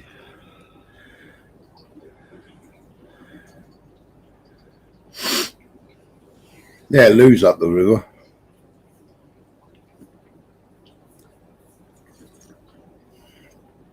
Wow.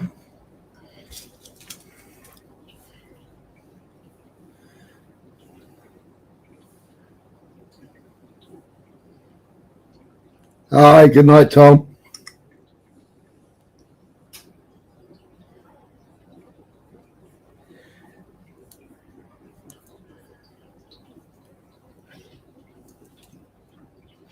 So what did you think what did you think of potting then? It's hard going, isn't it?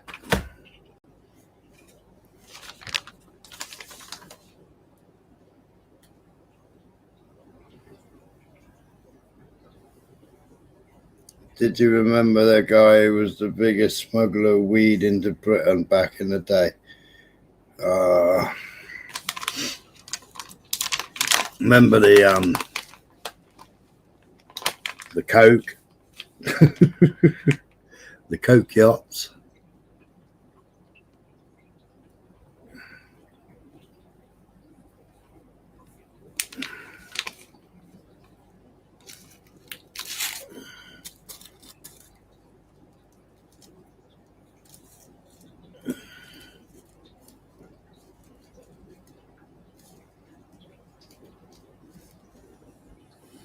Best way to fish? What's the best way to fish?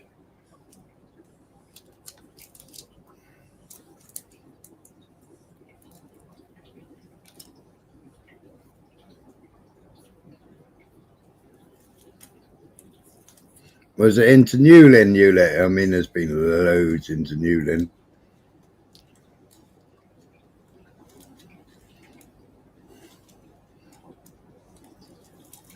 But they used to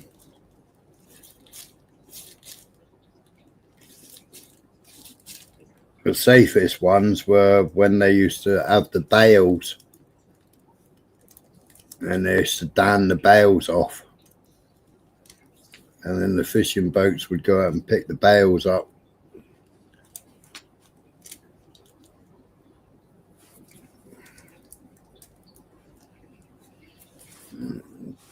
Coming into a port with a fully laden boat was stupid, because they just watch you all the time. Phone with lifeboat and watch you all the time.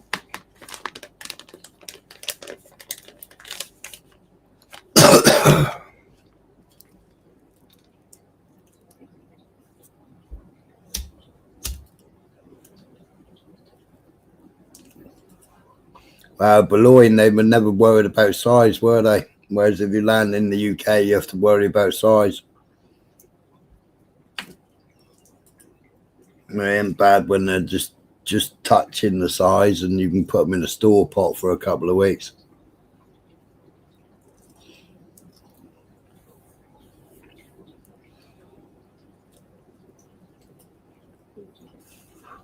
Well, I take it, Urban, you're about 55, 60 then.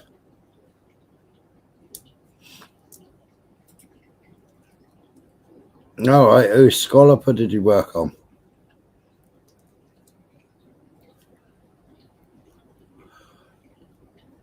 I used to work on the Seance, 12 aside.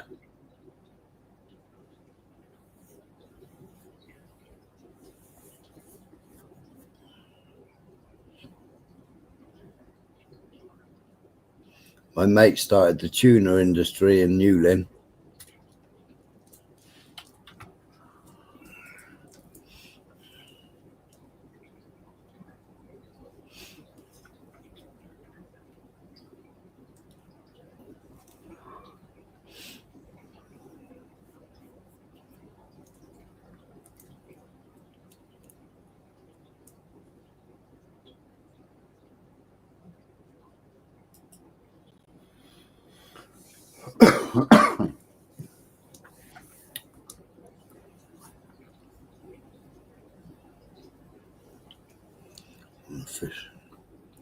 Yeah, I was full pressure stock license.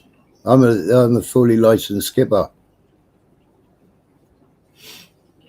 3 per side. I was 12 a side on the Seance.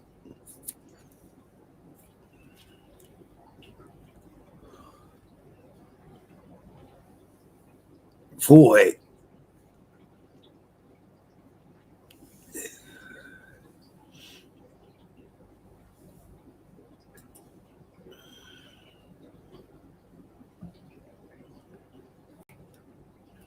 That was for Barry West, that was. God bless his soul.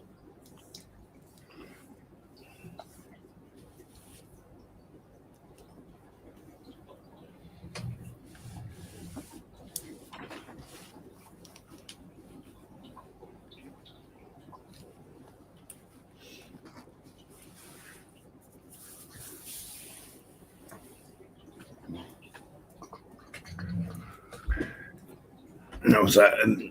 We never had a boat smaller than 10 a side. Even the Theo was 10 a side. Barry Paddle's boat. What was Barry Paddle's boat called? That was 16 a side, I think that was. Barry West was 12 a side.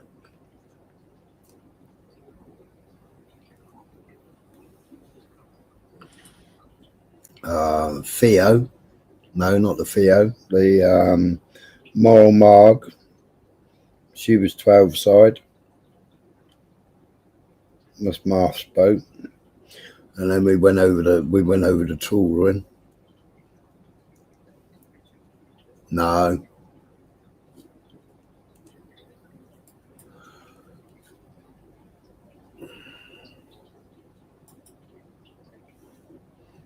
Barry West, Barry Paddle, Marth.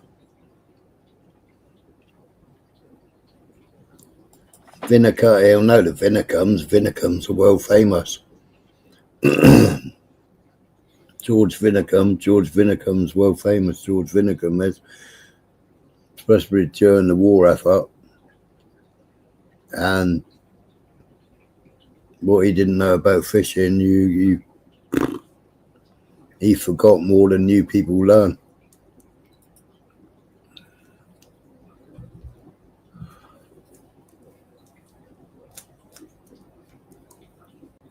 Right, I'll catch up with you later on.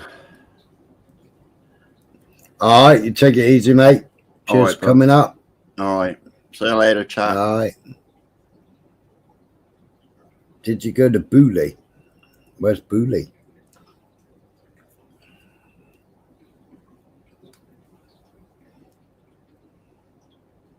I've got a clue where Booley is.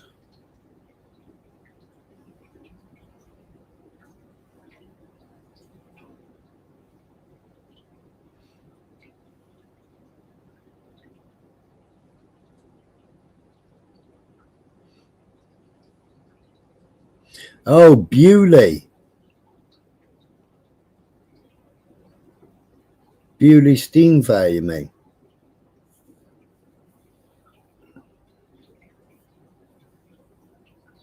Biggest steam fair in the country, isn't it?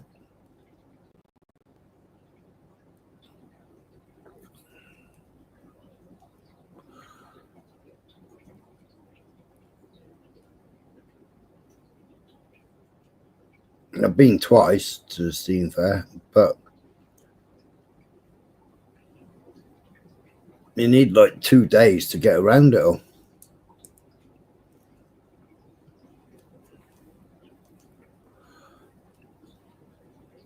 There's Bewley. It's just up from the Motor Museum.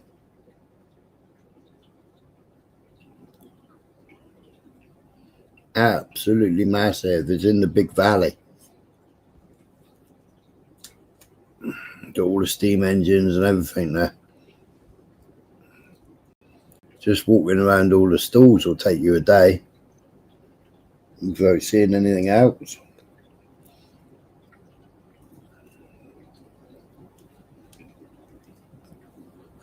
When people go to there, they go to there from all over the world.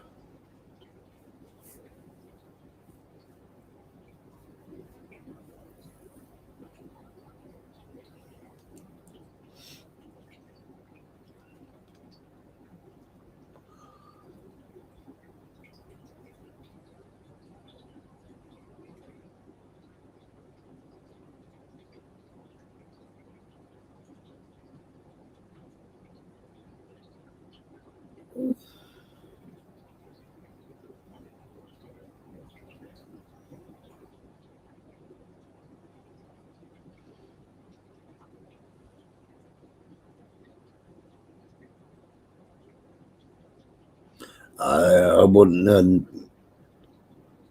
want in the potting.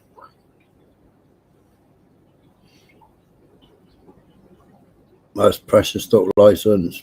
I was netting, lining, and mackerel. And then during the summer, I'd go mackerel in or take angler dangers out.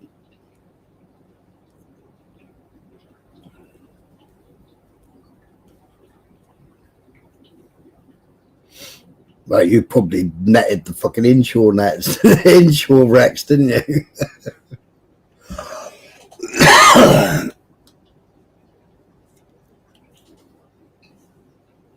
Yeah, I was fishing deep with a lizard from Falmouth.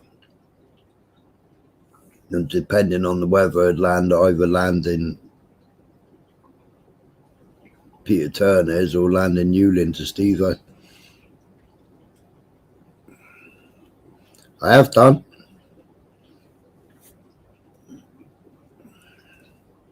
Did my Bezac years and years and years and years ago.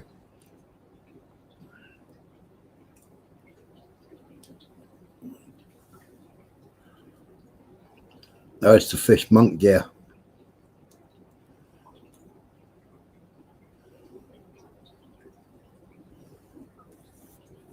10-inch meshes.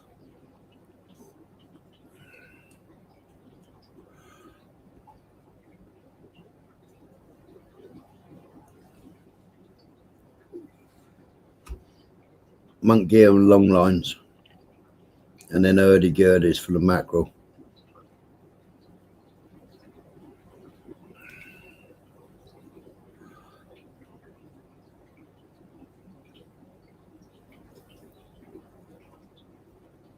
I only did 3 days out. One of the dredgers, we used to do 10 days. Depends on the tides and the weather and where we were going. But the Seon, that was 12 aside, that would be 14-hour days. And that was day tripping.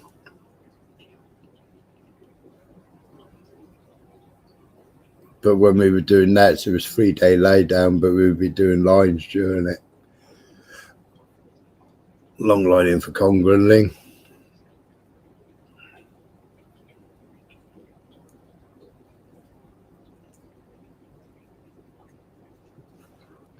Yeah, you would have done different. All our long lines were 8mm greenfill.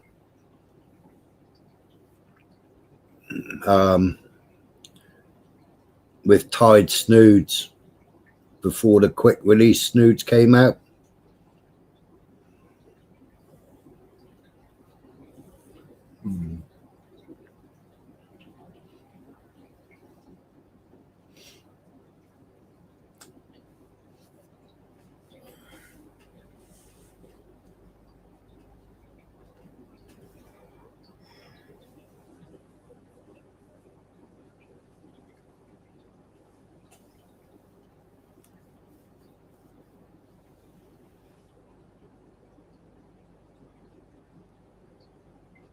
And I used to take divers out. I used to take divers out in Falmouth, do ship surveys. That was good money, that was.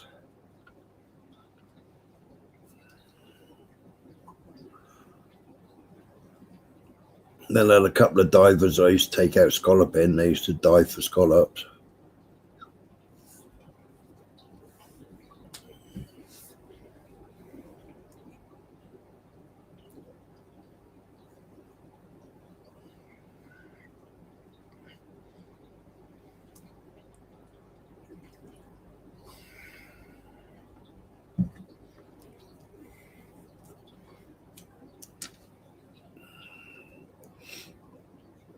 No, they call it. Well, your long line was on a spool, wasn't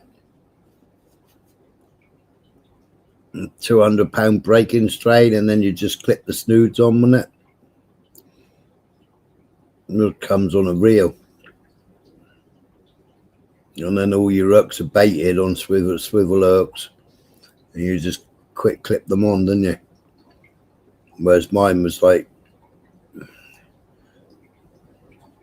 depending which ground we were going, it'd be every fathom or every 2 fathoms apart.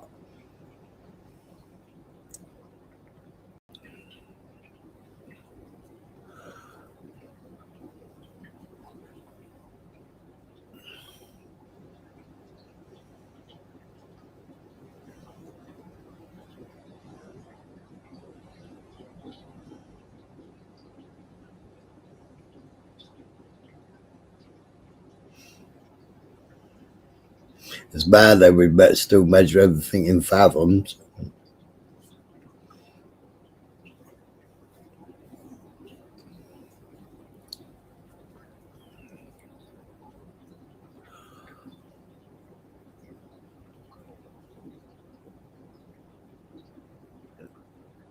Yeah, we used to use squid, we used to use mackerel flappers, mackerel chunks, depending which ground we were going on.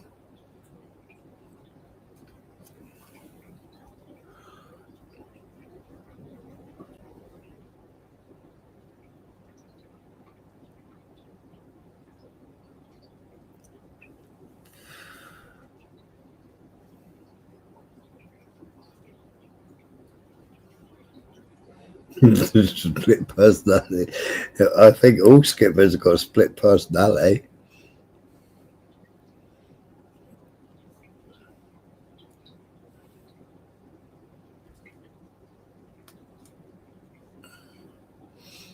Yep.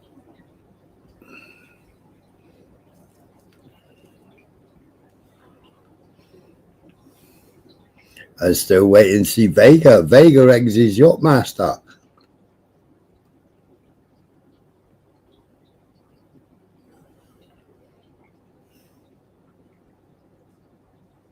How far back do Fathoms go? Right back to the pirates, Ulit. Right back to the pirates.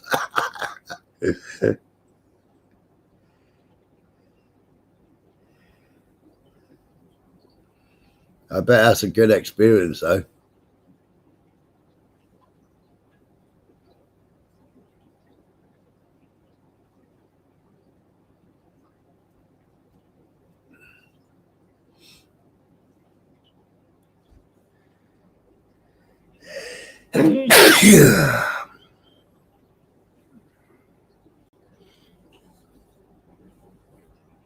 No, mongrel mob tats.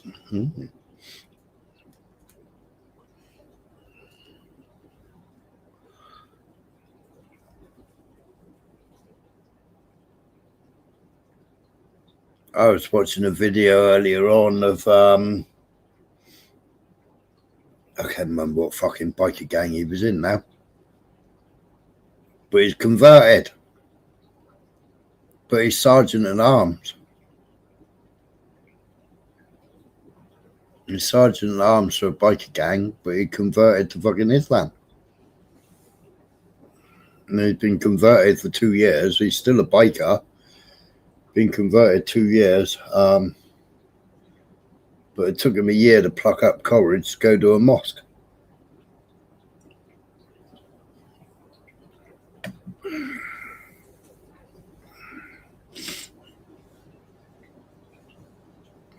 That's what he was saying in the video. He still had his colours on.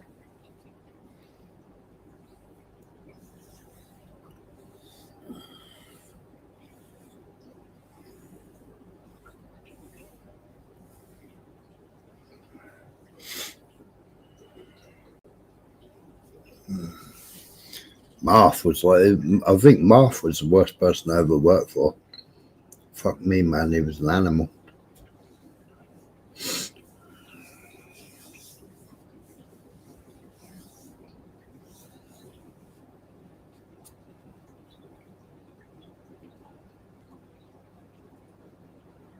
Off the boat, nicest bloke you ever met. On the boat, fuck me, man, he was a fucking animal. That was scallop dredging, that was.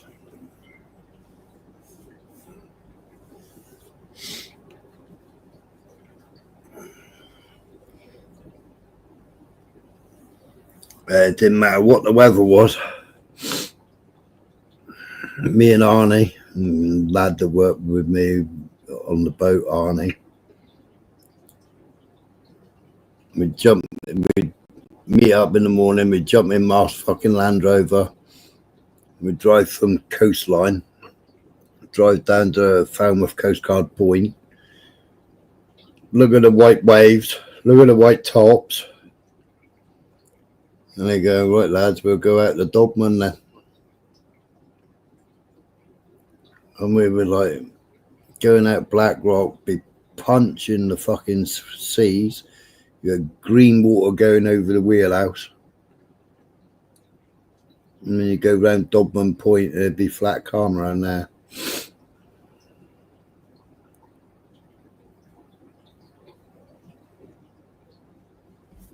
All right.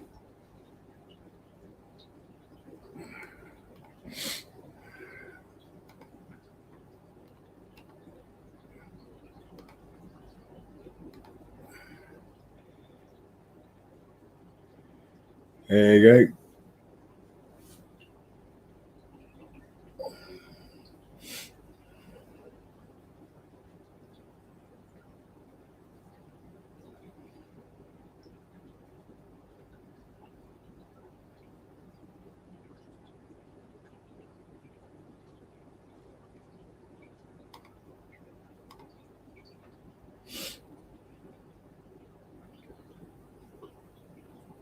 No words.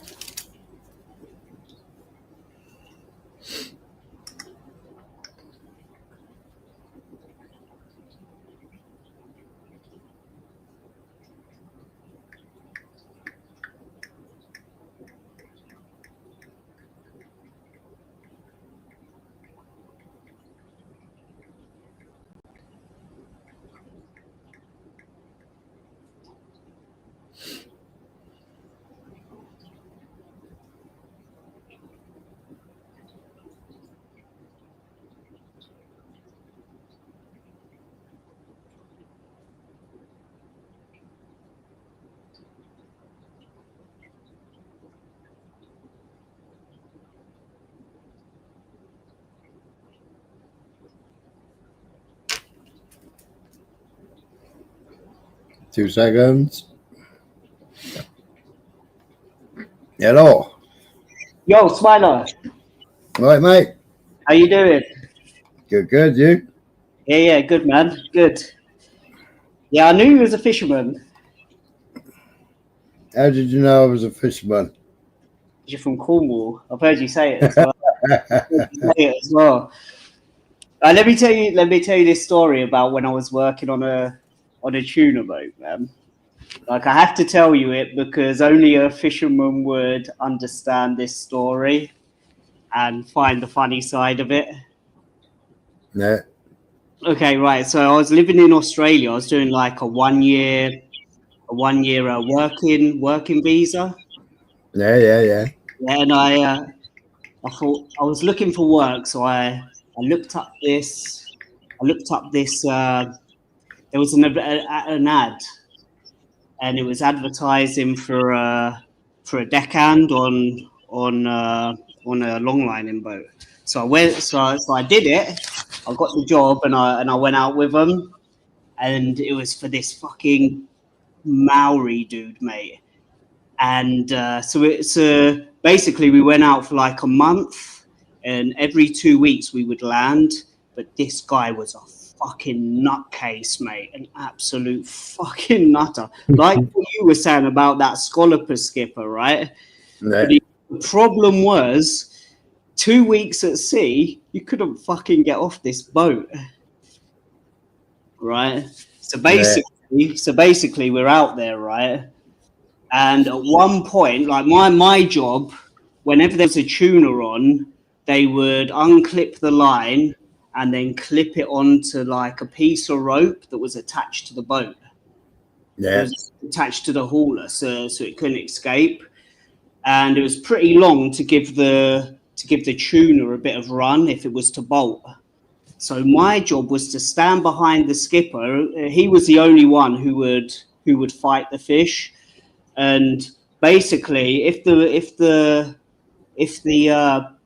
tuna bolted, hold on a minute. If the tuna bolted, and then as he pulled it in, you'd have to coil the rope up. Wait, hold on, 2 seconds. Go in, boy. Go see mummy.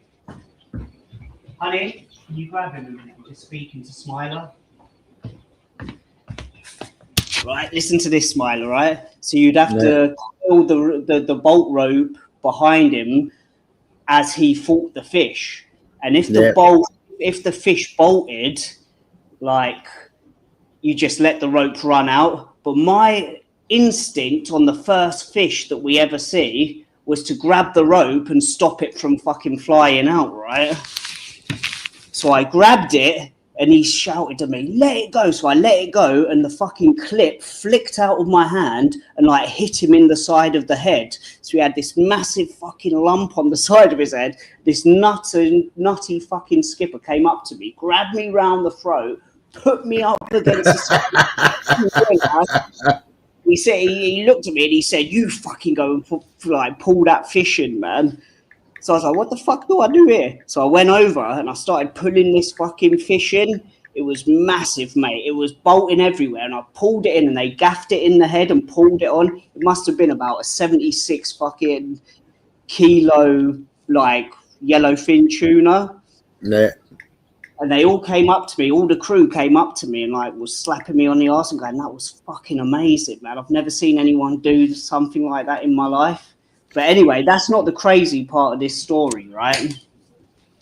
So the last time we landed was like after 2 months of being at fucking sea, and we all went out on the piss. It was here. We landed into a place called Surfers Paradise. So if you know that place, I've heard of it. Right, so we landed in there and we all went off on the piss, right? We all went off on the piss, like me and all the crew, and the skipper came with us for a couple of drinks and he went back to the boat. And we all came back to the boat around about 4 o'clock in the morning, and we were supposed to be leaving the harbour at like 5 o'clock in the morning. Mm. And the whole, like, we had like moored the boat up. We'd done it all like double fucking we had done it proper, man. We came back and the whole boat had like drifted off the mooring. And obviously the fucking captain he woke up and didn't like that, right? You gotta understand, this is some fucking nutty fucking bipolar cunt, right? So we all get on the fucking boat. We all like fucking swim across to the boat and like pull ourselves up onto the boat. And he comes out and he's like, I'm gonna we're leaving. And he steams out of the harbour, right? And then he comes out and then he blames one of the crew for intentionally sabotaging his fucking boat. Right? By this point, we're about a mile offshore. He fucking fills this crew member in, like starts fucking smashing his head off the fucking deck like a cast iron fucking deck, right? And this guy is just out. I thought he had killed the dude, right? So we're like, hey, what are you doing? What are you doing? Like, come out. He's fucking dead. We ain't got a pulse.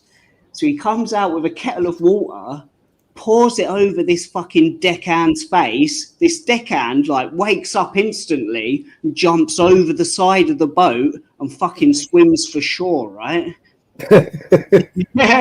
We're all sitting there like cowering in the corner all the way to fucking Brisbane. We were working out of. Yeah. Right? And we all get in. All the deckhands go home. No one says a word to each other. He fucks off, the skipper. And I'm left there on this boat. I'm like, fuck it, I'm going to sleep here the night and then hitchhike back. So I get back to Surfers Paradise because that's where I was actually living with one of my mates, right? And I'm calling the deckhand off, fucking like calling him up constantly, and he's not answering. I'm like, that cunt died at fucking sea, man. He got eaten by a shark or something, right? So I'm like, at the last point, I'm like, I'm going to the police station. I've got to report this, man. I can't have this resting on my mind for the rest of my life that someone died at sea. Police station, right? I get a phone call from the deckhand. He's like, no, I'm cool. Come over and see me tomorrow. So I get a train over to him and see him, and we all go down the pub for a fucking beer, right? We all go down the pub for a beer. He's got a load of his mates, like most of them were Samoan and Maoris. Yeah. Like this pub was the pub where the skipper picked me up from to actually go on the initial trip, right? She walks into the fucking pub when my mate, who's just been filled in and swum for his life, who's with all his Maori mates and shit, guess who walks into the pub? The fucking skipper, man. The skipper. He ran out the pub, got in his car, and there's all these fucking Maoris chucking rocks and kicking his fucking car in, and he just spins off down the road. But yeah, that's my yarn, man. But anyway, man, nice to speak to you. Finally. Yeah, I knew. Yeah. My mate Sean Edwards, he started the tuna fishery down in Newlyn again. He started in the late 2000s. Now there's loads of bluefin tuna, but he was pole fishing for albacore tuna. Yeah. Towing the poles. Yeah. Yeah, I've seen that. Yeah. Now fuck that long line. Fuck that long line in business, man. And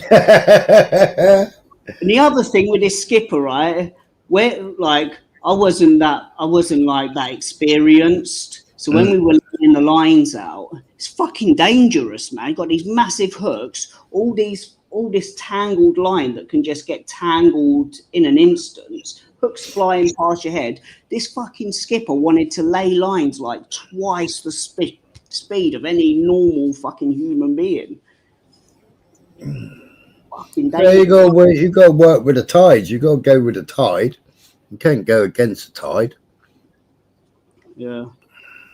But the other thing about that skipper as well, when I pulled that tuna in, man, you had to have like this blackboard, and they'd have to write down how many kilo it was to be within quota. He wrote my one down as like half the weight it was, man, just to fucking, just to be a cunt. Yeah, but I mean, we used to have bins of 1,000 hooks at 2 fathoms apart. Yeah, they have to be like, you have to like stack it really, really fucking perfectly, otherwise it all gets tangled up, right? Yeah, my crew, he got a fish hook through his hand. Yeah, and that real when you're steaming, man, like that hook ain't stopping, you're getting fucking dragged over the side of the boat. I nearly did with an end weight.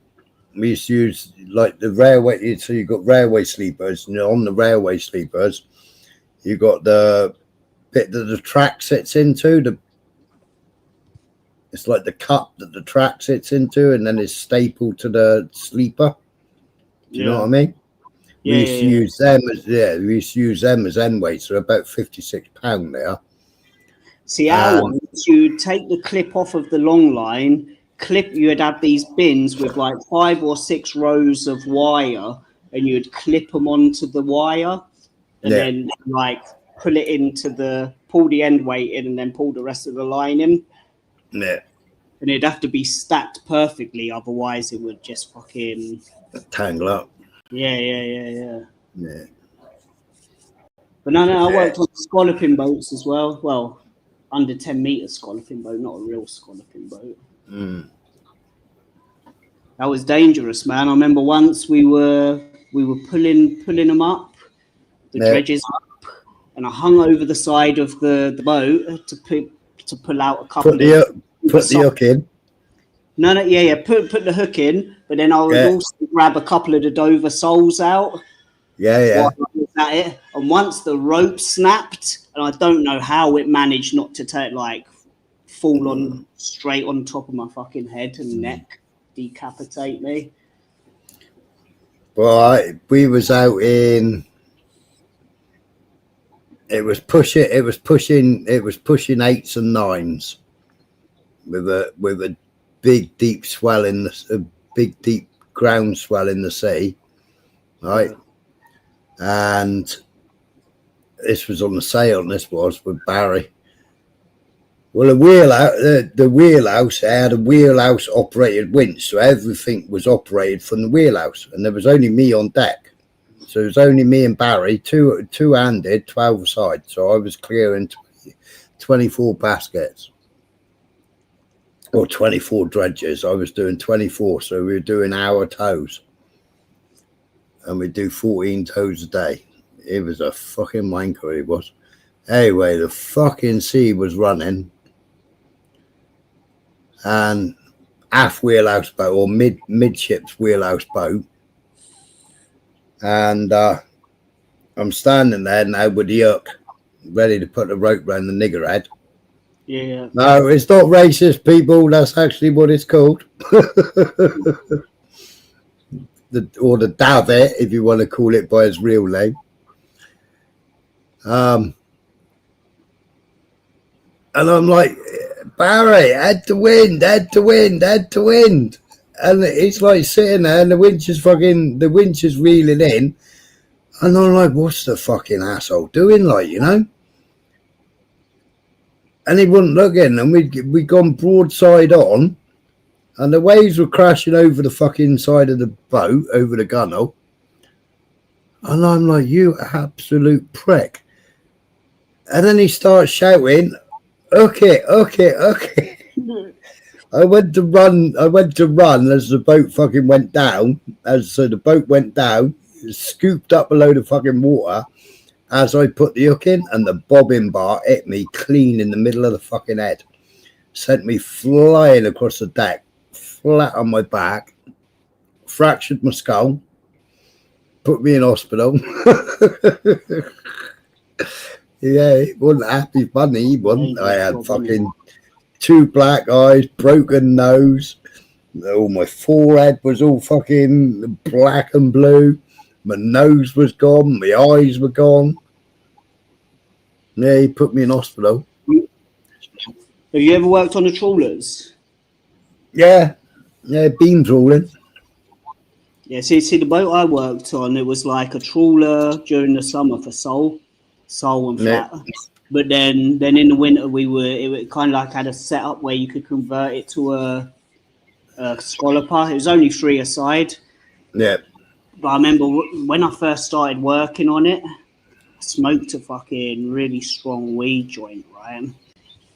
And have you ever heard of the trawl doors? Yeah. There's a brand. Well, there's people who make called Bison doors. Bison doors. Bison doors, right? Yeah. I smoked a weed joint, right? And our rig was like one where you had to disattach the doors from the actual chains. Yeah, hang them. Yeah. And I didn't re-clip them. Oh no! It just fell to the bottom of the fucking. Right. So we took the numbers and we steamed straight for home. Made me go into my diving gear, and we went straight back out that day after about 12 hours of trawling. And he made me go in and dive down and fucking try to find this fucking door. Okay. I didn't find it. that was a pretty dumb thing. Easily done though. Yeah, but I only did it because I was fucking had that weed joint.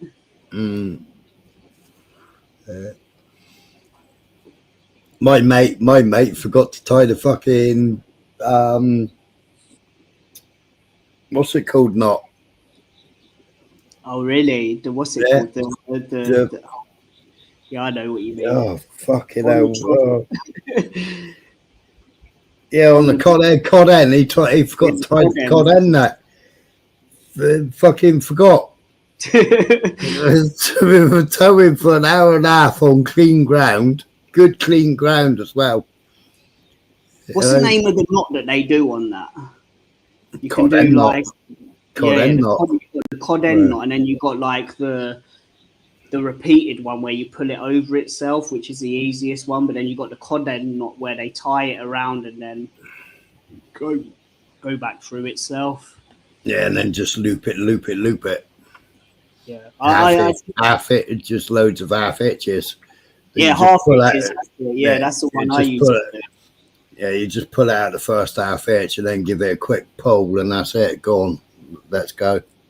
Can you fix net? Can you fix like trawl net? Yeah, so I can make net. Oh, fair play, man. It's pretty fucking difficult, man. It's pretty difficult. Fixing trawls difficult. I used to rig nets for my mum's old man for a bit of money. Well, I learned how to stitch net when we used to make the bellies for the scallop dredgers. Okay. So the bellies are double green fill. So you got the green nylon. Yeah, I know. Yeah. So when you used to make bellies for the what's it called? It wasn't so. It didn't have to be perfect, whereas your net has to be perfect. So I learned how to use a net needle by repairing the scallop dredgers, and then working out your knots. You just use your fingers, basically. Pull your fingers down with with the net in it. Yeah, I did. I never learned how to fix like trawl, but I used to rig nets, like drift nets and stuff, the simple stuff. 5 meshes and just do every 5 mesh, then slap. Yeah, I used to do that for a bit.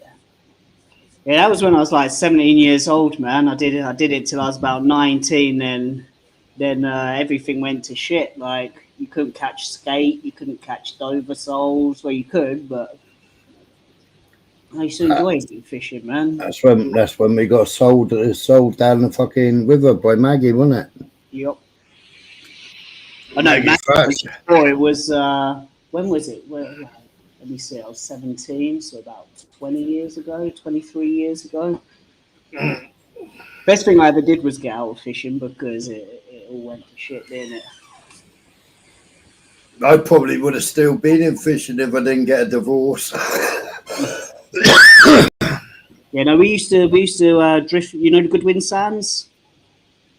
No, but go on. Goodwin Sands off of Dill and Margate, where they used to play cricket games and shit. We used to drift. We used to drift for bass. Yeah.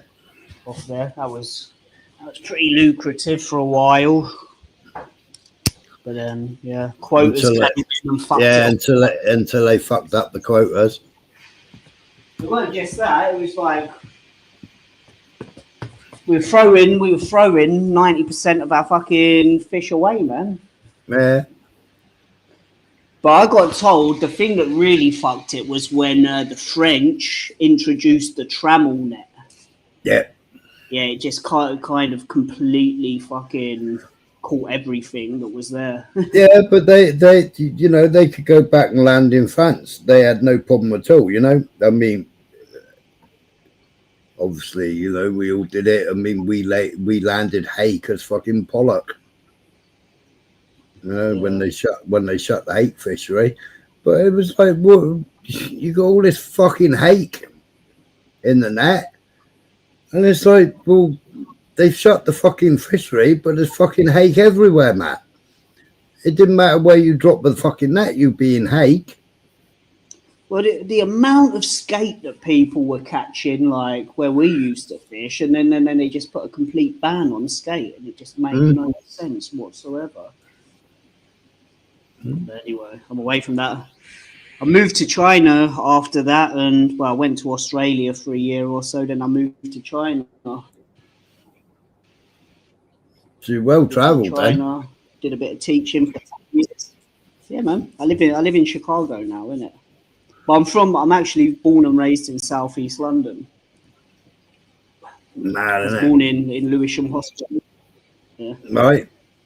Mad what's going on in England at the moment is I know you have a laugh and giggle with me about America being tyrannical, but we're gobsmacked about what's going on in the UK at the moment. And even Americans who don't even know that much about England, that all of them are kind of know what's going on now. Yeah, but at the same time as you know, you're obviously looking at England, but you know what happens in America funnels down, and you know we get it over here eventually. Do you know what I mean? So I mean, we've always followed America, and then like when we was talking about the safety bill, you know, you had the safety bill 2 weeks before we had. It's called Tosca. Yeah, but it doesn't have the same kind of restrictions and repercussions, though, does it? No, but what it did do is it introduced all the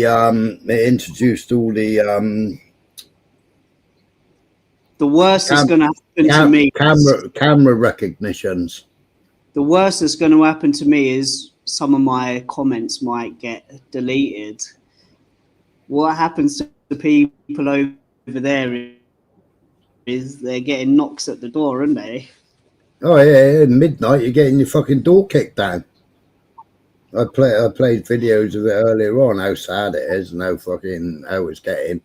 You know, you got an immigrant that's gone to a hotel and decided to fucking rape a 14-year-old girl, rape a fucking adult, sexually assault them. Same difference. I don't know what the difference is, and then get 12 months in. It'd be out before Christmas. Yeah, I saw. But then you get somebody who writes a fucking silly tweet and they get 2 years. Well, people talk about what's her name, Connolly, right? There's a guy. I don't know if you see it. There's a guy called Jordan something. Let me have a quick look, see if I can find it. His name is Jordan something, and his trial, well, his sentencing was televised. Did you see that? Right. No, go on. And the judge actually reads out like the Facebook post that he posted. I'll have a look at it in a minute. He read out the judge literally read out the fucking Facebook post, and there was literally nothing in that post that he read out live on TV that incited any kind of violence. Let me have a look. Is he the one that pleaded guilty? And like, because you had the Marine that pleaded not guilty, didn't you? And Jordan, Facebook sentencing. But regardless of whether he pleaded guilty, it's kind of like the judge literally read out the fucking the Facebook post. The internet's fucking about a bit. It was mad. And then you got like that guy who only got 12 months. Yeah. And I was looking at the judges down here. They would have given him a minimum of 6 years down in Cornwall. When somebody just got fucking 12 years. What did he get 12 years for?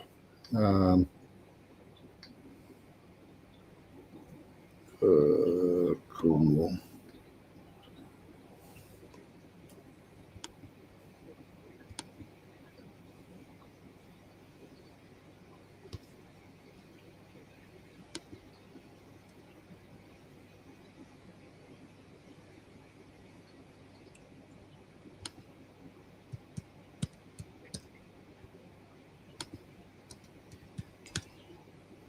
How's my sound, Smiler? Does it sound clear?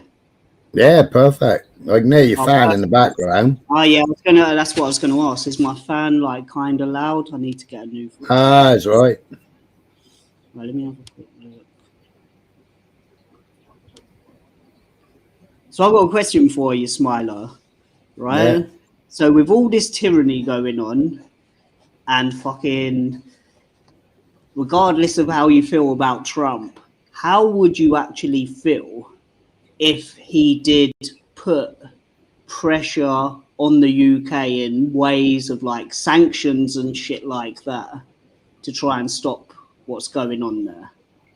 Would you feel like that's an overreach and fucking Americans getting involved with UK politics that they shouldn't be doing, or would you welcome it? Anything to get rid of Starmer would be a welcome, wouldn't it? You don't in any fucking way feel like Trump's cabinet is actually trying to do that, or do you think it's just smoke? Well, I think it's smoke and mirrors because Trump gets on well with Starmer. I mean, I was watching a stupid video earlier on, where everybody's saying America's condemning Starmer, but Trump's there like, Starmer's a good guy.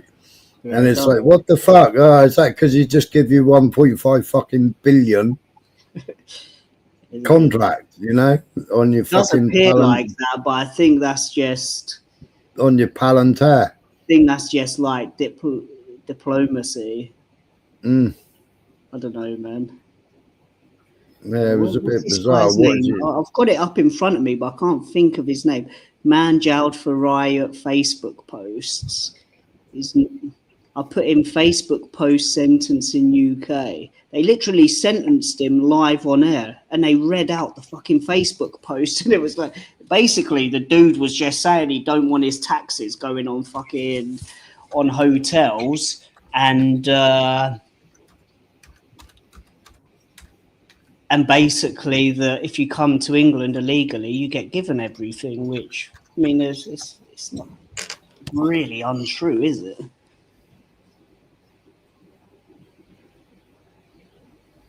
What's his name? Let me have a look.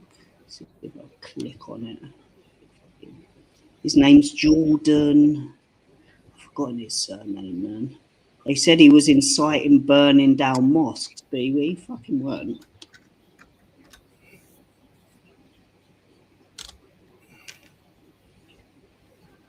Oh, I got it.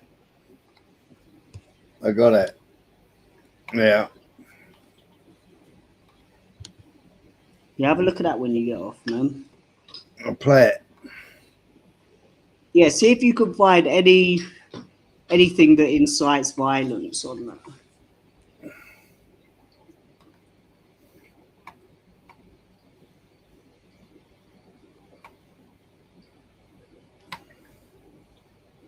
committed for sentence. You have been committed for sentence, having pleaded guilty to an offence of publishing written material which is threatening, abusive, or Pleading insulting, guilty was his first mistake. thereby to stir up racial hatred.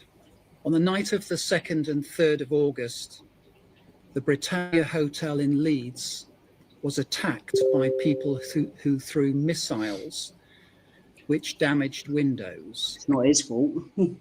The police were called, and on the 3rd of August, the hotel was locked down for the protection of those who were living there. At the time, there were 210 occupants, many of whom were foreign refugees and asylum seekers. Similar attacks to the hotel were launched on the 4th of August. The police attended on each occasion, and units were deployed to safeguard the hotel and to provide an increase in the police presence in the area. In between the two attacks, you took to social media in order to encourage others towards participation in the attacks upon the hotel. The initial post received 6 likes. However, it was sent to your 1,500 Facebook friends, and because of your lack of privacy settings, will have been forwarded to friends of your friends. The messages were therefore spread widely, which was plainly your intention. Hang on a minute. It only had 6 likes, and you can do a traffic analysis to see how many times the post has been shared. So, where's the intention though? Like, yeah, where was the intention to? I'm waiting to see if he says anything about it. Have a listen. In response to a post See if I'm questioning missing something. why, you wrote, "Because they're over here, given life of Riley, off the tax us hard-working people earn when it could be put to better use. Come over here with no work visa, no trade to their name, and sit down and doss. And then there's more people being put out homeless each year. They get top band priority on housing and many more reasons." You were arrested in the early hours of the 5th, questioning why. Yeah, where was the incitement there? Because they're over here. Given life of, you wrote, "Because they're over here. Given life of Riley, off the tax." This is more of a travesty of justice than Connolly. To better use. Come over here with no work visa, no trade to their name, and sit down and doss. And then there's more people being put out homeless each year. They get top band priority on housing and many more reasons. You were arrested in the early hours of the 5th of August and then interviewed by the police. Your motivation became clear when you informed the police that you had promoted the idea of attacking the Britannia Hotel as a result of anger and frustration. What he means by that is you pleaded guilty. Where does it actually say that he said go to the Britannia Hotel and do ABC? No, he pleaded guilty for it. That's where it. Yeah, but his tweet didn't have anything. Provided, he pleaded guilty, so that's the problem. But still, regardless of that, the evidence provided in what he's just said as the fucking judge doesn't actually show that, right? Yeah, it doesn't say go to the Britannia Hotel, does it? It says you come over here with no work visa, blah, blah, blah, blah, blah. Where does it say go to the Britannia Hotel and throw stones through the window? Where does it say that to? Have I missed something? No. Right. Which was plainly your intention. In response to a post questioning why, you wrote, "Because they're over here, given life of Riley off the tax us hard-working people earn when it could be put to better use. Come over here with no work visa, no trade to their name, and sit down and DOS. And then there's more people being put out homeless each year. They get top band priority on housing and many more reasons. You were arrested in the early hours of the 5th of August and then interviewed by the police. Your motivation became clear when you informed the police that you had promoted the idea of attacking the Britannia Hotel as a result of anger and frustration at immigration problems in the... So it was in his police interview. It was in his police interview, not in his post. Yeah. Country. You went on to say that you did not want your money. I think what's happened there is that he's pleaded guilty and admitted to something that they've said he's done when he hasn't actually done it. Yeah. If they put words into his mouth, did you, wow. Wow. Who you can see it with your own eyes here, man. Are kids and get priority, end quote. This offence is so serious that an immediate custodial sentence is unavoidable. Would you stand, please? The sentence that I pass has been reduced by 1/3 to reflect your guilty plea. 3 years to 2 years. 20 months imprisonment. You will serve up to 1/2 of your sentence in custody before you are released on license. If you fail to abide by the conditions of your license, you can be returned to prison to serve some or all of the remainder of the custodial term. The victim surcharge will apply and I will make a collection order. Please take him down. Wow. How fucked up is that? Yeah. I mean, the Connolly case can be kind of argued, but that case there is the most blatant miscarriage of justice, probably one of them I've ever seen. No. I mean, what did he admit in the police station? What did he say in his police interview? Because what he tweeted or what he Facebook posted didn't say anything of incitement or didn't even mention the hotel. Exactly. It's fucked up, isn't it? Yeah. So what did he say in the bloody police interview? And did he not have any representation when they went to the police? Or to the police when he was arrested? Did he not have any representation? Because if he had representation, he would have been told by any decent brief to go no comment. Yeah, that's the sketchy thing about all them people who got banged up, right? Mm. Very fucking sinister. That's mental. That is crazy. And that was televised, so there's no... Yeah. That was televised, that was... Buts. Like, literally, in that clip, you blatantly see unedited shit where the judge has basically said he's done one thing and sentenced him for one thing, presented evidence that literally doesn't fucking show any evidence or bang to rights shit that's got him sent down. No. Other than what might have been in the police interview. Yeah. It'd be well interesting to see what they fucking said to him and made him plead guilty. Yeah, but it's definitely happening, man. There's definitely something sinister going on with the two-tier policing. What's the time over there, Smiler? 5 a.m. 2 minutes to 5. All right, man. I'll try and jump on. I'll try and jump on a bit earlier sometime and try to fucking bat some of your your Jewspiracies back.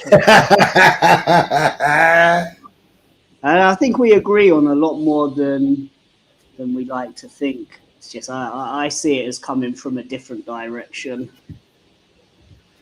There's definitely an agenda going on, and I think it's more coming from the Islamic side than the Jewish side. No, Zionists of government, and Zionists can be Jews or Islamic or Christian. Yeah, I think the way I see it, I see a lot of countries that have been colonized by fucking Islam throughout the ages. I don't think that colonization or conquest has ever stopped. Whereas I see only one Israeli state, you know? Yeah, but then you don't need a state if you're infiltrating every government. The other thing that, you know, like, I'm not linking you to like flat earthers, like I'm not that lazy with my argument, but the one well, as what I see as a debunking factor is, like, do we both agree that Israel could not exist without the West backing it? Of course we can't. Exactly. So what do they have to gain from the Islamification of the West? To push people to it, to push the agenda, to push people to Israel, because Israel needs the numbers. Okay, say the UK government got not overthrown, but, you know, like politically instigated, and they got power, and then they had with the political power of being in charge of the UK, they would also be in charge of the military, right? Well, we've just handed over a massive contract to Israel for all our military. But surely, like, telecommunications and everything else, and also the rest of it has been handed over to. But surely the West fall into Islam and Muslims being in charge of our military, and what happens with sending arms to Israel wouldn't fucking benefit them, right? No, but the reason why we're allowing all these Muslims, jihadists, whatever you want to call them, to be mayors and councillors and blah blah blah, I think is to put pressure and to install fear on the Jewish communities. Okay, because that's what it. So it causes a division. Yeah, Okay, and then also you've got the abuse. Then you've got the rape gangs, you know, which Labour covered up, Conservatives covered up, even though they're arguing now that it was all down to Labour. Well, no, because you're in government and you never did fuck all about it in the first place. Okay, so once the Israelis, the Jews, the diaspora returned to Israel, and then we're left with a load of Islamics, people fucking in power, then what happens? Because we're fucked, don't we? No, but Israel are equally as fucked, surely.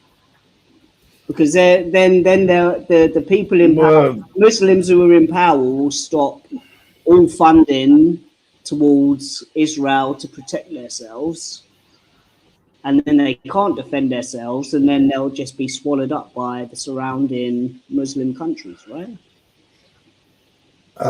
Depends whether they carry out terrorist attacks or whatever and get rid of them, innit? I don't know. You know, who knows what the final goal is? They wanted to dilute the country, you know, with intermarriages, interbreeding. You know, they said we had an agent. I mean, this was done in 1980s, where they said we had an aging population, the migration replacement.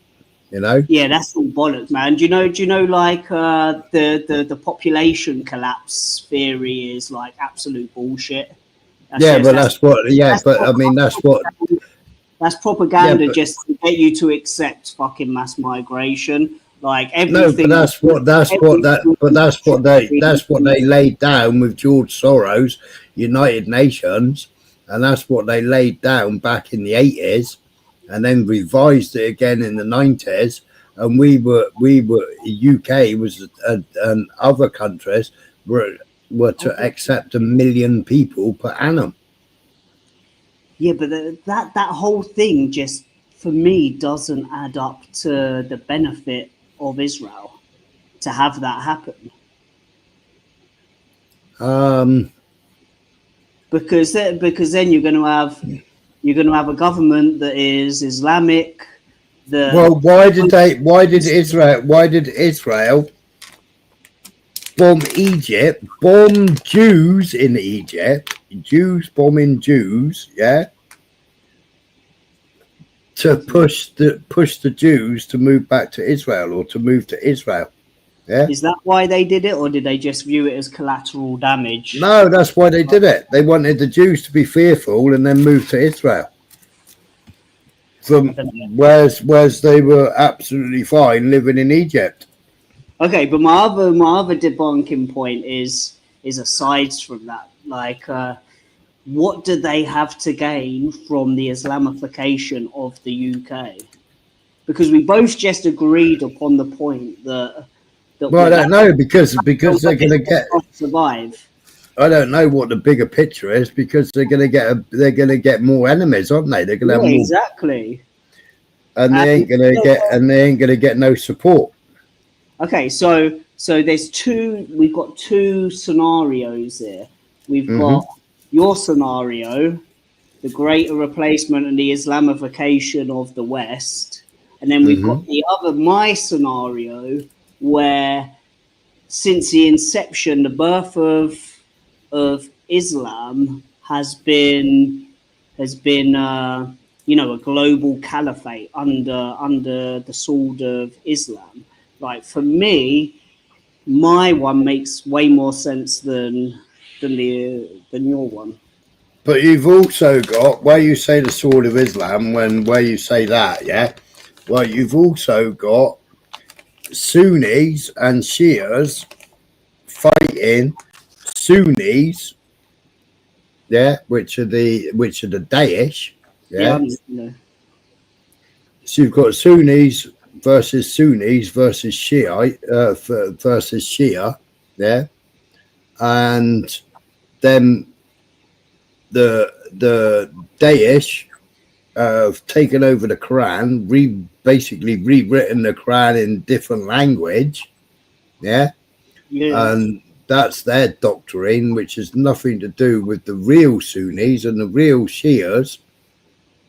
Even though Shias and Sunnis have got different one's Muhammad and one's fucking something else. I think the Shias, they just believe like the follow-on from Muhammad was Ali, right? That's right, yeah. Yeah. Whereas the Sunnis killed him off, they kind of like resent that, right? Yeah. So they beat themselves over the heads and shit. It's fucked up, man. But they feel like they didn't. I showed it on here a couple of months ago on London Bridge.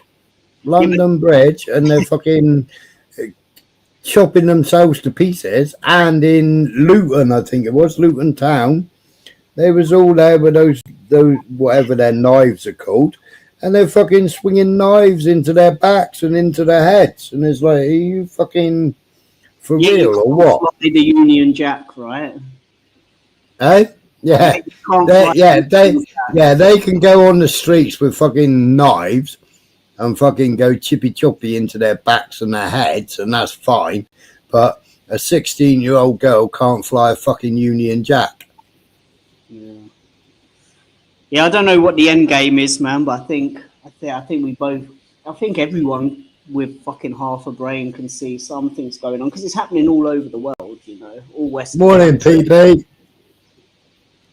Morning, PP. Oh, let me have a look at the chat. But I don't know. I just feel like the Islamic side kind of is more reasonable to believe in than the Jews doing this. Like it's kind of like, let me think of an analogy. Is for me the way I look at it, it's like if I walked in on my son. Well, if I walked in, my son's like 3 years old.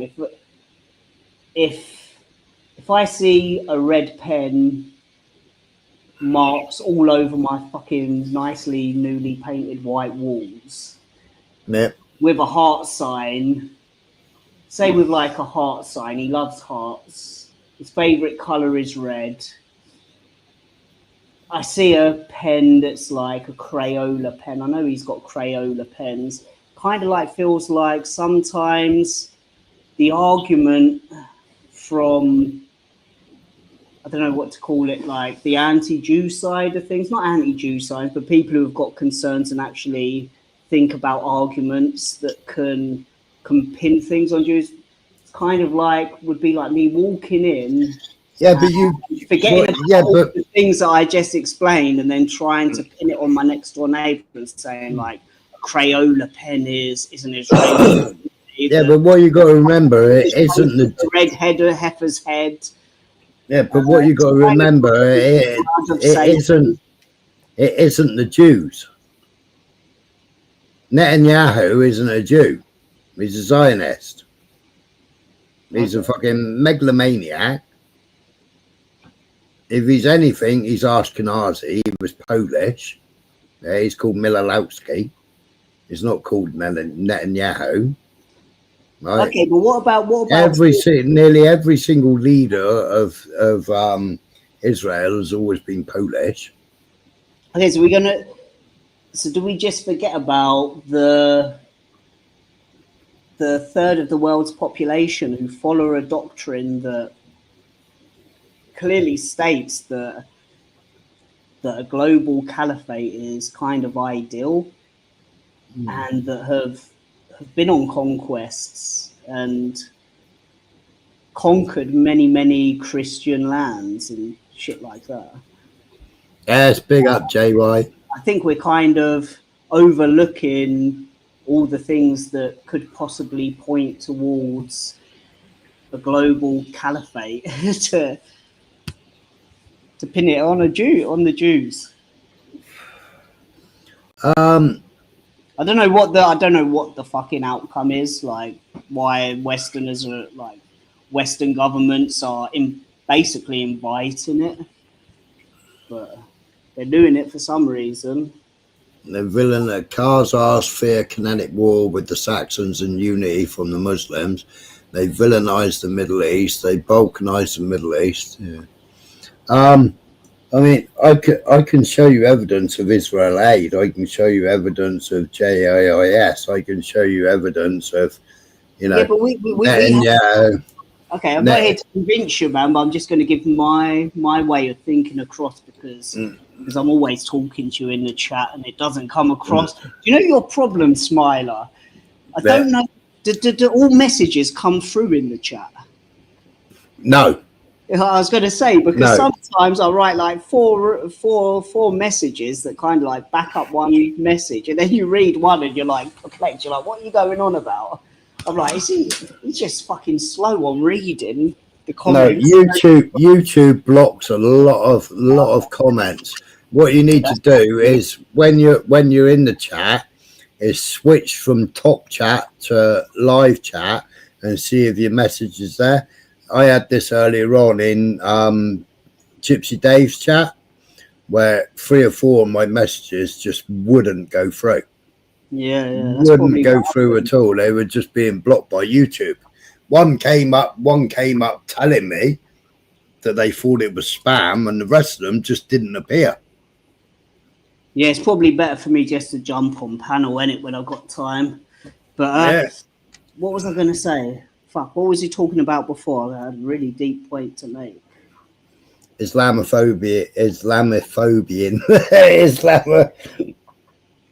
of the world. No, it was Islamifying of the world. No, Islamification. No, you said something before. You said something before that, man. Shit. What was it? What, showing you evidence of all these different charities that are paying for. Yeah, that's it. Right. So, so we've basically in the UK we've got charities. We've got organisations that are not just. We've got a lot of Muslim-run ones, but we've also got ones from like self-hating British people, like loony lefties. As let's just give them that. Let's just give them that title. We've got people who are self-hating Brits who seem to have this. What shall we call it? Like suicidal, kind of self-flagellating mindset of inviting this shit that we're seeing going on at the moment, right? That self-flagellation is what they call it when they're chopping them fucking selves up. Yeah, but metaphorically, you know, it kind of is. Yeah. If you're going to invite, like, it's not. Yeah, but the problem we also got as well. From any point of view, it's not good for the economy. It's not good for. It's just not good, is it? You know. But we've got people in the UK who are British, ethnically English, who actually call that, who want that, who are on the side. Israel also have the same thing that is kind of even worse, you know. Like I see who was it the other day who did Avi Yemeni, and I know what you're going to say about Avi Yemeni, that Australian dude, he's Zionist and this, that, and the other, right? Ex-IDF. Yeah, ex-IDF, all that stuff that goes with him. But he interviewed a guy from one of them protests, and the stuff that guy said was kind of, he was on the side of the people who came in, whether you believe they came in or not, of doing what they did. He was sympathizing with them. So if we have them in the UK, would you agree with the people in the UK who are the self-flagellating Brits who are welcoming people like JOJ who want more mass immigration? Would you agree with their stance? Absolutely not. So, they should half of them should be fucking locked up in a mental institution. Okay, you know, so do you not? Right, if fucking mental hospitals were still open, half of them would be in mental hospitals. Exactly. But because they're so far left leaning, they're all voters of Labour. The same as fucking, you know, Labour's giving everything to the fucking Muslims, so they're all voters of Labour. That's why you see them all going to the fucking mosques. Exactly. You see all the police are fucking going down on their hands and knees in fucking mosques. Exactly. Right, it's almost like a self-suicidal thing to their nation, right? Do you not think that Israel have the same kind of people? Lefty. Exactly, PP. That's exactly what I keep trying to say, right? When we say, right, because you got a lot of people that say Muslims and Muslims as a collective, right? It's not Muslims as a collective, yeah. It is the fanatics. Yeah, it's the fucktards, you know. It's the Daesh, you know. It's the wrong uns, you know. Yeah, but do you not think, like, these people protesting in Israel, you don't think Israel has the same problem with their left as we do with our left? But yet, no. If you look at the protesting, if you listen to the protesting, if you listen to the people that do not want to serve, and then you've got the reservists that don't want to serve.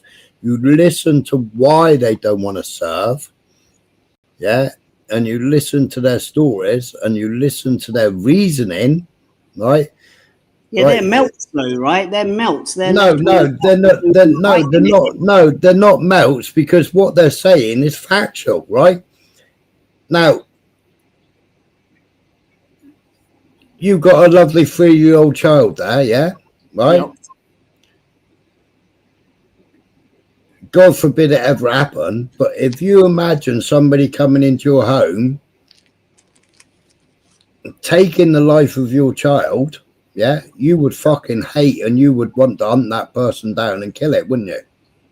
Yeah, but that wouldn't really happen, because we got rights to bear arms. Yeah, but do you know what I'm saying? Yeah, right? No, I know what you're saying. Which is what the Israelis, yeah, a lot of the Israelis don't want to be settlers, right? And a lot of Israelis are actually helping other people that are being forced out and having their houses demolished, yeah. Okay, right? And they don't want to be a settler colony, because they know the discourse, and they know that there's going to be discourse. They know that they're going to be attacked, because they're driving out the indigenous people. Okay, that gave the Jews a homeland in the first place. Okay, the settlers who are settling in on disputed land, right? What's the percentage of population that they make up? What do you mean? Like, you said the settlers. Like, like you're talking about, when you talk about the settlers, you're talking about the settlers who are not Israelis who live in Tel Aviv and stuff like that. Or are you talking about the ones who live in Tel Aviv? Well, me and you could say tomorrow who are living on what could be described as disputed land or Palestinian land. Or are you talking about the whole of Israelis as settlers? No. It's the settlers, isn't it? It's where they're driving them out. You know, I mean, I can show you loads of videos of it, right? 800,000 imported settlers in the West Bank. Yeah. Oh, when you say the West Bank, are you talking about like the ones in Zone B and A, or the ones that are in Zone C? Because Zone C is disputed, right? Through the 1967. Well, most of the West Bank was Zone C was supposed to be handed over under Arafat, but Arafat didn't go through with the agreement, right? Yeah, so but everything, even the United Nations, everything since 1967 borders should be returned, because everything from the 1967 borders is disputed. Okay, 1 second, Smilo. I'm gonna take a peek. That's cool.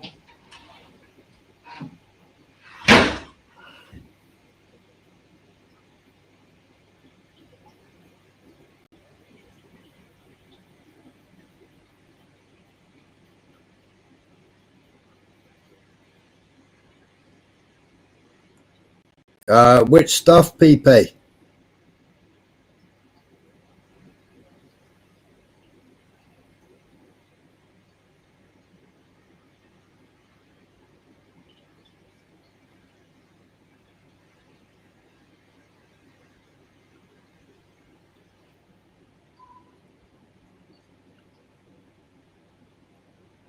Are you talking about the Israeli deaths, or are you talking about the Palestinian deaths?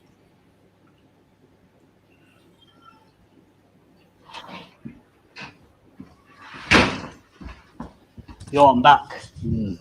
I know and what I've read about it, like the West Bank, Judea and Samaria, whatever you want to call it, was split up into 3 zones, right? Zone C was occupied by the Israelis, and zone A and B was supposed to be Palestinian, right?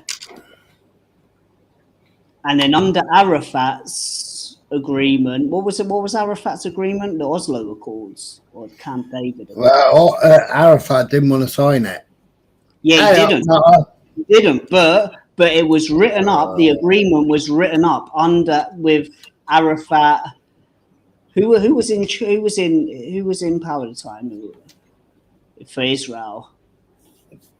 David Ben-Gurion. Ben-Gurion, and under Clinton, right? Was it Clinton who tried to wager the deal? I think I have to have a look. This is all fucking off the top of my head at the moment, but I think it was supposed to remain Zone C as occupied by Israel, right? So how many in front of you, lot? Oh, not that map. Come on, Smiler, do better than that map. That map's that's the 1946, 1947, 1949. Oscar ain't even on that map. Hey? Oh no, sorry, I'm looking at it the wrong way. Sorry, I was looking at that green thing as Israeli. Sorry, my bad. No, so Israel's in white and Palestine is in green. So that was 1946. Yeah, that was the Jewish land when they came over in when they started coming over in the Haganah ships. Yeah, how many wars have there been since 1946 and 2000? Is that 2008? That's 2008, yeah. How many wars have there been since then? Roughly, like maybe 4 or 5 wars. And how many peace deals have tried to be broken between that time?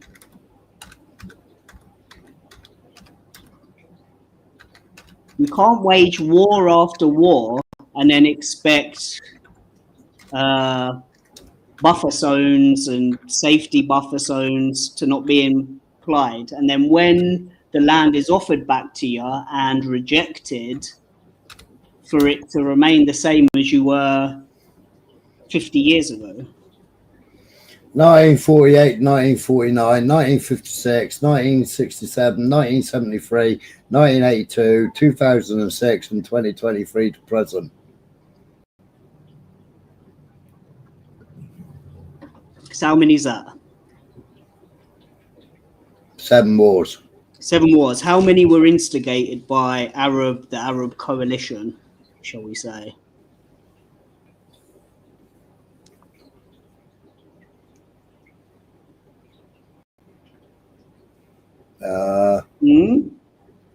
May the 14th, the Arabs launched their attack on Tel Aviv. Well, one instigated, it was a preemptive attack, wasn't it? This action was followed by Palestinian mandate by Arab armies from Lebanon, Syria, Iraq, and Egypt, Saudi Arabia. That was a 6-day war on it. That was 1948, that was. Yeah, it was a 6-day. Yeah. That was the only one, I think, where they preemptively struck, right? The rest were... Yeah, the rest were basically Israel, weren't they? Until October the 7th. No, the opposite. I think the 6-day war was a preemptive strike on Egypt, right? That were gearing up. The rest of them were kind of the Arab coalition fucking taking Israel to war. Hey? I think the 6-day war was the only war where Israel preemptively struck Egypt, I think. The rest of them were the Arab nations declaring war on Israel. So when that happens and the buffer zones get bigger, and then it happens again and the buffer zones get larger, like, who do you blame?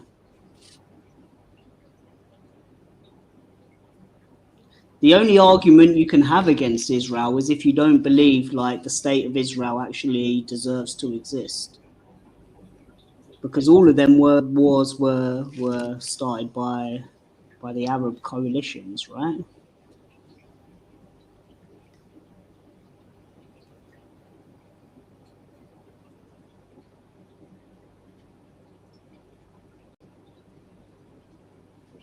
And then in between all them wars, where the buffer zones got bigger and bigger and the spoils of war went to the victors, there were agreements that wanted to return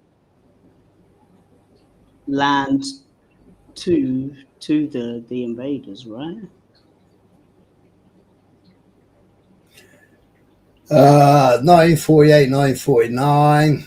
That was the Arab-Israeli War of Independence, Israel Nakba. Yeah, the Nakba. Yeah. Then you had the Arabs, you know that, right? Yeah. Then you had the Suez Crisis that was started by Israel. Then you had the 6 Day. Yeah. Then you had the 6 Day War that was started by Israel. Then you had the 6 Day War was the only one that was arguably. I think you're. Yeah. Then you had Yom Kippur You're War. reading an unreliable source there. Hey. I think you're reading an unreliable source there. It's Britannica. It's Britannica. Morning, Beth. Yeah, I think the only first strike. Yom Kippur was Egypt and Syria. The what? That was Egypt and Syria versus Israel. Yeah. Then you had the Lebanon War, 82, Palestine Liberation Organization, Hezbollah and Syria. And that was to expel the PLO. Hezbollah formed in response to Israeli invasion. Israel occupied southern Lebanon until 2000. And then you had the Second Lebanon War, 2006. Began with the killing and capture of Israeli soldiers by Hezbollah. That was when they really brought out the Hannibal Directive, because you had the government at the time, they were being held over a barrel over kidnappees, and they released all the people for something like 4. Let me know if it's getting late. Kidnapped Israelis. If it's getting late, because it's only 23. It's only 11:30 here, man. Well, that's 5:30 here. Nutter will be going live in another half an hour. Really? Okay, right. So let me just try and. Do you have a map of the Greater Israel plan there? Close to. Oh, the Greater Israel. This is one of my points. While I'm where they're taking Jordan, Iran. Yeah. Have you got that? The Greater Israel plan theory map? Because this is one of the arguments I always put in your chat.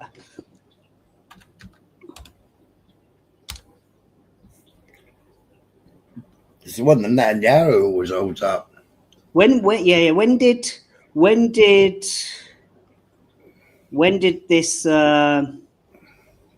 this plan for the Greater Israel first come to? When did they first decide on there was going to be a Greater Israel plan? 1982. Okay, yeah, great. So we got Cairo. You see we got Cairo leading down towards, is it Somalia or Eritrea or Ethiopia? I don't know, it doesn't show it. But you see that, you've got Greater Israel written in white there. Yep. Then you've got this little piece in the middle, which is the Sinai. Yeah, the Sinai Peninsula. And then you've got Cairo and Egypt, right? So when was this plan first penned? When did they first decide they were going to do this? 82. 82? Yeah, it was the Odin. Yeah. There you go. Right. There you go. Do you know what happened? Right. Okay. So we got the Sinai Peninsula here, right? You see, Sinai. The Sinai Peninsula's there right now since 1980s. Since the 1980s, it's in the United Nations documents. Yeah. Yep. Right, I've brought them all up. Right, and the United Nations, right, have said because what they've wanted to do is they wanted to come up through here, up through there to Gaza, and create their own canal. Right. Yeah, right. And they need Gaza for the canal, but they've made all the roadways, right? Okay. And every year, the United Nations has said, "Stop building, stop building." Is there any way you can zoom in on that map, Smiler? Is there any way you can zoom in on it a little bit? I'll try. If not, don't worry. So, can you see Cairo there? Can you see Cairo there? It's like a red Cairo's there, there. Yeah, right. Come directly east from there. You'll come to a line that separates the Sinai Peninsula. Right? You see that line there? What, the Suez Canal? Yeah, exactly. No. The Suez Canal is there. Yeah. Right? So Israel took the whole of the Sinai Peninsula during the 6-day war, right? Yep. They occupied it, right? Yep. They were in half of control of the Suez Canal there during this time. Yep. They had 50-50. Because they didn't want Britain to hand it over to Egypt. Okay. But in 82, when you said that the Greater Israel Plan was penned or whatever under your beliefs, I believe that 82 was when that whole piece of land was actually given back to Egypt. So there's a massive contradiction there. Wasn't that in the Abraham Accords? Yeah. No, not Abraham Accord, Camp David. No, Camp David Accords, wasn't it? Yeah. So that's contradictory to the theory of the Greater Israel Plan, because the Greater Israel Plan was coined in 82, but in 82 they actually gave that piece of land back. That piece of land there, the Sinai Peninsula, is larger. You can check this out as well, because I've checked it out. Is actually larger in landmass than Lebanon, Israel, and what you would term Palestine all put together. So why would they give that back? Like, in terms of strategical, what can we call it? Real estate, then that's the fucking boy, mate. So why would they give that back? The same way as they're taking it, the same way as they're taking Syria back now, same way that they're taking Jordan back now. Yeah, but wouldn't it be easier for them just to keep it? They were under no obligations, under UN fucking terms of like spoils of war go to the victors. They were under no obligation to give it back. So why did they give that back? Because this is not my theory. This is what was penned in the agreement in return for peace. And since then, there has been somewhat of a peace between Egypt and Israel. So when they gave Gaza back in the same way as they gave the Sinai back, it was under the same terms. Yet Gazans didn't really uphold the peace. They carried on attacking things, and therefore Israel have combated them. So if they were so intent on this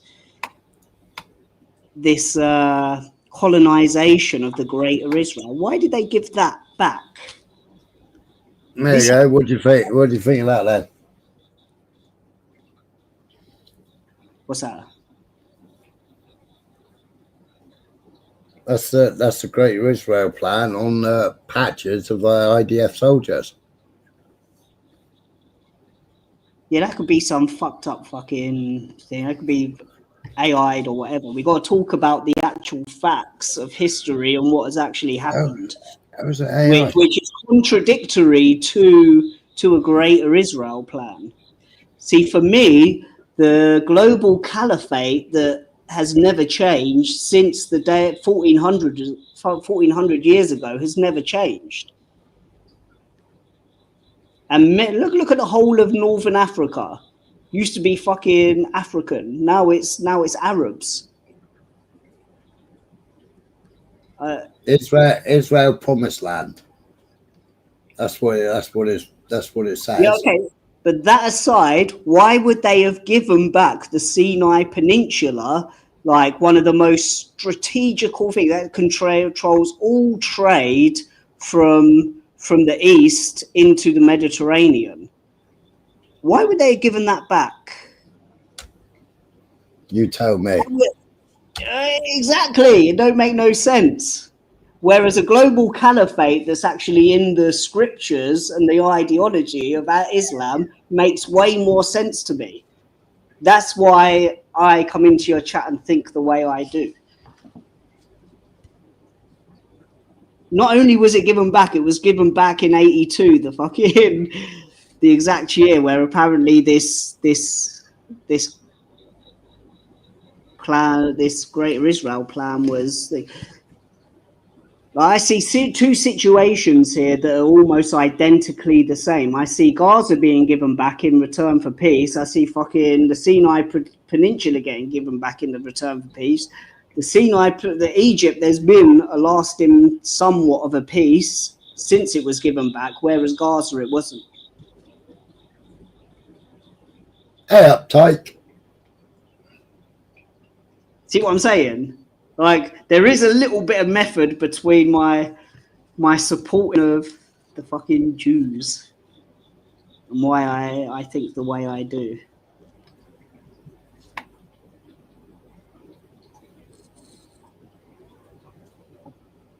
I don't see why they would have given the Sinai back. Do you know also the Sinai is like home to the second most sacred place in Jewish things? This Mount Sinai is literally where the Ten Commandments were revealed to Moses. Why would they have given that back if it weren't in return for peace, when they weren't obligated to give it back?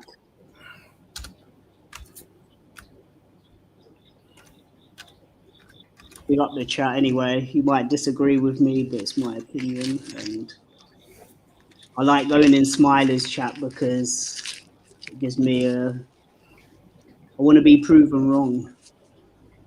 I'm open to being proven wrong. I'm not an echo chamber dweller.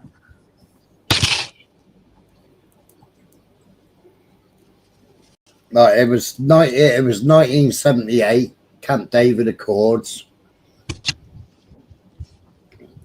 Achieving lasting peace with Arab world, most powerful nation, recognizing strategic difficulty of holding territory and ending the unsustainable cost of continuous conflict in the occupied zone.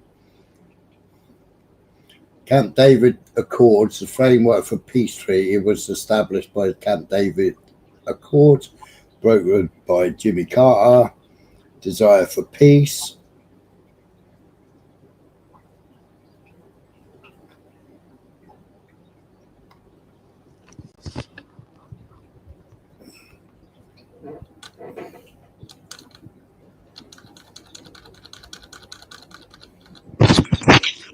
It's kind of like, even with the Gaza situation, it's kind of like they gave it back just so fucking 20 years later they could have to go through all this shit again. It was under no obligation to give Gaza back, but apparently they gave it back just so they could fucking do this again 20 years later. It just doesn't make sense, you know?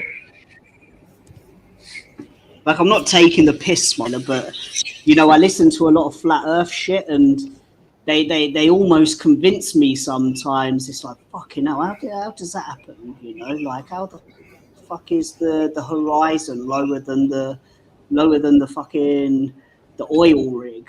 But then all you have to do is look at one simple fucking thing, like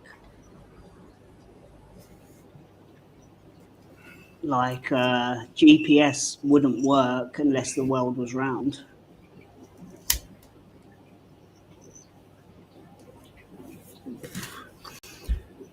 The real Mount Sinai is in Jebel al-Lawz in northwestern Saudi Arabia. Yeah, not according to fucking Jews though. Not according to Jews, it's not. So if that's, why would they give that back? Why would they give the Sinai Peninsula that's so strategically placed? I think it's more mineral rich than the whole of Israel, Palestine, and Lebanon together. It's more land mass. It's, if you look at that map you were looking at, the Greater Israel Plan that went down through Egypt, down towards, I don't know if it's Ethiopia or Eritrea, but it's the perfect bridge into them regions. So why would they give that back?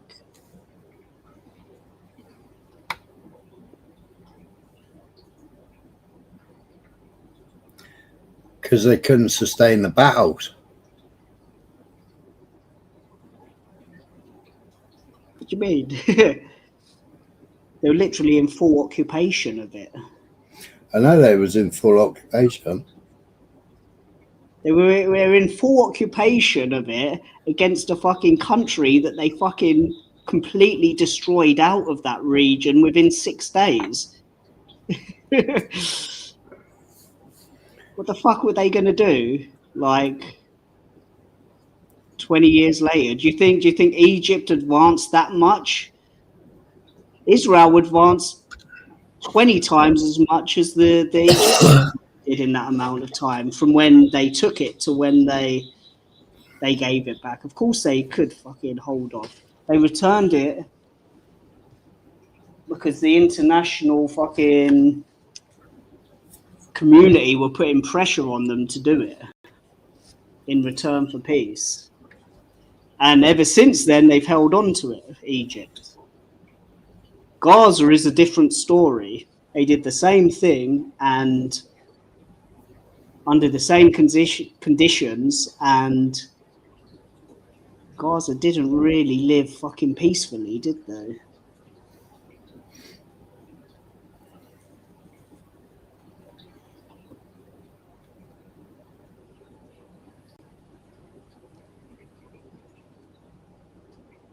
They're not real Jews either. 90% of people living in that region ain't real Jews either. Most of them are Arabs.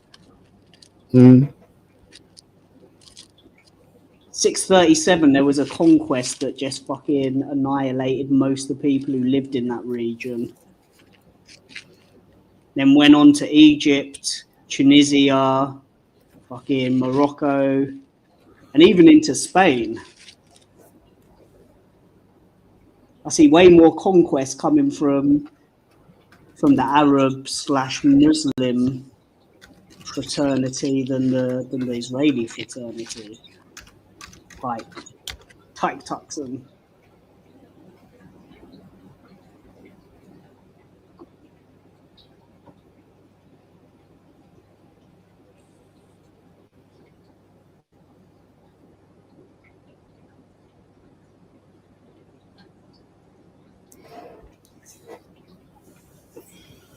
Milo, you might finally find the information you're looking for if you search hard enough. Which information? About the Sinai. To combat my debunking. No, I'll look into that. But I mean, everybody says Jews, but most of them were Canaanites anyway. Yeah, but they all got wiped out. Most of them. During the Arab conquests. Well, the Canaanites were Arabs and Jews. They were from the Levant. I think there's a but people always say there's a different ethnical or genetical marker from Arabs and the actual indigenous people from that region. They can be determined as two different haplogroups. I don't know. They did DNA tests on, what was it, 89, 90 bodies, was it, that they found? Yeah, I'm not saying like a large portion of Jews aren't actually from that area, because a lot of them are. They're Ashkenazi, right? I'm not coming from that argument. But we could both say, right, I've signed up to Judea, and we could go to Israel tomorrow, and they would class us as Jewish. Could we? Yeah. I thought there has to be some kind of lineage. No, you can convert. You know, you can convert, and you can go there. There has to be some kind of proof, though, isn't it? There has to be some kind of proof of you studying and a note from a rabbi in the same way as to visit Mecca. You need to have a written thing from an imam, right? I think to go to Mecca is fucking crazy, isn't it? You have to study for fucking 4 or 5 years before you can go there.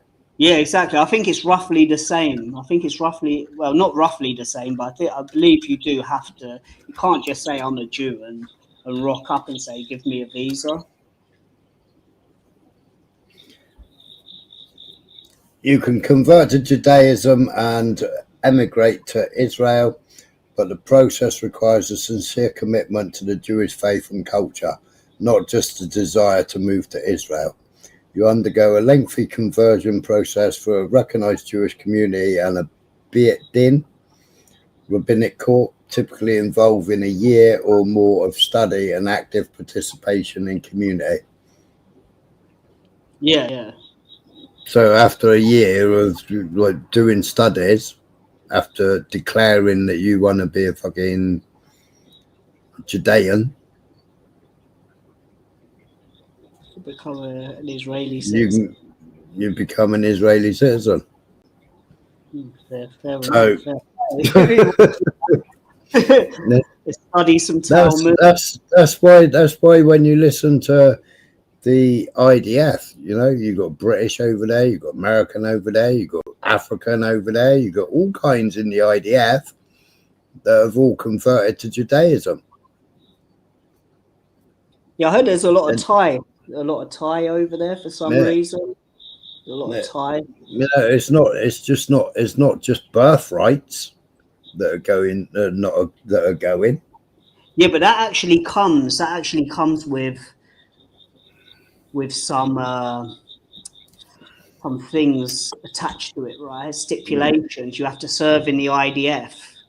That's a good commitment. I mean, if you see that shows your loyalty to the country you wish to move to, rather than someone hundreds of thousands rocking up on boats and just saying, I'm fucking coming in. Yeah, JY, they were the Khazarians.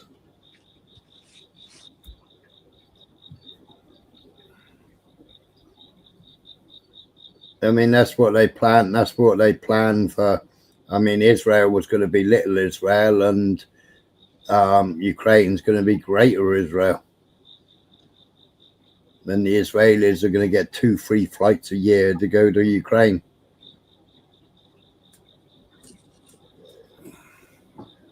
How many countries, though, have actually become the majority Christian countries? I believe back in the day, like even Turkey, Constantinople was Christian, right? Yeah. Syria. And then they got caliphated. Yeah. I think, yeah, exactly. I think Iran was like a mixture. Syria is Christian and Druze, isn't it? Druze. Yeah. And even Iran, I believe, wasn't a majority, but it was mainly. What was it? What's the name of that fucking religion before? Iran, Afghanistan. I'm probably all those regions. you would have thought back in the 70s and up until the 80s, you would have thought that you walked into a Western world because Exactly. all the women, there was no hijabs and any of that lot there. I mean, that was our doings, you know. We did the coup in Iran, you know. They wanted their democratic leader, but we fought better, and MI6 and CIA installed the Ayatollahs. The Ayatollahs, yeah. Yeah.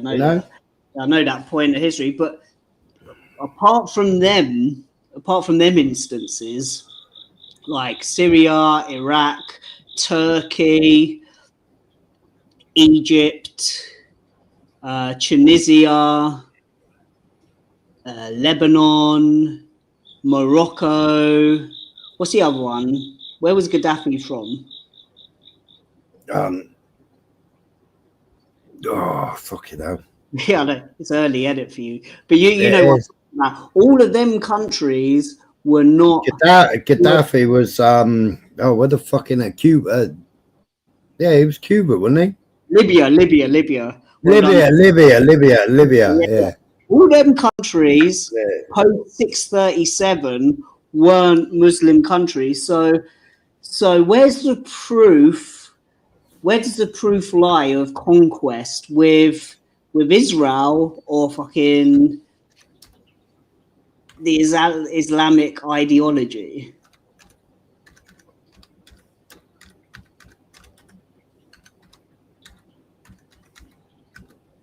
Say that again. So where does the proof of conquest lie with the Jews or a global Islamic caliphate that is actually in scripture?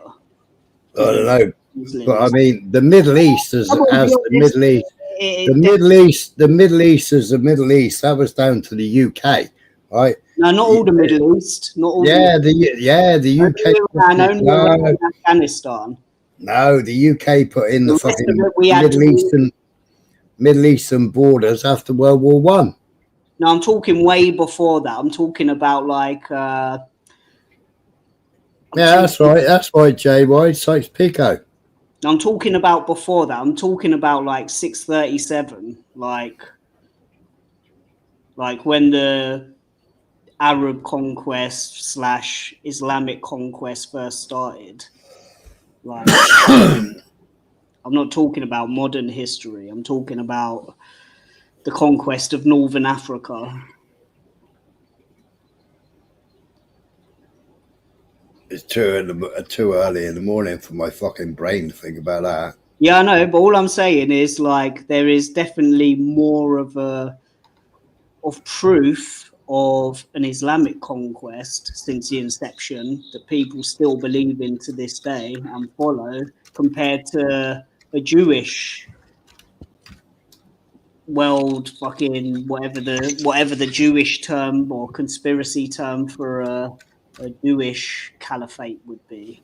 Well, they got, I mean, yeah, the early conquest was 622, but they got kicked out of 109 countries. Yeah, I know that, but I don't know too much about that. But they didn't exactly invade countries and castrate fucking the local population, the native population, in the same way as Islam did, right? Why is North Africa now It's North Africa, Mesopotamia, Persia, Egypt. I'm talking about the migration, the actual documented migration of Arabs. It actually came out of Saudi, and then moved up over through Egypt, separated up through the Levant, Lebanon, into Iraq, that area, and then carried on down over into Egypt, and then pretty much colonized the whole of North Africa. Well, it was all to do with the Silk Road, wasn't it? all the way down No, through that the was all Indian to do with Ocean. fucking Islamic conquest, Islamic fucking ideology to make a fucking a global caliphate.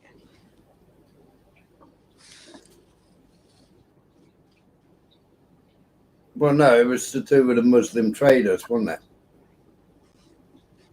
No, they pretty much fucking Yeah, wiped out. They probably pretty much wiped out the whole of the native populations of every country in North Africa, Egypt. Yeah, if you look back to the 1200s, it was all to do with the traders. You know, right? So and, you know, and spreading the fucking Islamic teachings. so yeah, but if you go to Ethiopia, Sudan, it's black people, right? Yeah. Yeah. Then you go up into Egypt. I don't know if you've been to Egypt. But then you got black Jews. You got black Jews as well. Yeah, but they're not really there, are they? What do you mean they're not really there? Like, I mean, in vast numbers.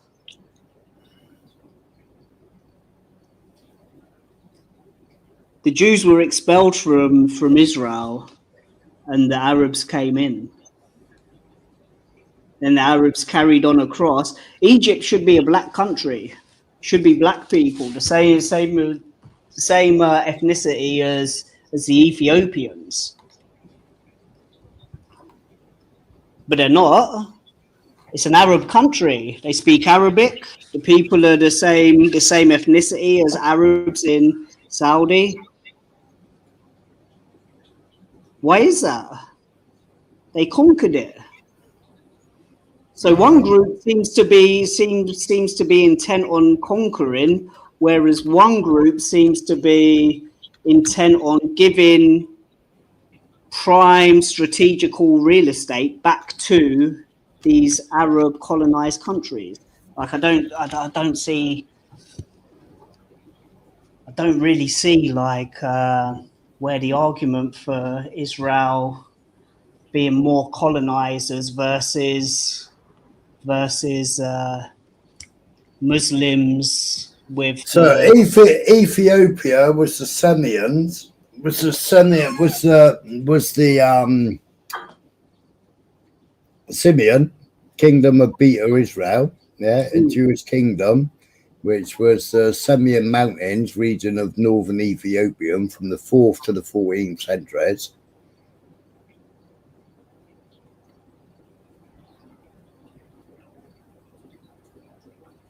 And you've still got them there. Yeah, but it wasn't Arab, was it? It wasn't Arab. Yeah.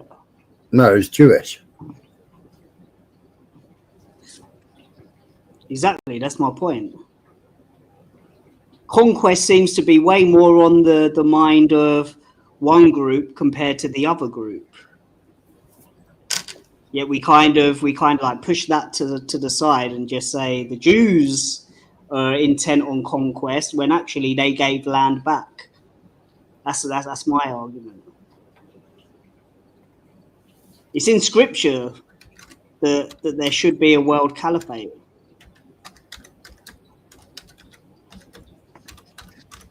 Global caliphate.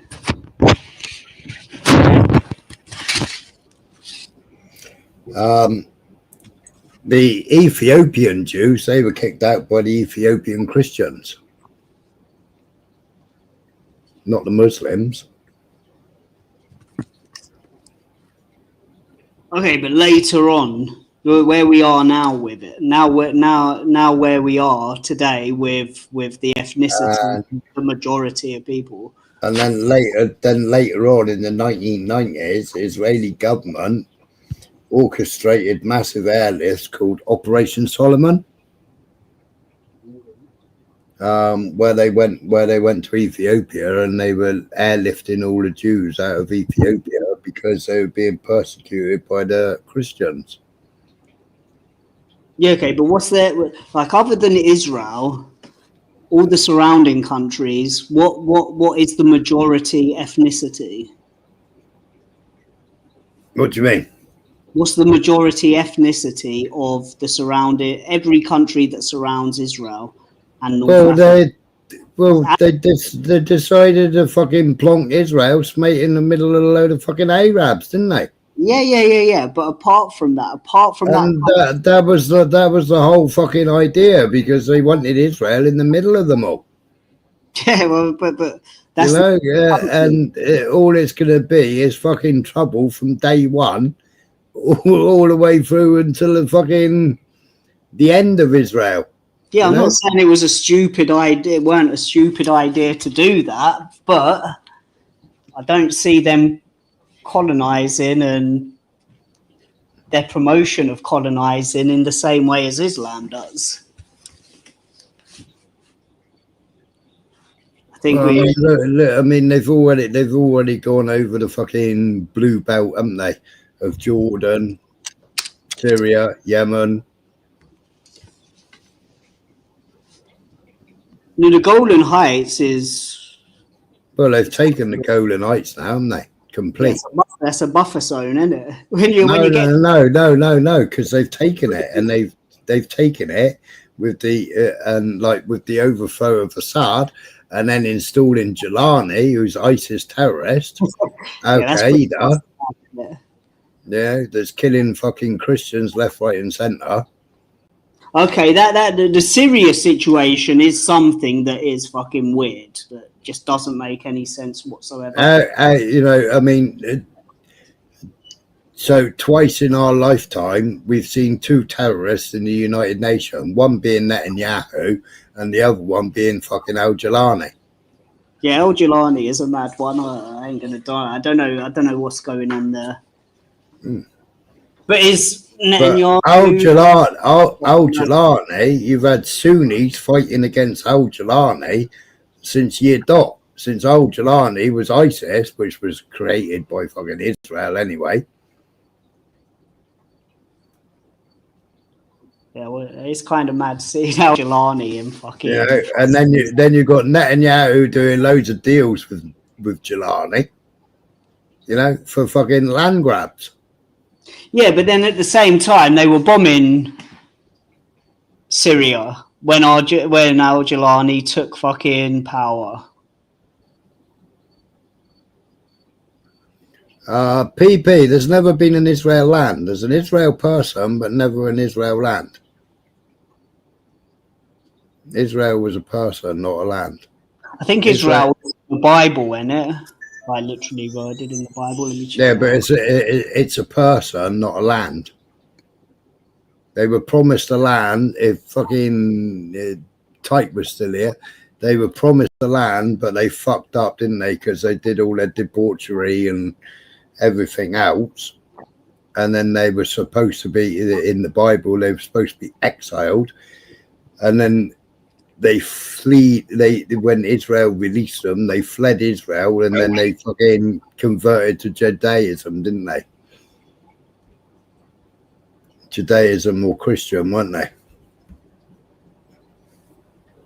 I don't know, I've played it on here a couple of times. I've played it on here about it.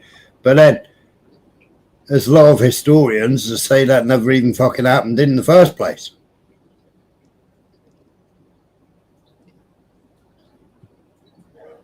I'm not religious in any way, man, but fucking the prophecies pretty crazy, isn't they? PP, October the 7th was a complete setup anyway. October the 7th was a complete setup. Israel in the Bible refers to both people and land. The term primarily denotes the descendants of Jacob, who was renamed Israel. Israel, yeah. Yeah, one that was a red baby and one that was a fucking white baby. One was a Canaanite, wasn't it? Esau. Was it Esau?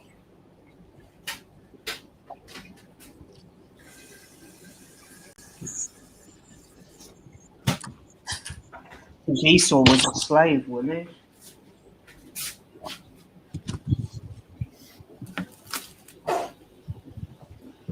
Smile, I beg to differ. I can show you loads of proof. I showed proof on here earlier on from the IDF soldiers. I can show you proof where Egypt fucking told them.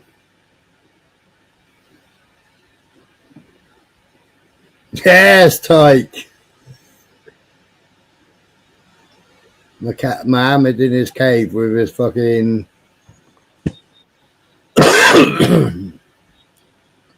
Jewish wife. Smiler, did you ever used to like watch Speaker's Corner? Yeah. Back in the day when it was good, when everyone was kicking off, when you had loads of extremist fucking. Do you remember a guy called Bilal? Like white convert, and he used to hang around with some little like extremist. I don't know where he was from, but he's from Africa. The little extremists that always cause all the troubles. Yeah. What was his name? I forgot his name. Mark Kelly at the time thought he was going to get stabbed up by him. Yeah. He used to hang around with like a really extremist guy called Bilal. Right. He's come back now. His name's Billy, and he's he's seen the light, man, and he sees like religion is like a whole load of bullshit. Check him out. It's on Speaker's Corner, like Speaker's Corner Billy. Check it out when you get off of here, man. Like he's done with Islam, but he used to be like a real fucking extremist. You know, like the stereotypical white Muslim convert extremist. But now he's like started a channel to explain why he sees Islam as like a false fucking religion or false prophecy or ideology. It's really good, man.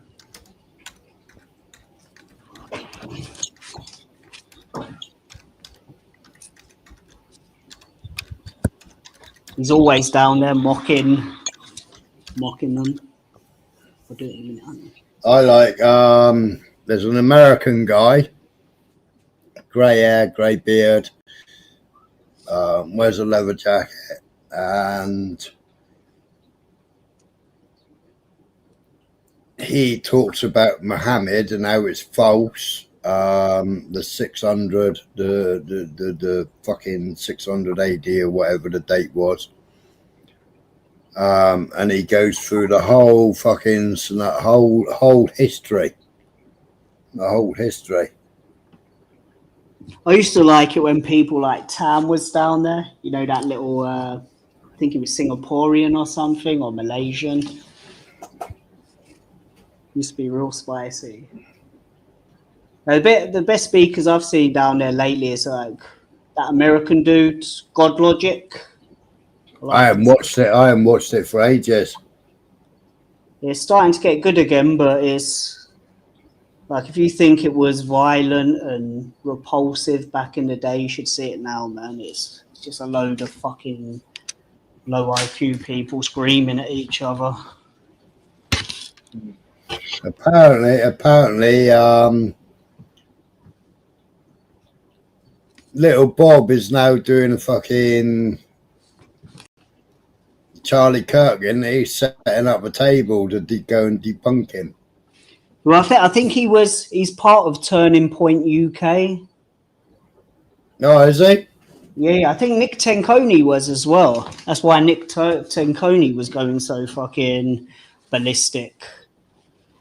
Right. Right then, Smile, I'm going to let you get off, mate. It's good speaking to you. Yeah, Nutter's gone live. Who's Nutter? The Nutter channel. He does chatting with it. It does just chats with everybody in the chat in the morning. He has a chill out. Okay, cool. I'll check it out. Have you got the link? Hang on. Yeah, the Nutter channel. Give me 2 seconds.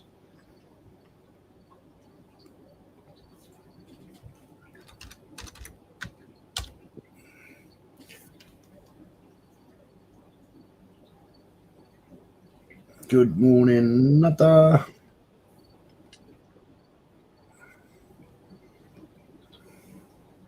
Right then, Smiley, you have a good week, yeah? Yeah, I'm just getting you Nutter's channel a minute.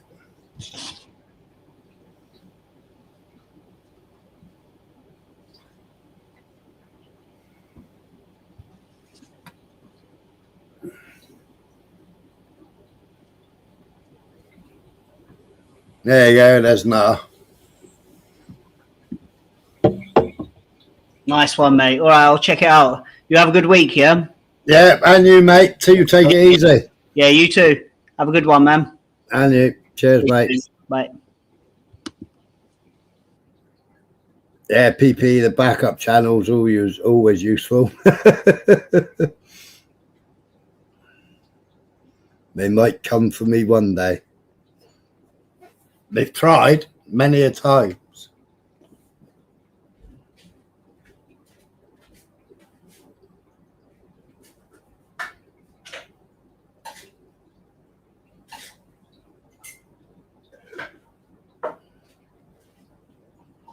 Just making a coffee.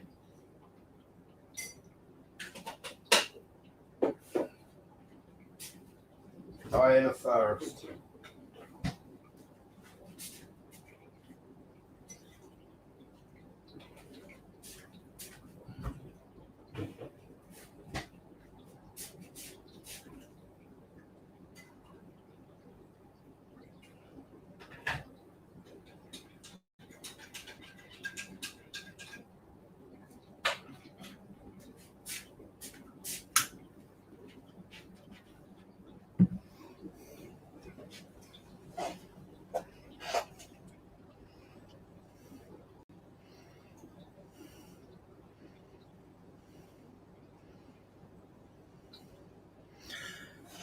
Yeah, that's right, type. Well, it was Syria Philistina, wasn't it? 62 AD, was it? Philistina, Syria Philistina. 62 AD, Romans. But Gaza, where Gaza is, I mean, that's been conquered. It was conquered by the Siege peoples. It was conquered by the Canaanites. It was conquered. It's been conquered hundreds and hundreds of times. But like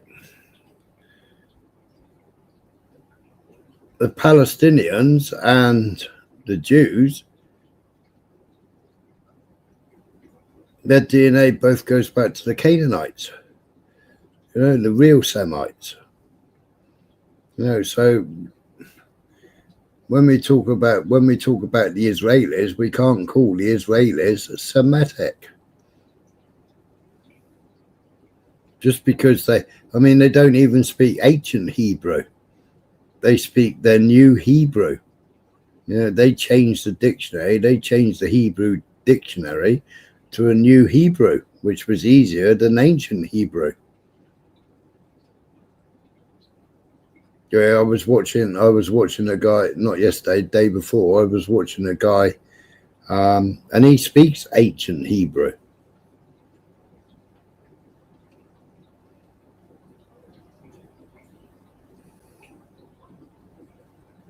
It is, isn't it, Beth? He's a bugger, is Urban. He fucking trying to wake my brain up at this time in the morning with no coffee.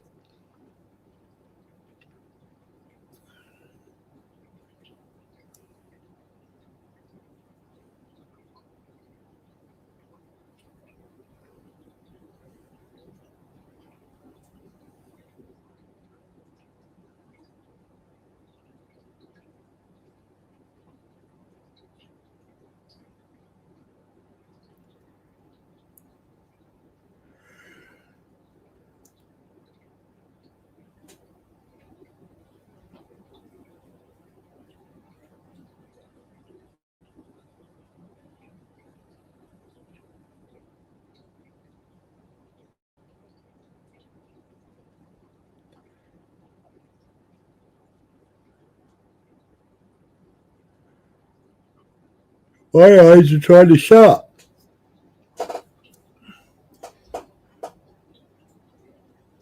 Michael left 2 hours ago. Yeah, no, cheers, Urban. It was good. You'll have to come up on the panel more often, especially when I'm awake. We can debate the history. I can show you videos. It's waste time going to sleep now, Beth. Bloody Monday, isn't it?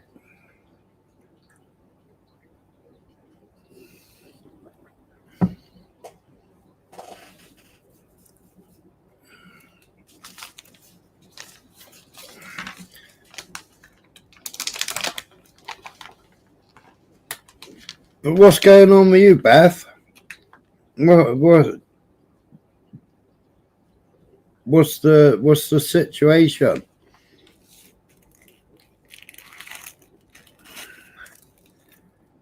Oh no, I'll probably have a couple of hours about 2 o'clock this afternoon.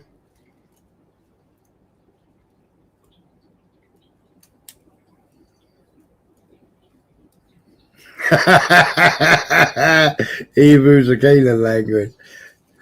Arabic is not. No. I'll agree with you there. No change got left. Yeah, but where are you? Have you got temporary accommodation or what?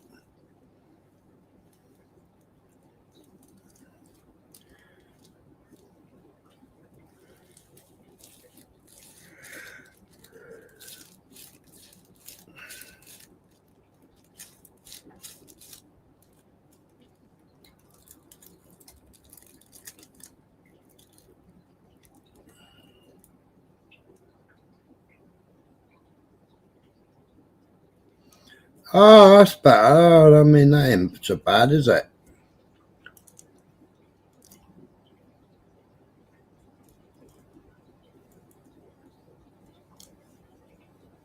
Obviously, all the stress hasn't fucking done your old man any good. I know the reason why he's leaking. I'm guessing there's a valve. I don't know.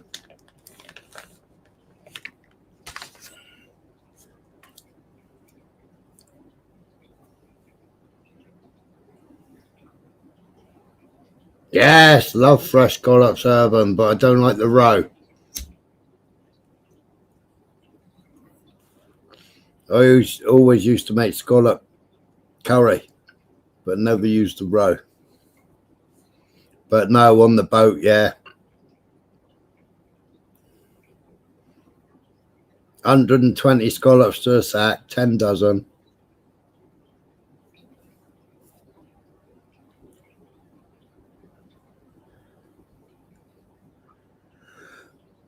Oh, right. So it can't, oh, right, that's a shame, isn't it? Well, it's a shame, but I mean, it's a shame. And if the stress, like, if the stress had brought it on, but it was a common fault, if it stressed him and that's what caused the tear or whatever.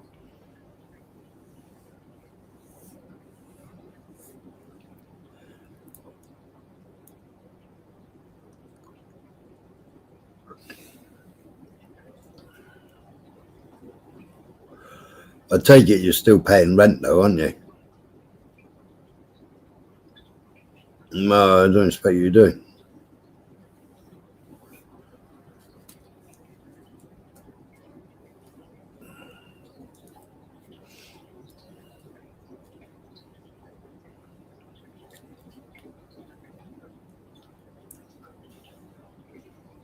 Yeah. So you're still paying it. That's good. So, but they know that you move. That she knows that you want to move out anyway now, doesn't she? Well, obviously you don't want to move out, but she knows that you're looking to move out.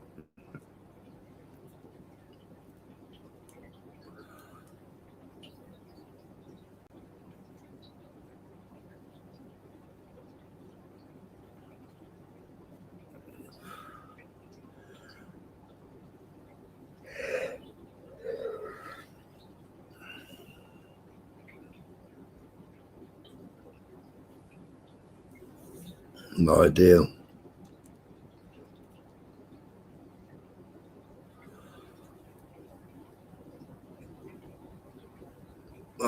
diddly.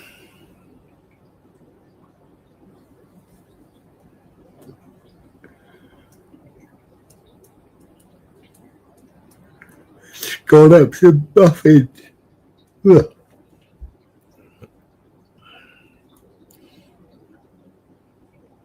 I just used to eat them raw.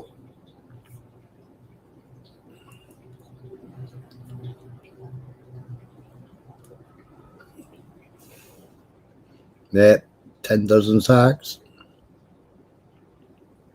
Yeah, white sacks.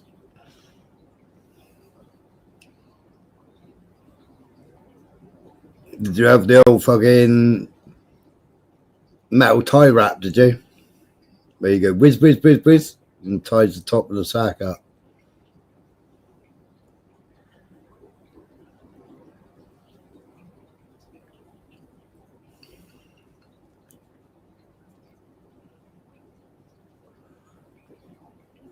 Stick the hook in the 2 holes and then fucking whiz, whiz, whiz, whiz. It's like a little fucking pneumatic corkscrew.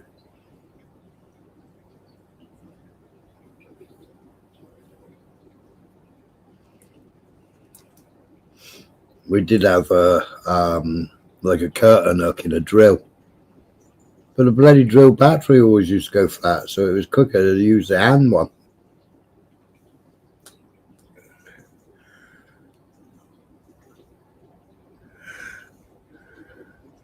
That was the only thing I used to hate.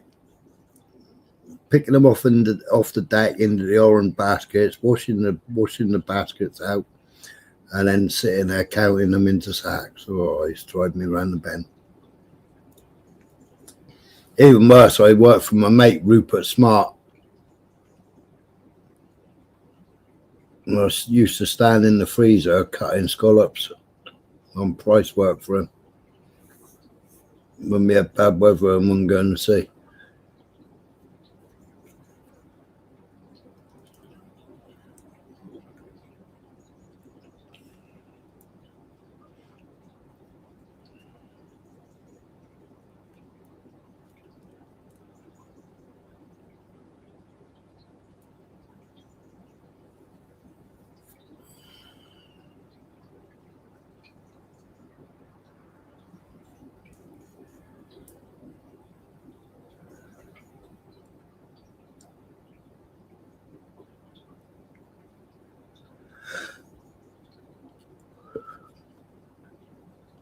So I take it you're not talking about scallops from the fish and chip shop. Now it turns out that Urban used to work on scallop boats as well as being fishing.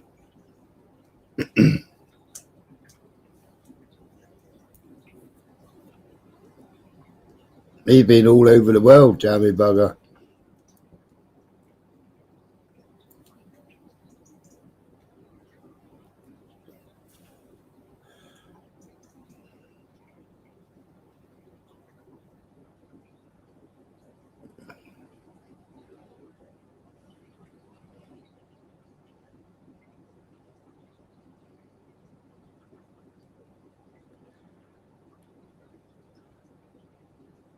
Worked in Australia on a Maori boat. Oh, with the Maoris. Long line in for tuna. Did Urban.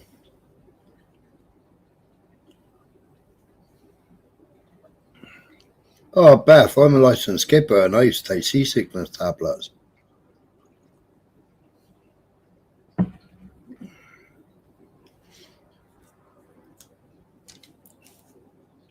But only on a forward wheelhouse boat. On aft wheelhouse, I was never sick.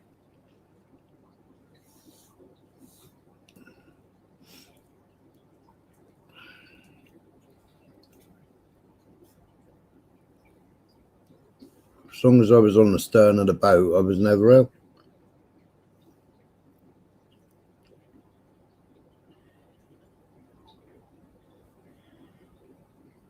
I got another story. You know, it takes at least 12 hours for the dredgers to loosen up and start work.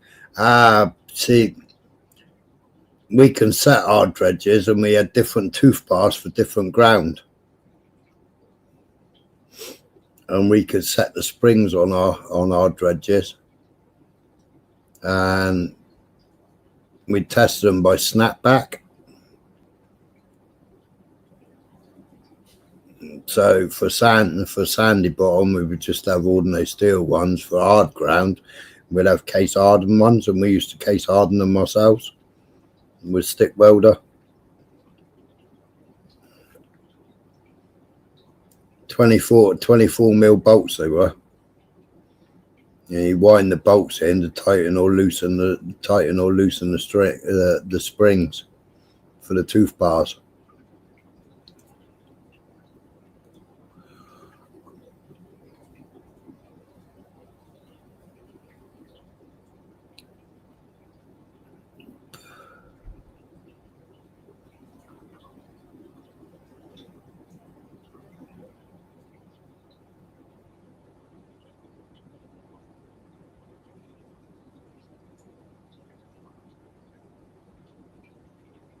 Right. Did you have adjustable dredges? See, all our dredges were adjustable. Like you do half an hour tow, pull the gear, and then reset the dredges, depending on what the ground. And then after a while, you just got used to what to set the dredges. So depending, if we steamed out of Falmouth,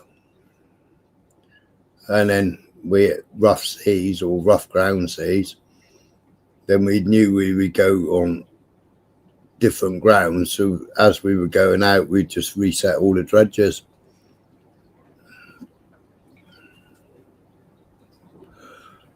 And then check, for different ground, we change the tooth bars.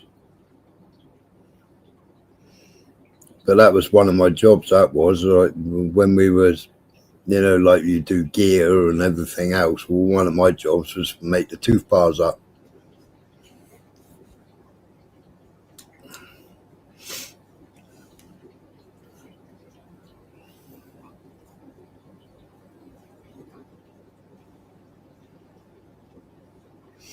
I had a jig. Set the jig up and drop all the fucking teeth into the jig, and then weld them all up.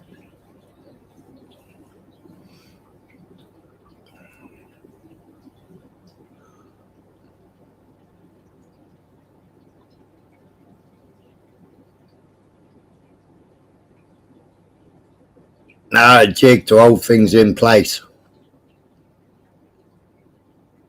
Not a dance neither. I'm doing a little jig.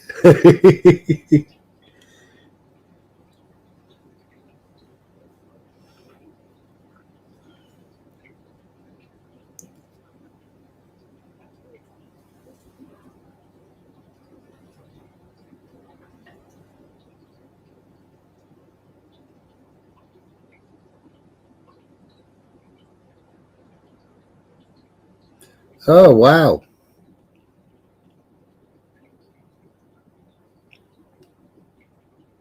We used to have the little stainless steel measuring sticks.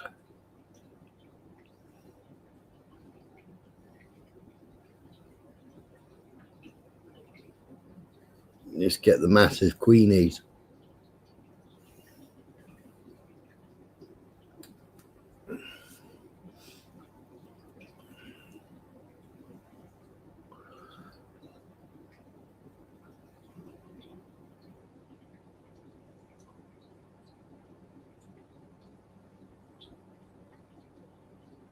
Yeah, it's crazy. Measuring sticks, yeah. Now, you needed them for lobster, you needed them for fish. Well, mainly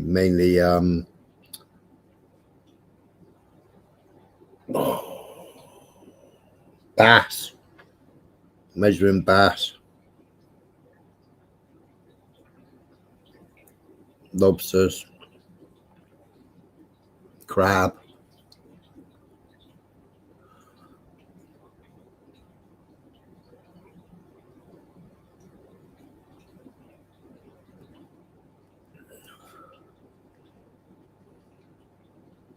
There's always size on red crab, but there was never no size on spider crab. But spider crab in the fucking monk nets was a pain in the ass. They ball up.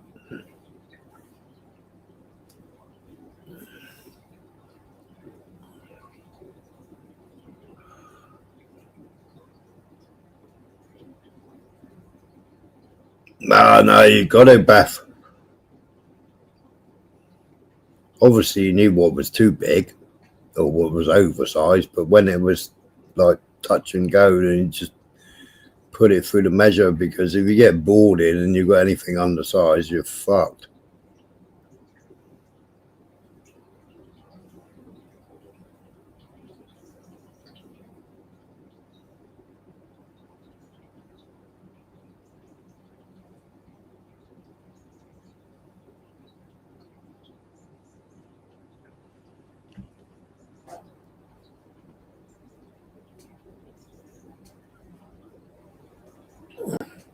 Oh, Urban, trust me, I wouldn't have put the scholar, but fucking, you just went where the money was, didn't you?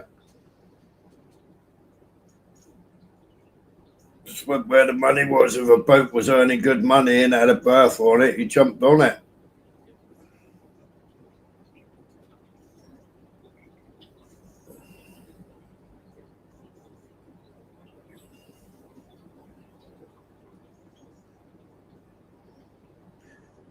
Breeding cycles, Beth. You've got to look after the breeders, haven't you? And obviously, never land anything that's soft and never land anything that's egg-born.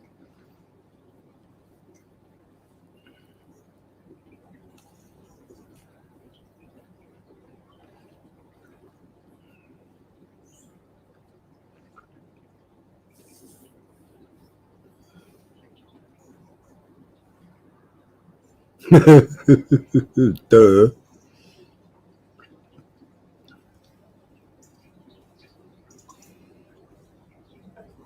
Where the French don't. The French just come in and fucking hoover the lot up.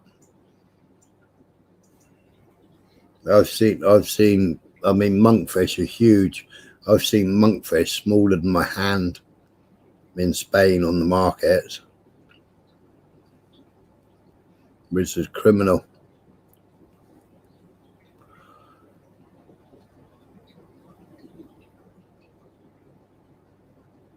There they are. I hate spider crabs.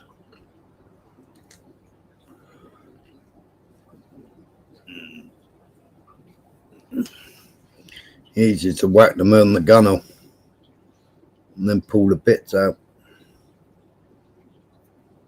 Sad but true. Because there was no money in spiders back then. Now there's good money in spider crabs.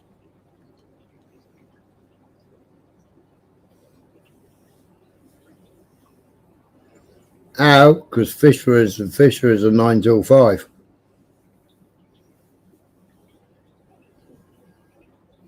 I go down to Newlyn at 8:30. They'll be on the fishery protection vessel. They'll be starting the engines up. They'll sit down till 9 o'clock, and then they'll steam out the harbour at 9 o'clock, and they'll be back in. They'll be back in through the gaps at 10 to 5.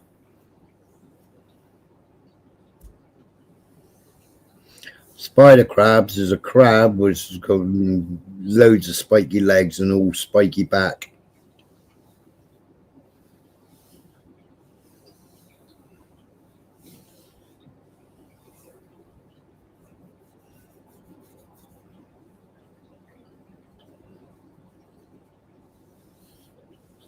Horrible things.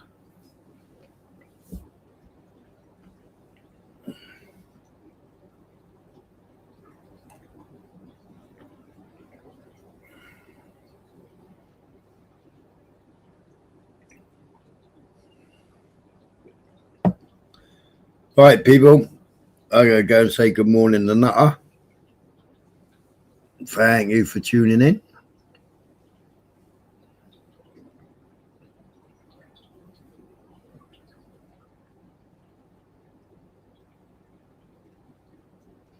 No, there's loads of different.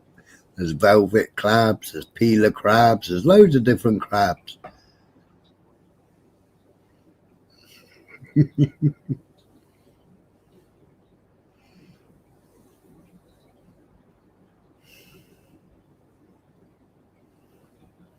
Right. I'm going to say good night. Thanks for tuning in. Thanks for popping up, Urban. Nice to meet you.